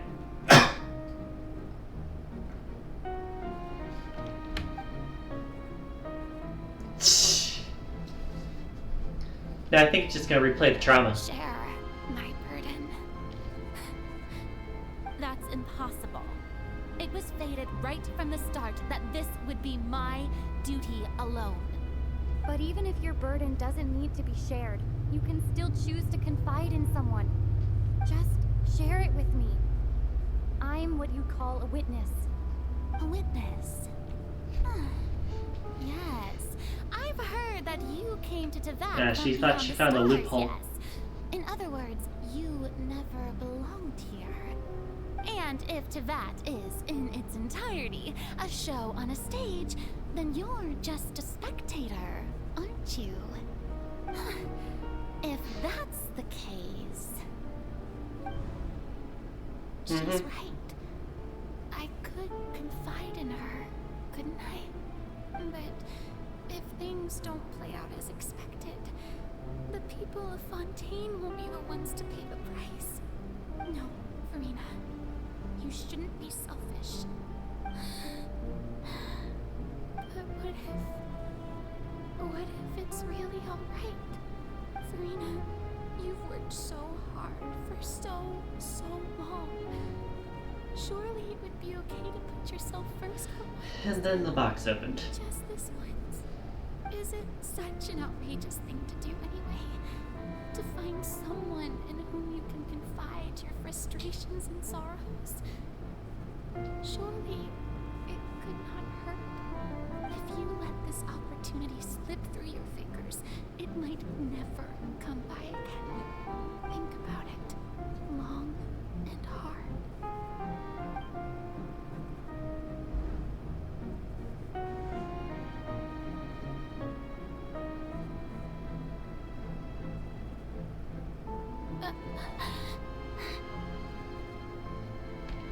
No, I have nothing to say. I am Furina, the Archon of Fontaine. Everything will surely get better. All you need to do, dear spectator, is to witness my performance until the curtains fall.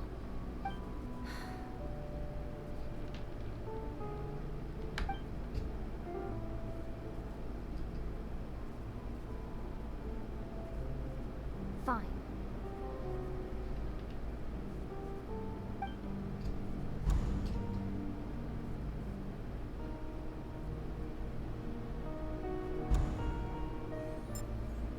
Ooh. So even Furina doesn't know the truth? Oh. You've never once let her in on the full plan? We're back with them. It had to be done. To deceive the heavenly principles, you must first deceive yourself. She did very well. If she had let her resolve falter even once in these 5 centuries, Fontaine would have been doomed to the most tragic fate. It seems that trusting humanity was the right decision after all. I believe that I understand how your deception works. But that is only half the truth, is it not? How would you build on this foundation to save the people of Fontaine? Very important question. That is the most important. Ah, good, good. Of course, the Iudex of Fontaine has pinpointed the crux of the issue. I'm sure you've long sensed that the Oratrice is no simple machine, yes? I've always suspected that it had its own consciousness. So and that's when he you. did mention that he heard a human voice within the core chamber, it now seems that that person was you, hidden within the machine all along. Am I right? Crazy. And then I became one with the Oratrice, taking Fontaine's gnosis with me. Yes, it would seem so, wouldn't it? Alas, your understanding of this device still lacks sufficient depth. So you explaining In it? truth, it is no enactor of justice. It is, in fact, a device created to kill the god of justice. Oh. I beg your pardon? Oh, you have it. And to be more precise, not only will the Oratrice take down the god of justice, it will also take down the divine throne upon which she has been placed. I mean, did you think I would be the sort to enjoy peaceful repose while Furina suffered?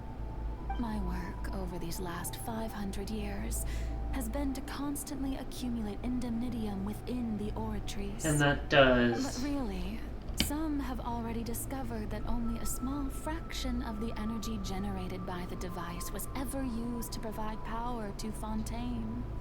The vast majority had to be accumulated to enact this death sentence. I see. It was all a part of your plan then? Both the trial and the sentence? Indeed. This power, accrued over 5 centuries, could have sustained Fontainians for millennia had it only been used for that purpose. Almost all of it has now been stored within the oratories. But only power of this magnitude could hope to destroy the Hydro Archon's divine throne, shaking the rules established by Celestia and breaking through the institution that is the Seven. So the Oratrice's call for death was for neither Furina nor Focalor, but for the Hydro Archon. The destruction of that divine throne. If I do not misunderstand your intent, you must be... returning what's rightfully yours to you, of course. Oh, in other words, we did mention that this before. was all done to return the authority of the Hydro Archon to the Hydro Dragon of this planet. Huh.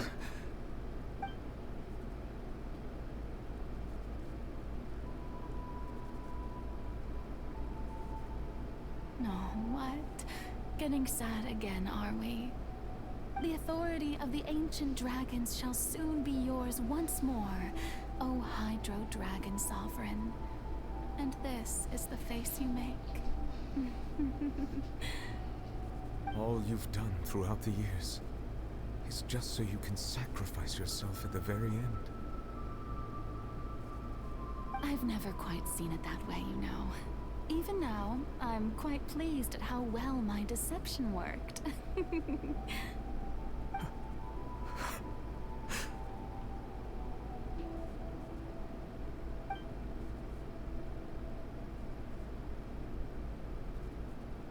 Hydro Dragon, don't cry.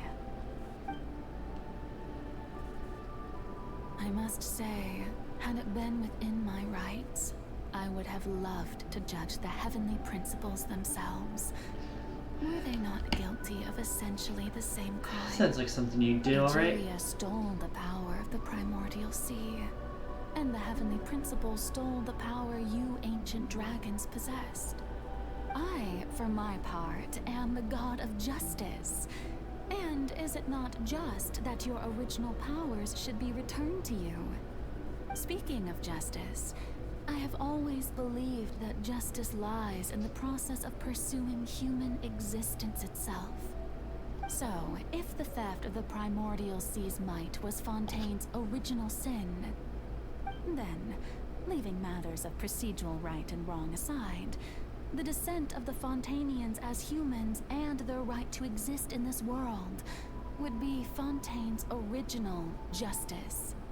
In other words, existence was Egeria's justice, and to me, justice is the continuation of that existence. Defying the prophecy and ensuring that Fontaine's people shall live on, that should be the justice enthroned over all others. At this point, we, whether it be myself or all other Fontainians, have shouldered the burden of this sin for far too long. Iudex Nervillet, the highest judge in our land, when you regain your full power as an elemental sovereign, what verdict shall you pass upon us? So when I was invited to the court of Fontaine to serve as Iudex, I see now that that was your idea too. At last, I now understand the true purpose behind this position. In the beginning, I was uninterested in human existence. But these 5 centuries of living alongside them have gradually brought about mutual understanding between us. And I have even attempted to feel as they feel. You are a devious one, Focalor. Things the way you being said as that they got are, me. Surely you know that I could never declare them to be guilty.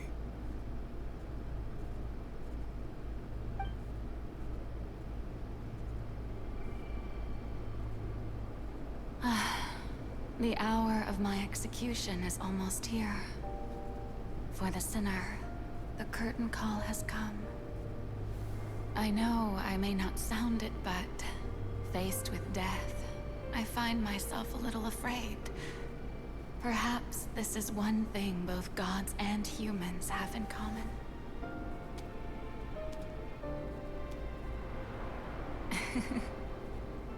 Farewell, Nervalette. I hope you've enjoyed the part you played these 500 years.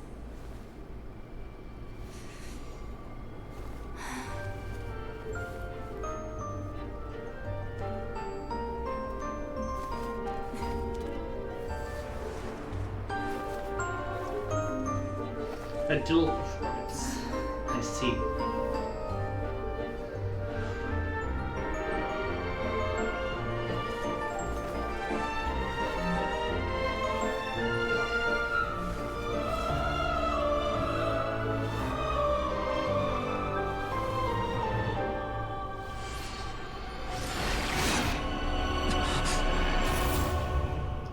Ugh.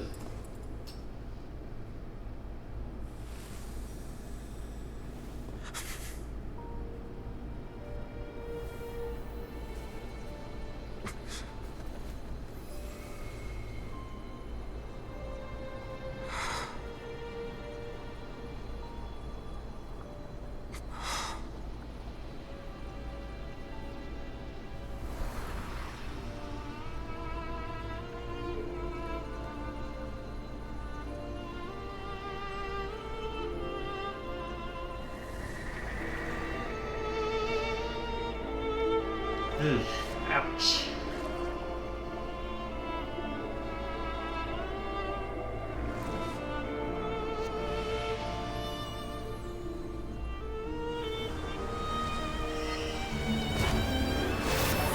Oh. Hi.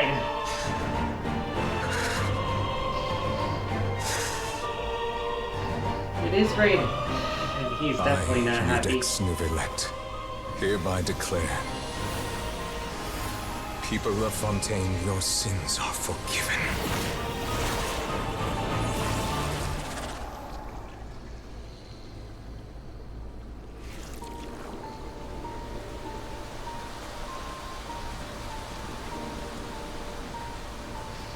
So what does this mean?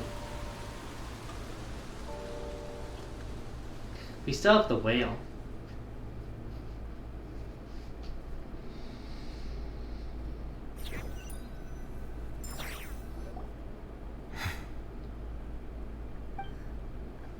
What just happened? Has the death sentence been carried out? Hey Navi, you missed some Bright stuff. light, some sort of misdirection? I have a feeling that something huge just happened. But since we're all still alive and haven't been dissolved, I assume whatever happened was good for us. It's time to end this. We must mete out punishment to that beast. But didn't you say just a moment ago that it can't be defeated? I have gained the strength sufficient to deal with it. Through certain means, I now have the ability to separate the power of the Primordial Sea from that creature. We should seize the opportunity to pursue our quarry. Traveler, now that the oratories can no longer function, I require an executor to help me mete out justice. And how will that work? The root of the calamities befalling Fontaine. The beast that enacts the prophecy. Its name is the all-devouring Narwhal. It's a dumb name. Come with me, traveler. The hour of execution has come. So it's boss time?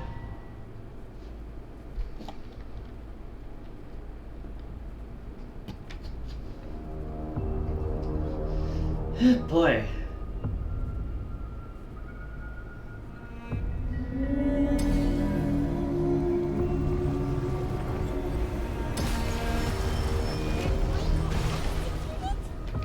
But how are we going to do that? It's huge!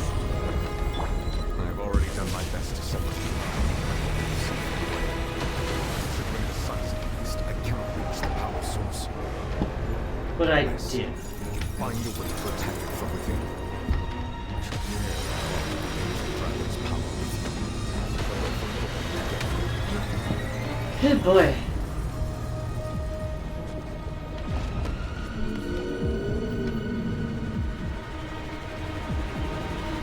Suggest the ability to attack.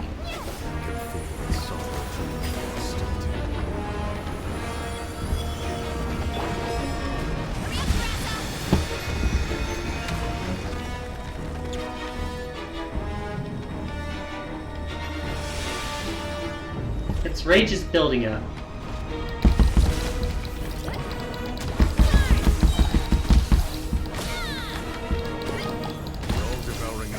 Got it? Okay, so we have to fill the meter. Then what? It's filled up. New attack.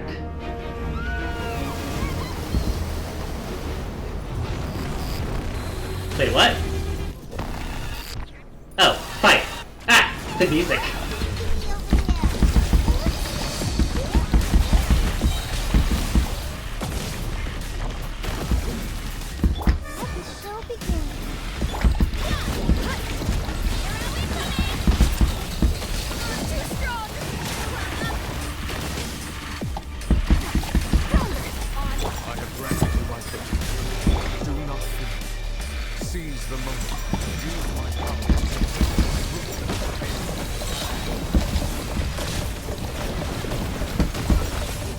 Alright.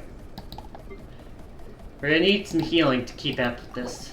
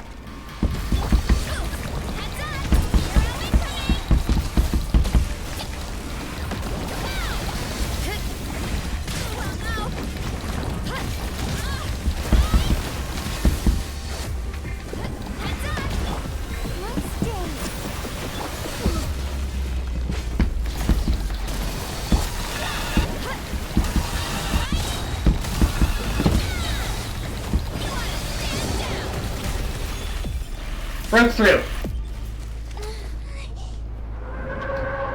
What now? That can't be it. Then again, the story was really long. Is that really all there was to it?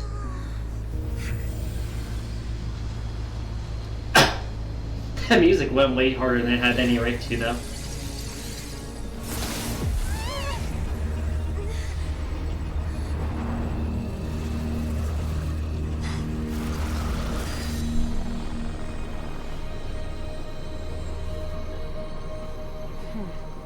Hi!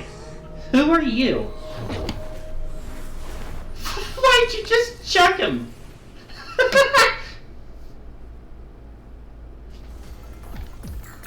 Thanks for helping with the cleanup.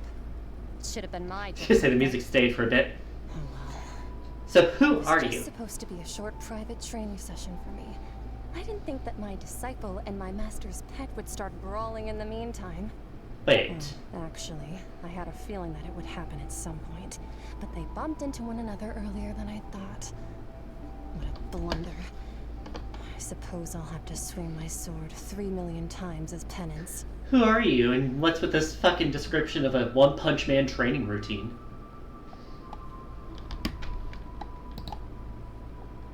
That power. Who are you exactly? Hyman has an idea. From what she said earlier, she must be Child's master. Skirk, right? It's just that he gave us the impression that she was the less talkative person. Maybe to him. I simply did not have anything to say to the weak. But you, on the other hand, managed to defeat the all-devouring narwhal without using power from beyond this world. So you may speak to me as equals. That's an interesting way to look at it. I have to agree. It's a strange use of a planet's primordial waters just to raise an all-devouring narwhal. That kind of power is wasted on it. It's not cooperative. It eats too much. And I have more important things to do with my time than... Wait, so this was just a whim of The only yours? thing that creature has going for it is Is that what we're saying? All in all, it fails as a pet. Good. Get rid of it. Miss Skirk? I think you might have missed the point. The point being? Well, being that this pet almost destroyed an entire nation. So what sort of person is your master? Well, child's master's master. Wait, is that right? Oh, right. So you don't know him.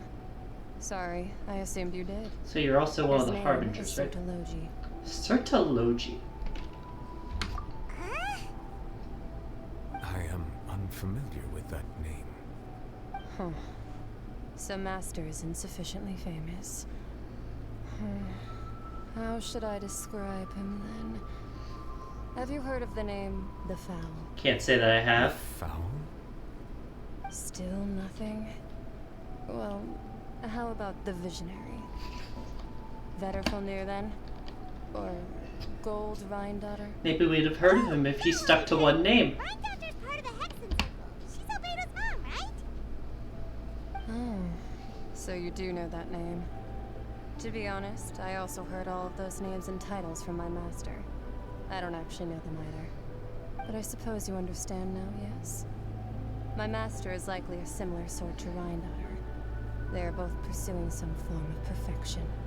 Wait, didn't you also mention a visionary person? Paimon didn't quite catch their name. Actually, never mind that. I believe it expedient to inform you that the all-devouring narwhal used up nearly all its strength fighting him. Good. Go Such away. whirling hydro energies will prove difficult for the planet's deep seas to digest. As such, the Fontaine back on the surface has most likely been thrown into chaos. Great. In other words, the prophecy that you've been fretting over should now be in full swing. What? Great.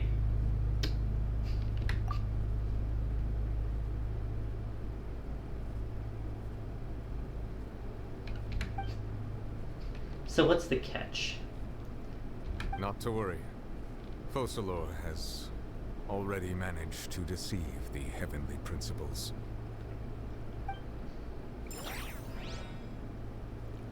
In the end, the people will all be dissolved into the waters, and only Furina will remain, weeping on her throne. Ugh.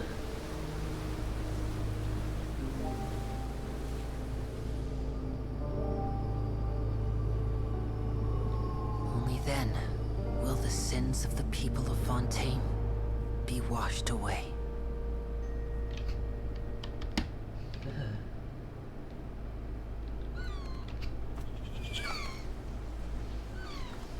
So what happens now?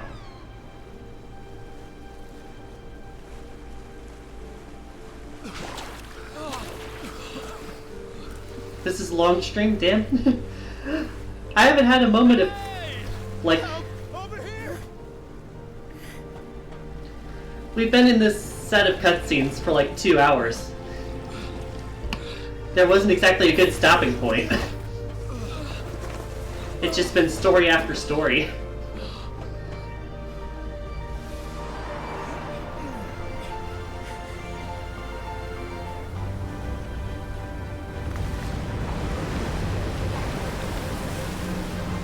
And there's the ship they were building underneath the place.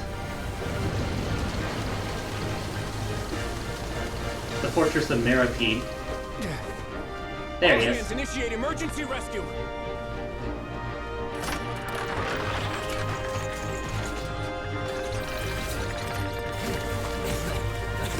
The Fontaine Mobile.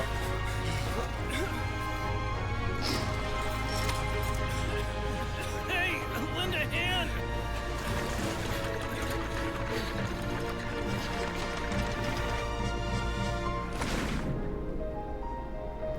Oh, hey, Fremine.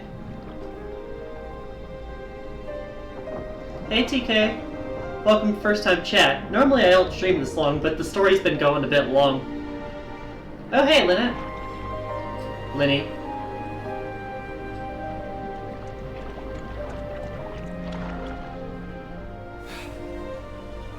Look! The water's receding!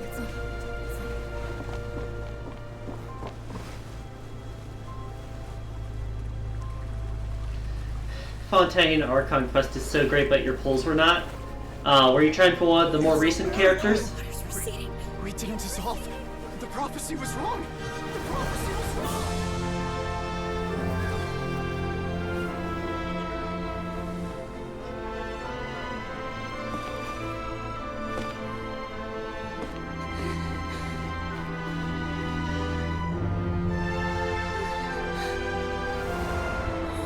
Are you alright?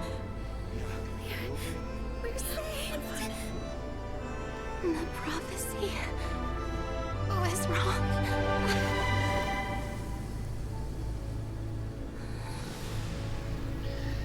Your pulls throughout Fontaine. Oh, back when Fontaine's story was releasing.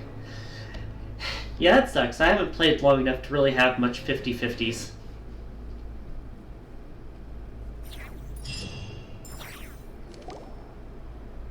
The soul renewed.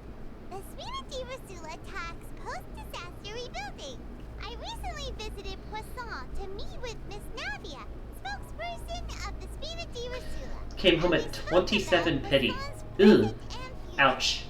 Old soil can still give birth to new bloom, Miss Navia stated. Hope is like seeing a small cookie when you're starving late at night. You just need a little of it. Skyship Wingwood, lunar brain of the Fontaine Research Institute. The various disputes that have arisen That's on early. account of Mr. Edwin have suddenly become I suppose compared to some it is, yeah. with Juria turning out to be a once overlooked hidden gem. People always call the first research God forgive me, I've not done much pulls. Only a few digs. Soft pity is 75, 79. Hard pity is 80, 90. I think Line said something along those lines, yeah. barely recognizes the people in the reports. Are those really Juria and Navia? They sound like real big shots. What do you think? Pretty enthralling, huh? The Steambird's idea was pretty simple. With the disaster just having passed, we would print a free edition packed to the margins with good news to calm people down. The value for these big scoops lies in their inevitable follow-ups. We'll publish further reports and go into the stories behind those people. Makes Edwin's sense. assistant, Jurier, created a true flying ship, while Navia is leading people in the reconstruction of their home. I'm sure that these stories could draw even your well-traveled eye. Hyman's curious too! Wait a minute. Watch everything happen from start to finish. What's there to be curious about? And that's exactly why I'd like you to come conduct interviews with me. You're the best incubators of news, if you haven't noticed. The interviews will be And also, next with you week. around, I'm sure Once I get a moment, I'm stopping stream. Holy hell, this went a while. Oh, this time will be different. Come on. What server are you on, for the record? I'm on the Americas server. There are some things you'll only know when you get there. Alright, we have control. Finally. It's been like 2 hours. No, I don't want another ad break. North American server? I am also North American. Alright. Now that I have a moment to think, I have been streaming for about an hour longer than I normally do. Normally I stop at 3 p.m. my time. It is almost 4. The story went on long enough, and don't get me wrong, it was a good story. I was crying at parts. I was trying to hold it back. But by God, it went on a while. I'm going to yoink the achievements. Or achievement. Oh, there's 2. The other one is for not getting hit by the phantasms. Just wait until you get farther into the Arcana quests. Well, I'd like to think I've gotten a good ways into it.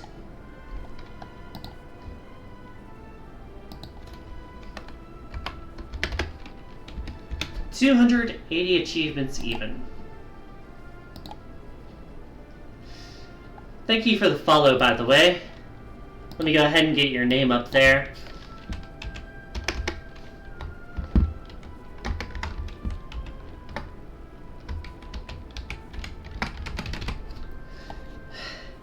I stream this game every Friday, and I've been streaming this game once a week since October.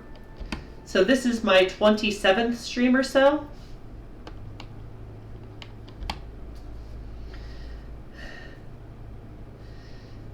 But yeah, if you want to tune in and keep up with me, you can either follow me on Blue Sky. I have my Discord in my link as well. That's where I usually post my schedules. But as things are, I usually stream this once a week on Fridays. So next week we'll start the cleanup for like the post-climax to this fight.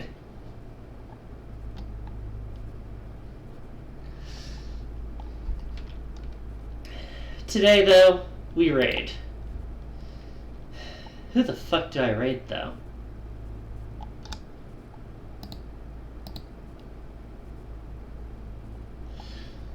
I feel like Moon's probably at the same part I am, so it'd be kind of repeating to do it.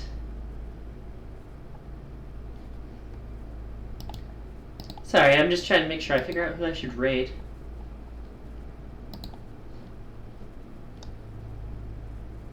Yeah, no, looks like Moon's around the same part I am. Just a bit earlier. So you'd just be seeing her react to the same things I am.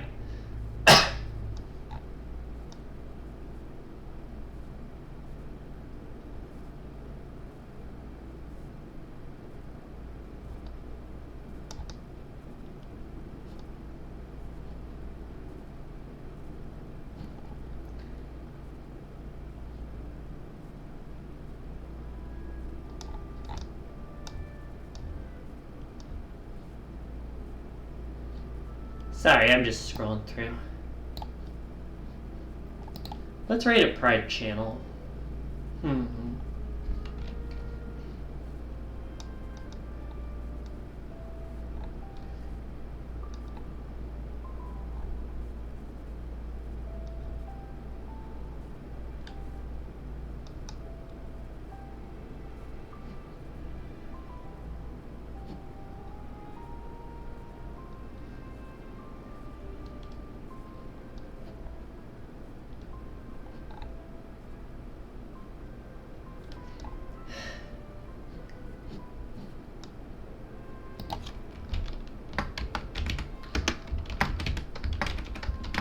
Thinking, should I spell it correctly? We got someone streaming by themselves, and I wanted to be a bit nice to them today. It's the only person I saw who was playing like a retro game that I was interested in. This has been Ozocrate, she, her pronouns, voicing Pingsu, also she, her pronouns. Tune in tomorrow for more Mina the Hollower, and tune in a week from today for me to clean up Genshin Impact. Have a good day now. Toodaloo.